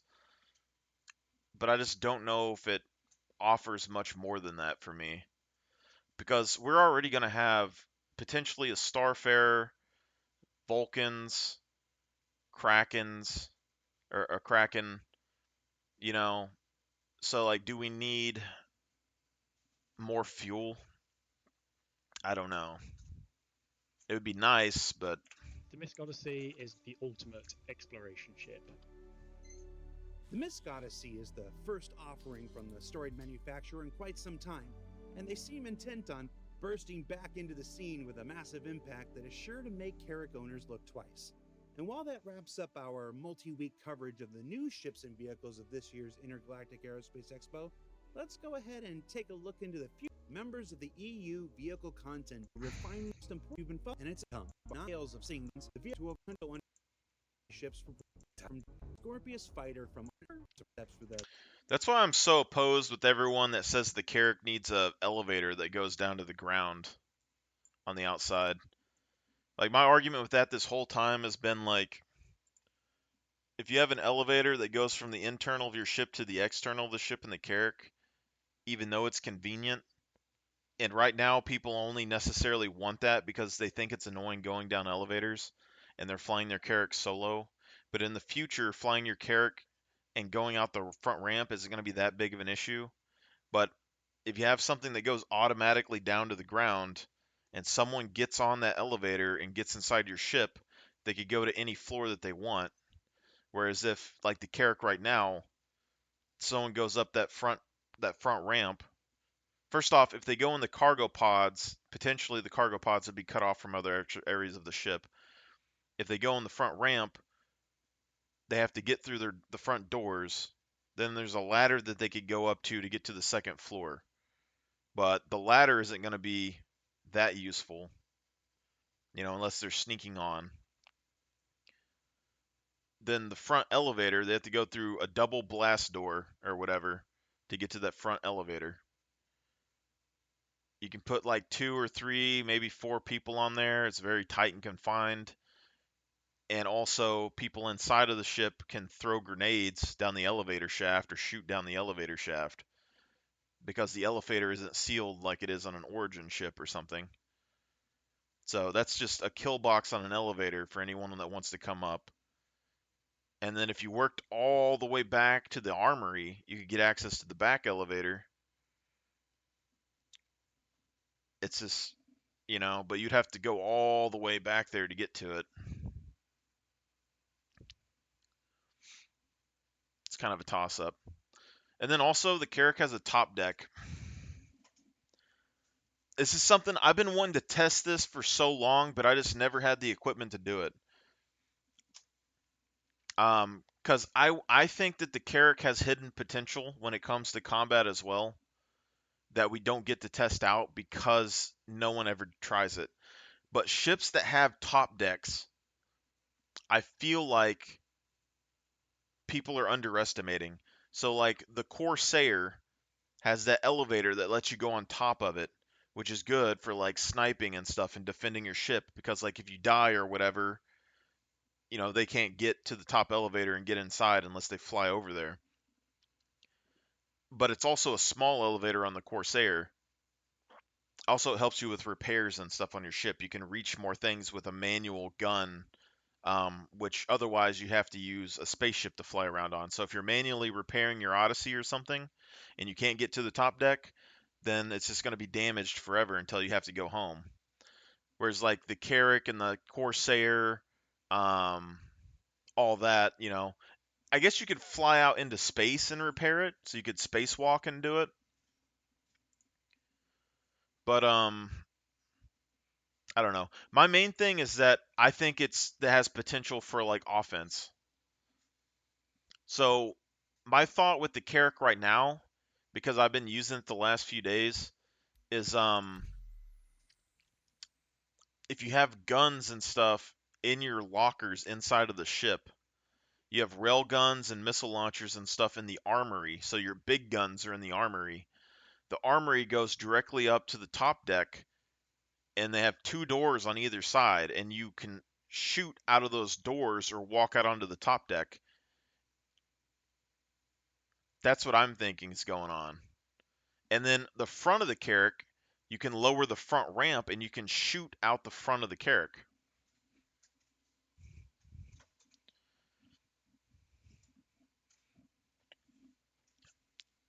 Repairing, I mean, if you're talking about external repairs, you either have to go into space and hand repair the outside, or you have to use the Pisces or whatever to fly around the outside and repair. I've lived in the Carrack for a long time solo, and I've repaired it before, but using a secondary ship to repair is kind of a pain in the ass, but you can do it.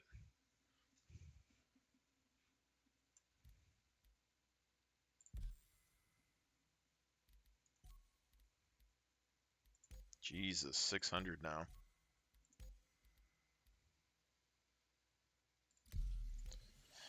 The repair room inside of the Carrack,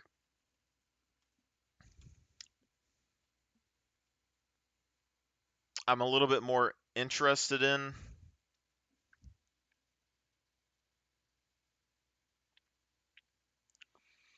Well, they already said that they fucked up the components on the ship. So, in the past, I was a very big...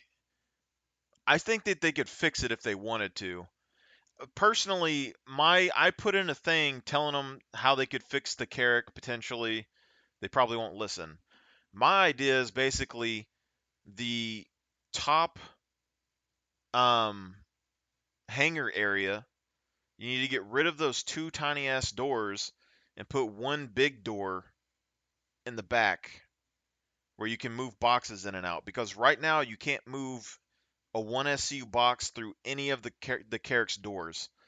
So you can block every single door in the Carrack with cargo boxes and keep people from entering your ship, which is a big plus. It means that you can just sit there and you can body block anybody from getting in, all right, which is good. But you have to bring those boxes up through the back elevator, and you can only use them to barricade the back side of the Carrack. You can't barricade the front because you can't drag the boxes up there. But you can't take 1SU boxes from the Pisces or any cargo ships and get them into the cargo bay underneath the ship because they can't fit through the doors. So you put a bigger door on the hangar bay. That door is right in front of the big elevator in the back. So then you could just take big boxes, put them on the big elevator, go straight down into the cargo area and dump them off in the cargo area, which would be good. But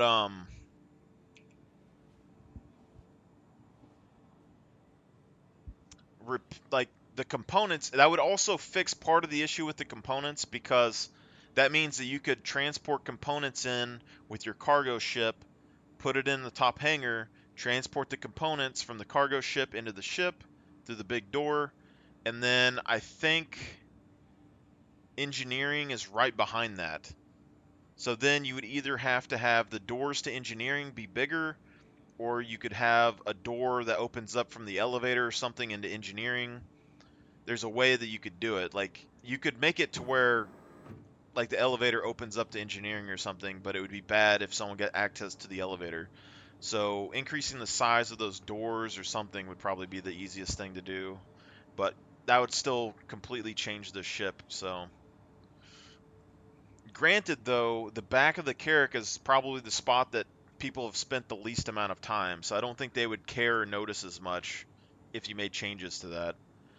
But they said that they fucked up on the Carrack, and basically they're changing how large components work now, because the older ships like the Carrack don't work with their model.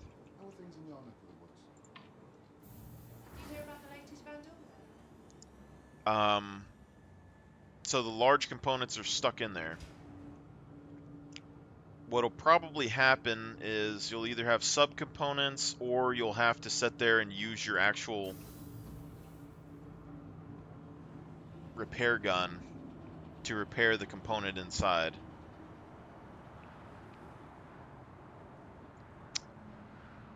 I would say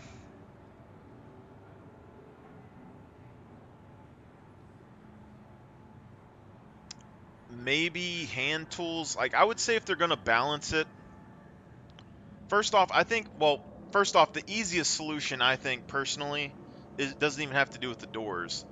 I think they just should change how the large components work. The large components should be... basically, this is what I think. Instead of having a large component, and a medium component, and a small component, all just being bigger sizes, change how large components work. And you can keep all the other ones the same. So then you have variations in parts for engineers to do inside ships. So how I think it could work is your small parts, slide them in, slide them out, easy. Entry-level engineering, you repair it, whatever. Medium, you need, bigger repair tools or whatever you need to fix it, whatever. Then you go to large. What they should do is have the large size component be a housing, or like a cage, or like a like say you have a power plant, the large component should be like your desktop computer's computer case, and then inside of that you could slot in small and medium components or some other type of component into it, and basically the case amplifies the other stuff, and then you could use small and medium components in your large component thing and replace them that way. But your housing eventually would get damaged and you'd have to replace it. And then you could have capital class components that you might be able to keep them operational with hand tools and stuff, but you have to go and get them refitted when they get damaged and stuff. Because right now, the way that they have it, it doesn't seem like there's going to be much difference between a large and a capital class component. Repair-wise, except for capital class components require specialized tools. And they've mentioned that they want capital class ships to have to go back to shipyards. So in that sense, the only dividing factor would be the repair ships. So maybe a Vulcan or a Crucible could repair large ships, but they couldn't repair capital ships to fully upgrade them, you know? Like maybe the Crucible can repair a capital class component or something, but they can't You don't say. manage the ship or something. I don't know how they're going to balance that. I just think dividing up the large components into like small and medium components would be better. Because then you could have like a large shield generator in the back, and then it gets damaged or whatnot. Say it takes like you get two medium shield generators. Or let's say you could do 2 medium shield generators or 4 small shield generators or whatever. You're in a fight, they get damaged. You can pull like 1 or 2 of those out, but keep the shields operational while you go and repair it in the repair machine, and then bring it back and pop it back in. And then you'd have like this running system between the front of the ship and the back of the ship for engineers. But Step away from the platform edge when train is approaching.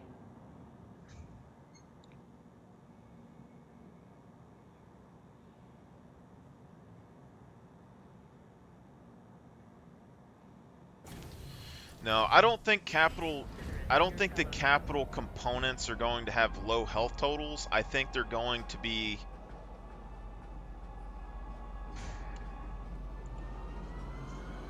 here's my thinking on the capital. Like, unless they change this with the flight model and stuff, because they're already changing the flight stuff again.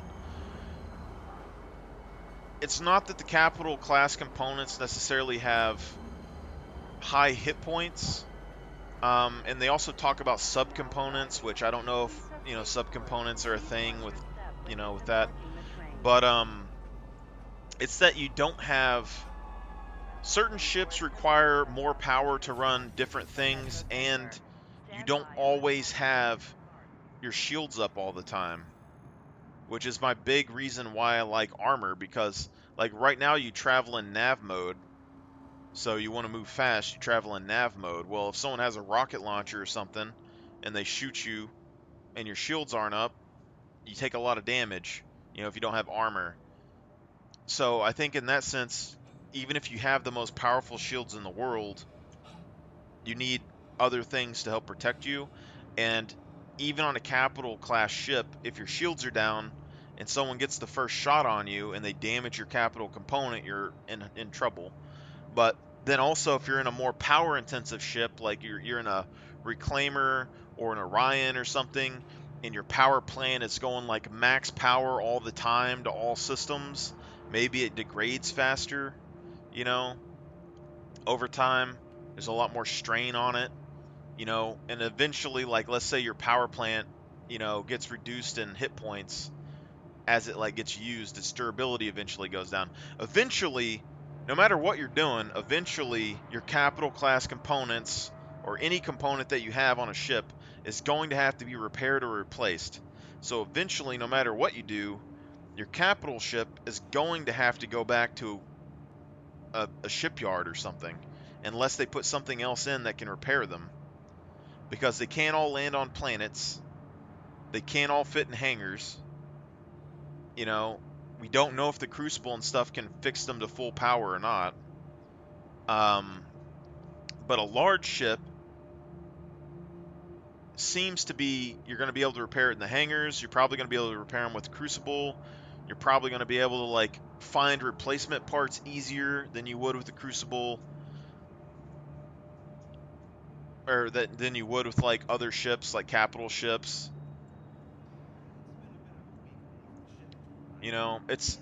it's just a toss-up to me. Also, like, the large ships tend to have redundancy. Like, you have, like, 2 large power plants versus 1 capital power plant, and you're traveling with your shields down, and you get hit, and one of your power plants takes damage. You just, like, swap over, use your other power plant, try to fix it. You know, it's just a lot of stuff like that, I think, adds up.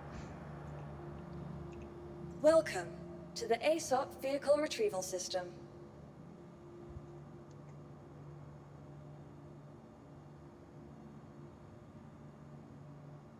Yeah, the industrial component was supposed to be, but we don't know if I don't know if they're keeping that system or not, because originally they wanted specific ships only to be able to use specific components, and now I think they're letting every ship use every component, and I guess they're still going to use the same system, but I'm not sure. But originally, industrial parts were supposed to have high signatures. Been up to anything exciting? Like, they're supposed to be like high signatures, but they were supposed to be like very efficient and like durable, so that you can get as much money as possible out of them. No wonder those duel don't stand a chance. Well, everything Like, happens for a reason, I competition guess. components were supposed to give you the most performance, but they would have like shitty durability and stuff. Industrial was supposed to give you like high durability and low cost, so that you could like make money. And then military components were supposed to be the best of everything. Like, they're just like all around general best in all sections. And then they had some other stuff, I can't remember what it was.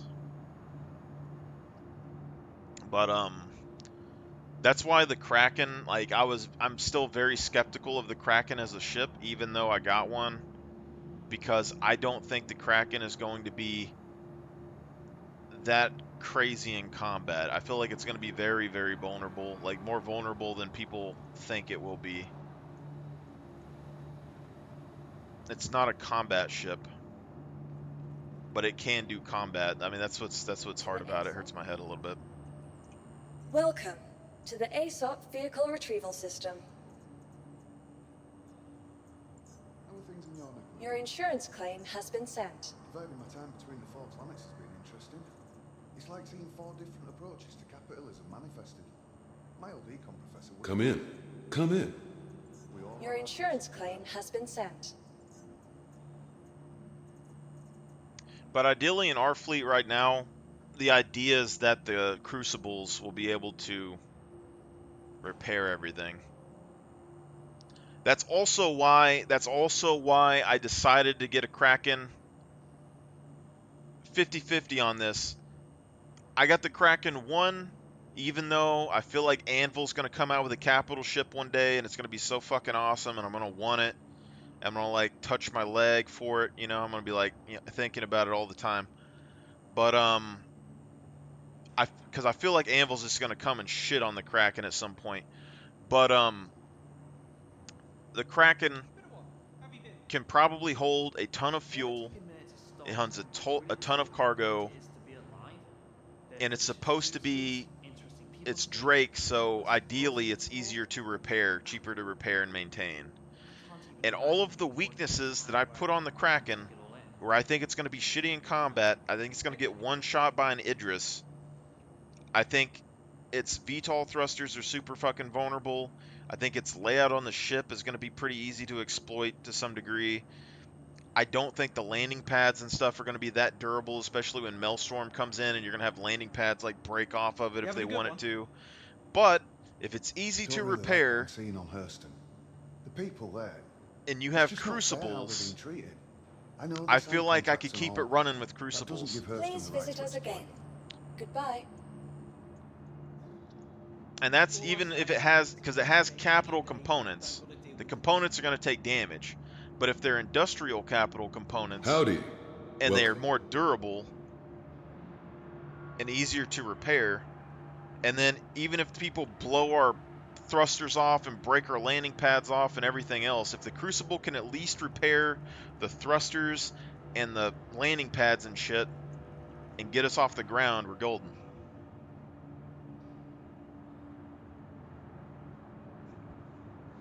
I don't know if anything will get destroyed by the Idris, but like my thinking is that the Kraken isn't a military ship really. It doesn't have super good armor. I don't know how good its shields are going to be. I'm going to assume probably average shields. But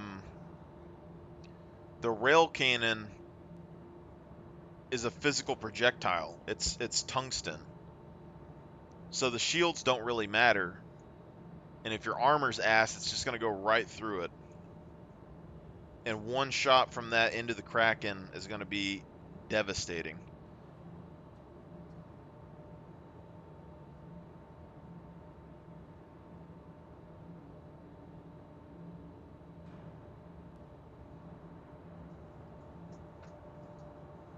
That's why I think Anvil's ship, like when Anvil makes a capital, part of me just wants to like save money back to buy that, because if any ship is going to make like I think the Javelin could take a hit from an Idris rail cannon and be fine in the bigger RSI ships. But if anyone was going to make an like a capital ship that could tank a fucking shot from an Idris, it's going to be Anvil. Ship with big ass armor on it. Hey, welcome. That's all we need. Great to have you. Welcome That's why I haven't Assault like Vehicle Retrieval System. bought a Polaris yet.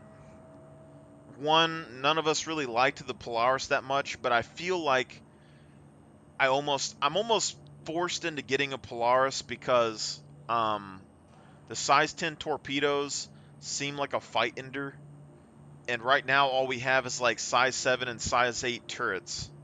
I have no way to like critically damage a ship, you know, whereas the size 10s would at least give us a way to do that, and I think it's still going to be capable of fighting and doing other things than just fighting on planets and stuff like that. Like you could run bounty hunters, like put prisoners and stuff in it. It still has a, you know, a hangar for a spaceship and all that stuff. And also, you don't need size 7 guns for every mission. You could send in the size 6 guns and obliterate stuff with that, and then just come back, you know. So there's a bunch of stuff like that that I think the Polaris would be good for. But if they come out with an Anvil ship with armor and some big guns, I'd be hard pressed not to do it. Even though I don't really have that much interest in a Polaris is size 6. The front man. Front turret is size 6 in the Polaris. But it doesn't have that much ammo. It has like 300 rounds. But if you pair it with a Kraken, you can put as many rounds as you want in it. You know, and our fleet is a support fleet. We have as much repair and rearm capability as you could possibly fucking have with the fleet. So I'm not scared of rearming a Polaris and stuff. But my thinking, me and an org mate had debates about this back and forth, because essentially the Polaris is supposed to be a submarine, you know, and he says it's a submarine, and I thought it was a submarine originally, but then I got to like looking at ships in the U.S. military, and it reminded me more of a I forget what it's called, but like, or a light cruiser or something, like a modern day light cruiser. And then they went off about it being because it shoots torpedoes and not guided missiles, that it's not a cruiser, and that the torpedo tubes are facing the front, so it's torpedoes and not, you know, missiles. And I was just like, you know, it has all the guns and all the armament of this ship in the U.S. military right now. Yeah, sure. We're in space, so shooting missiles out the top of your ship doesn't really matter. And we don't have guided cruise missiles in the game, but the torpedoes are guided to some degree. So for me, I think that's what that ship kind of does, and it has the same hangar bay as one of those would, the light cruiser. It's just not fair how they're being treated. But when he says light cruiser, he basically is talking about the Cleveland class light cruiser, which is like a battleship with less armor. So that's where we have a split. But my thinking is, I don't know if I need more capital ships. I feel like we're forced to go through the main jump points with the Kraken no matter what we do. Hey, welcome. So in that sense, Great to have having a you. big capital battleship could be good on top of that, but I think it's not cost effective. But the Kraken has size 8 guns, the Banu Merchantman has size 8 guns, the Perseus will have size 7 guns. So, and then they said the Polaris size 6 guns are supposed to be good at fighting some of the capital ships and stuff like that. So if the size 6s can fight capitals, the size 7 should be able to fight capitals. And then the size 6 gun, since we don't have any guns that are size 6, it just seems like the Polaris would be the primary attack vessel that you would send in for any mission. You would just go in with your size 6s and your size 5s. You would obliterate every single small soft target that you could possibly get your hands on. And then once someone brings in a Hammerhead, which I think the Hammerhead can kick the Polaris's ass in a 1v1. I'm fairly certain about it. I'm not positive, but I think it can. That's when you would bring in like a Perseus or something for a fight. But my big concern with our fleet is like an Idris or some big capital ship shows up and we get into a big fight and we're hitting that ship with size 8 and size 7 guns and we damage it and we take down the PDS turrets and stuff, but we don't have the ability to actually cripple the ship or take it out of the fight. So we're just sitting there shooting stuff and taking more damage than we need to. Whereas if you have a Polaris, potentially you could engage in a fight, shoot and destroy PDS turrets on the side of their ship, and then just shoot a torpedo barrage, completely annihilate their ship, and just run off. Which would be great. And it has the largest radar that we have on a capital ship. So it's good for fleet defense. But the cons are, I fucking hate the ship. I hate how it looks. I hate how it feels. I hate the noises that it makes. You know? Decisions. I'm telling you. Welcome to the ASOP Vehicle Retrieval System. But my thing is like, I need my ships. To the ASOP Vehicle Like Retrieval other people, System. they see a Javelin or something and they're like, oh, Javelin, big guns, super powerful, best ship in the game. That's basically what goes in their head. In my mind, I look at what ships can do the most kind of jobs and have the most flexibility. And then I know that other orgs are going to have more players. They're going to have bigger ships. They're going to have better guns. I don't want to get my ass kicked by some guys in space that I can't handle, all right? So the best bet for me is to take the fight to the ground, and then it becomes, well, what ships are the best on the ground that I could potentially get my hands on? And the Kraken can land on the ground, but it's also a fuel depot and a mobile base, all right? Good. You know, and it's also, it can fit in extra large hangars right now, so it can still fit in a hangar, potentially good. That means like if we're able to build an extra large base on a planet, potentially you could store the Kraken and not have it sitting outside for people to blow up. You know, the Perseus and stuff, good for planetary defense, good for attacking stuff in space. Also potentially can help ground operations as like a bombardment tool. You just fly over them and bombard shit. But then it becomes, do you need size 7 turret guns on a Perseus to do most of the ground support missions that you need? And the real answer is no. Because if you send a Perseus in, it only has size 7s. You send a Polaris in, it has size 6 guns on the bottom side of the ship, which means you can do a strafing run with size 6s. And it has a bunch of dual size 5 turrets on the sides. So all those give you a lot of ground support power. And then when we look at ships like the Carracks and stuff, if you were going to use them to support ground troops on the ground, you have size 4 turrets right now. 3 of them can be on target flying sideways on the same target. So if you take a Carrack and you fly around the outside of a battlefield, you can get 3 turrets on target and obliterate those targets with the size 4s. But you know, it's not going to be the best. I think the Polaris just fills a gap that we have, and I'm probably going to end up having to get one. But I'm not excited about it. Welcome to the ASOP Vehicle Retrieval System. You having a good one? But I want to be able to, like, if you're flying in space, I want to be able to be flying in space, Ain't that interesting? helping people, doing things. Like, our support fleet is engineering, it's fuel, it's, you know, ammo, supplies, defense, transportation. We can transport vehicles, we can transport spaceships, all that good stuff. And then when the shit hits the fan and somebody decides they want to send like 50 capital ships after us for no reason, we should be able to just dive bomb onto the ground on a planet and defend ourselves on the planet surface where the big spaceships can't go. And then our primary thing is like what's happening on Karen 3? our mining, our If bad people were salvage, bad enough, all of we that got these people going out of their way is to on a kill each planet other. surface. So we land and you make ground bases, you mine the materials, you load them up on the Kraken and stuff, and you take off and go back. And the fleet can hold potentially Come over in. 10,000 SCU of cargo, which is a shit ton of cargo. So, and the fleet's flexible enough that, like, no matter what you want to do, there's going to be a way to make money with it as long as you don't get blown up. So, like, we could set outside and just do repairs and refueling and stuff for people. We could set outside and just sell stuff to people through shops. We could go and use our ships as ferries to just ferry people from point A to point B because we're going to have a shit ton of landing pads, you know. We can be a mining hub. We can bring mining ships with us and mine, stick them on the Kraken.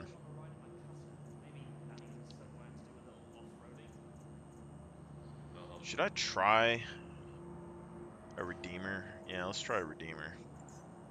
I am cutting back on our transportation stuff, though, because Vehicle selected. originally I wanted 4 Redeemers and 2 Valkyries for, like, troop transports and Your escort. vehicle has been delivered to the following location. But I think I'm just going to keep 1 Valkyrie and 2 Redeemers. Your vehicle, please visit. How is it?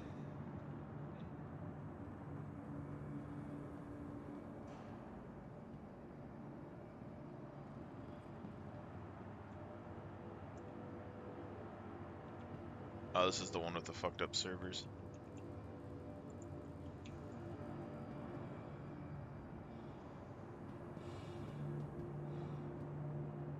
Yeah. Keep it going, people. Welcome to the ASOP Vehicle Retrievals. Your vehicle has been. Please visit us again. Howdy. Welcome. But yeah, my original idea was to have Valkyries to transport ground vehicles and stuff, and then Redeemers to protect them while they come in as escorts. But I'm thinking now I'm just going to keep, you know, what we got and then earn the other ships and stuff in game.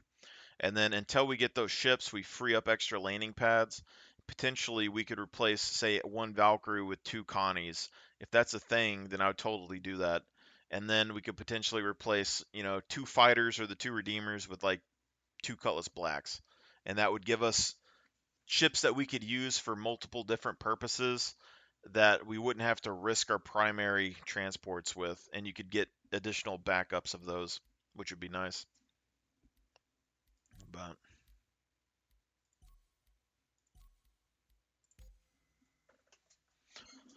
oh, my fucking head. But yeah.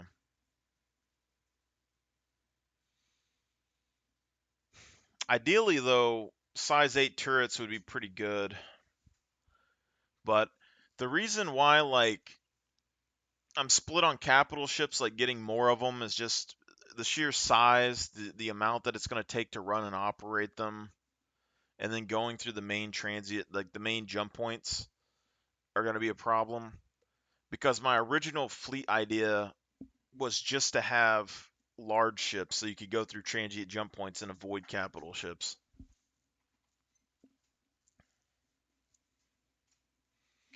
And like with the amount of ships that I had gotten, like we could have bought 2 or 3 Krakens, you know, or we could have bought a lot more than that actually. We could have bought like 6 Krakens.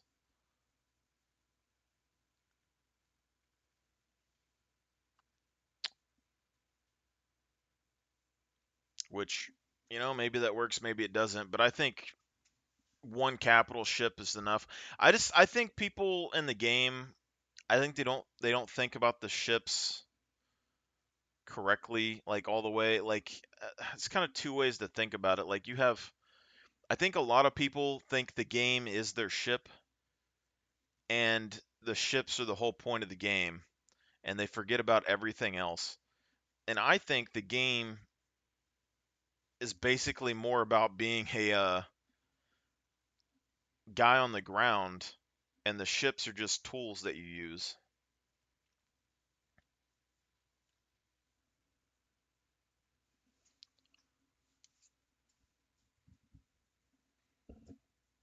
So that's the big toss up. Like you have people that have their own personal ships that are going to be in your org, and they're all going to want to use their own ships, and I'm fine with that.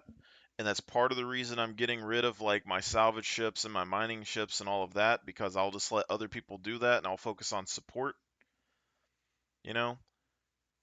But you also have to have specific types of ships to support things that people don't want to use, like the Valkyries and the Redeemers and all of that. Like even with their nerfs, you know, people don't want to use those or like using those or anything else, or they're going to want their ship on the deck instead of those ships. But they provide a lot of ground support, cargo transportation, vehicle transportation, troop transportation. You know, it's a lot of stuff. And I'm still split right now about medical ships. Like I keep going back and forth about getting tier 1 beds somewhere. Like I could go buy an Apollo and it'd give us tier 1 bed access, but then I'm like, you know, if the Apollo goes down, you lose access to tier 1 beds. We have a ton of tier 2 beds, and if we can build tier 1 beds on a planet with base building, it'd be better just to build a hospital on a planet's surface and then just have your ships fly from where you're at to the hospital. You know? And if you get a base on the ground, you could ferry Apollos over to the base on the ground and then use the Apollos to grab people, you know? So like I think there's tiers and classifications of ships where like things like the Apollo are like individual support ships that you would use on a daily basis just in a general area around a base and stuff. I don't think there's something that you want to fly necessarily into a combat zone. I don't think there's something that you want to like go into the dark deep depths of space. And then like, but they're like soloable ships that you can use as like a primary way to like do some sort of gameplay loop. The Hercules is like that for cargo. It's a soloable ship or like a small group focused ship that you could use that's able to do cargo transportation and stuff no matter what you're doing, right? And then you have other ships that are more focused on group gameplay and stuff like that, like the Liberator or like the Kraken, um, you know, Cutlass Black. Well, I guess the Cutlass Black's kind of both, but like there's ships that are more focused on groups. Ironclad, you know.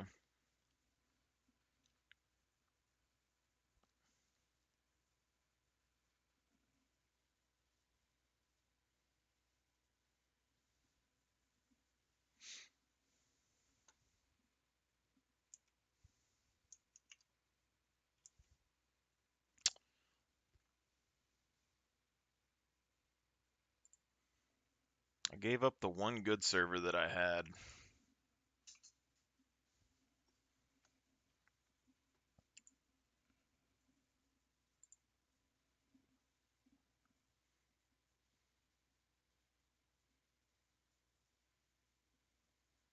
But yeah, I got a big focus on ground mining and stuff in the future. Like when I first got the game,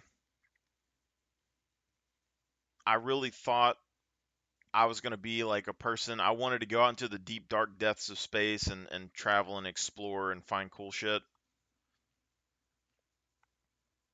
But like the closer the game gets to like coming out, the more I'm like, I think the ground game is where it's at. Like, if I'm by myself with a small group, I can go travel in the darks of space as much as I want and run away from big capital ships. But everybody else that I've seen in the game is focusing on spaceships and space combat.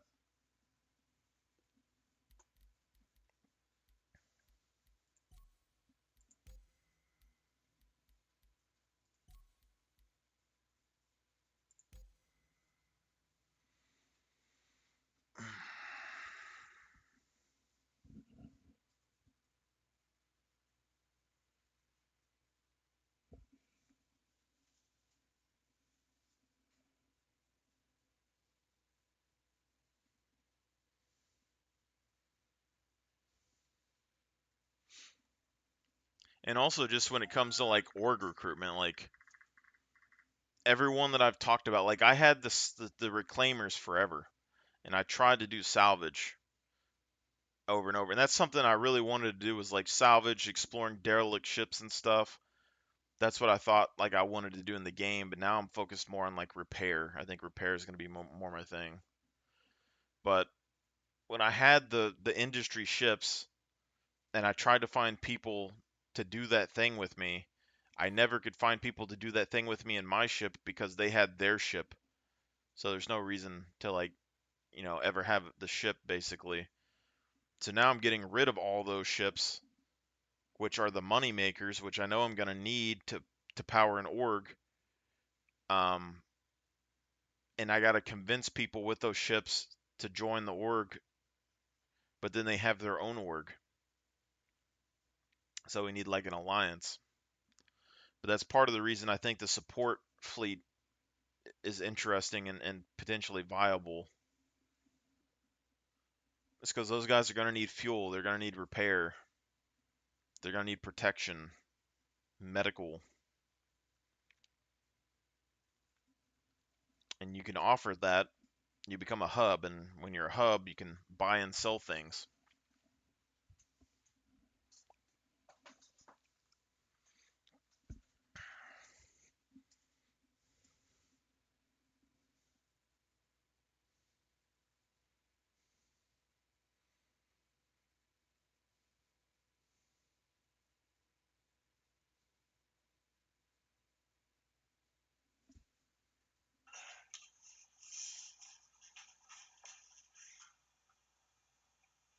We're gonna arm wrestle. Oh, we are? Yeah. Okay. I'm gonna win. Okay. Alright. Ready? Yep. 1, 2, 3.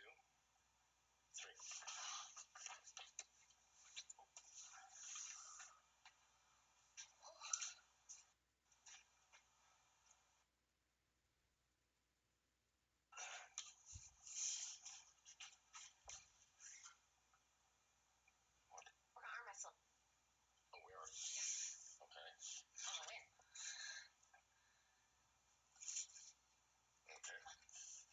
Alright. Ready? Yep. 1, 2, 3.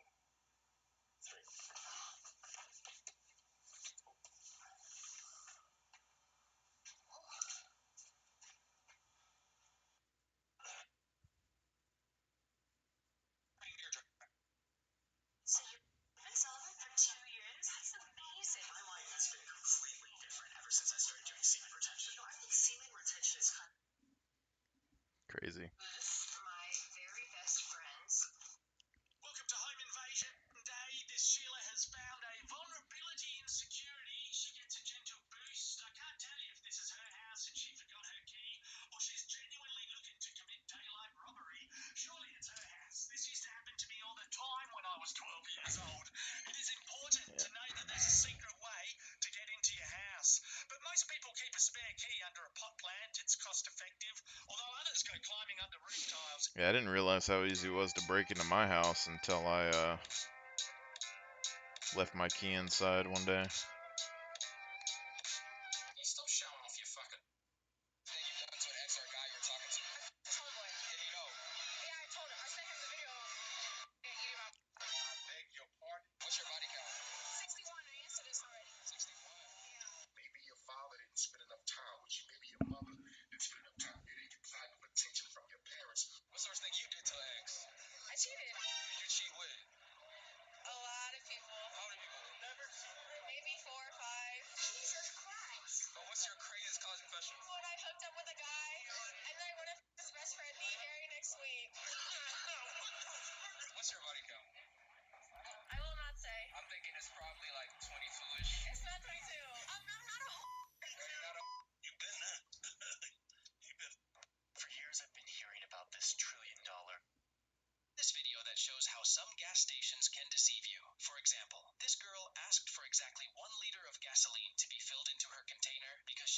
inspected this station, the gasoline started flowing quickly, and she carefully filled it to ensure that 1 liter entered without overflowing. However, when measuring the content, it turned out to be exactly 1 liter, but the station's meter displayed 1.14 liters. This revealed the strategy used by the owners of this gas station, yet only 2 people liked the video. Watch this video that shows how some gas station. Let's see some old world stuff. Okay, if you want unequivocal, slam dunk evidence.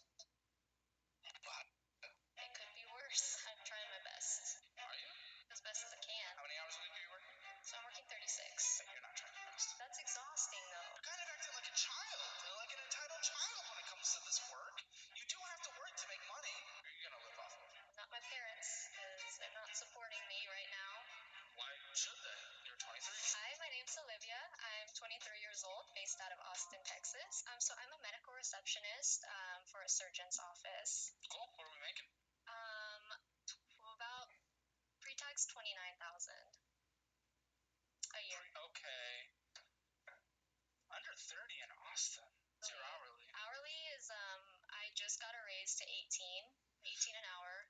In general, you bring in on average 2,000 hours a month.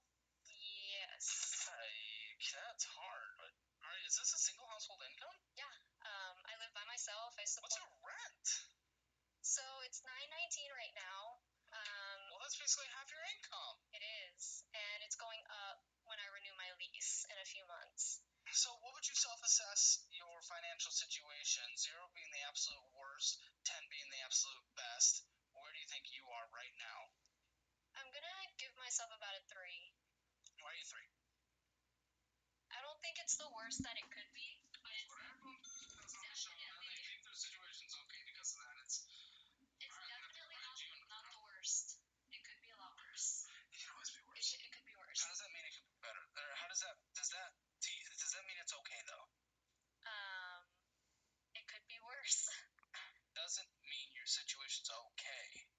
I'm trying my best. Are you? As best as I can. How many hours a week are you working? So I'm working 36. Okay, you're not trying your best. Yeah, as far as I work full time. Hardly, barely. What else do I do? Because then work full time again after that shift. That's exhausting though. I've held 2 jobs before, and it's exhausting. It's a lot on your mental health. Welcome to the world, though. Welcome to the world, though. I mean, that's kind of what we have to sometimes do when we're sacrificing, right? Like, if we can't afford to live, what does math tell us? You have to be able to afford to live. What do? As an able-bodied human, you work. Yeah, it's a lot. Unless there's it's no a lot. legs. Oh, there's legs. There's okay. legs down here. So, okay. I think you can get there. It's a lot, though. Mentally. It is. Mentally, We've all done physically. it. We've all done it, though. I've done it too, and I've held 2 jobs. I'm 23. I've done it. I've held 2 jobs. You have more energy right now than you'll ever have. That's concerning too, because it's exhausting. It is. No one says it's not. I didn't say go do it in order to survive, and it's not going to be exhausting. No one ever said that. Sacrifice usually is called sacrifice because there is something you're sacrificing. In that case, your energy. You're a little more tired picking up a couple shifts a week. Imagine you work 36 and you said you're trying your hardest, you're trying your best, you're doing your best. 36 hours a week is not your best. What else do I do in that situation? Oh my gosh, are you kidding me? No, I'm listening. As far as working. What time do you get to work? 7:50. What time do you leave work? 5 p.m. Cool. Then what? Well, are there more hours in the day after 5? Yes. Cool, I think we just figured it out. I actually have tried. I've applied to a few places recently in the past couple months. What's a few? I applied to. No, what's a few? Just number. Sorry. 2, 3. Okay, you didn't try. I'm sorry. I've gone to interviews. I have. Well, that's right. It's a numbers game. It's a numbers game. It's also about availability and hours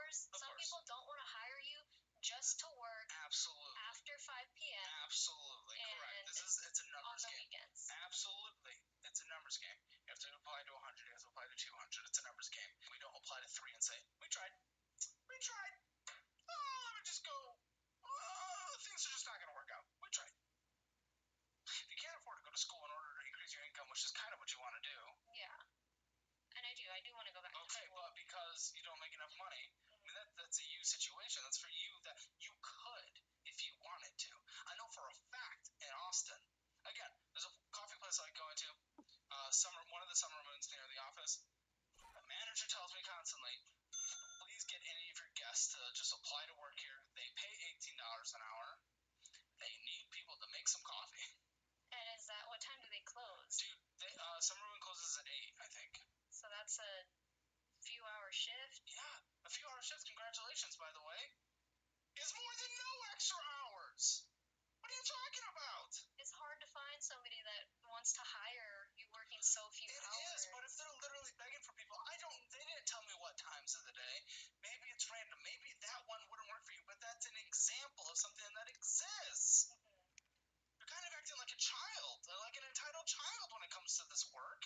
You do have to work to make money. I do work. 36 hours, and you're not trying your best. I've been working since I was 16. Cool. I know Again, most of us do. I go to work. Like most of us, okay. I do my thing. I work, and 36 hours, yep.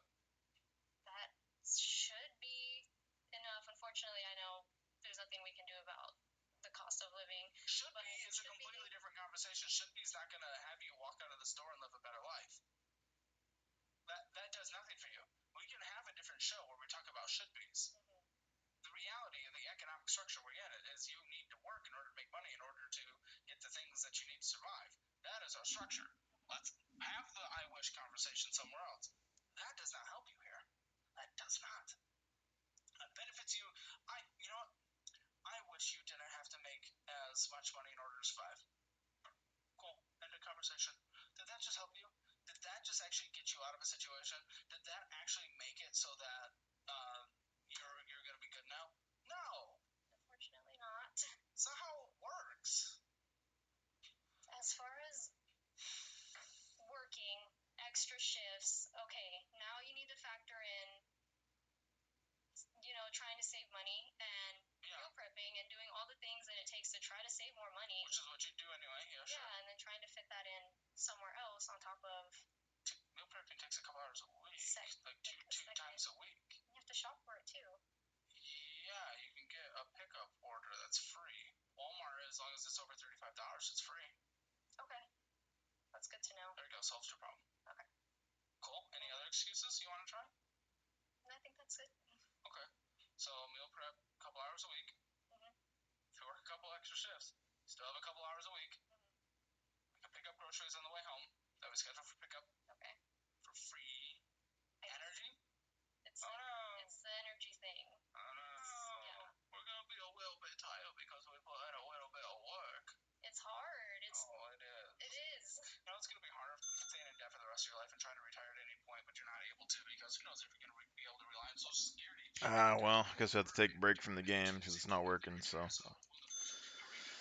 Be back.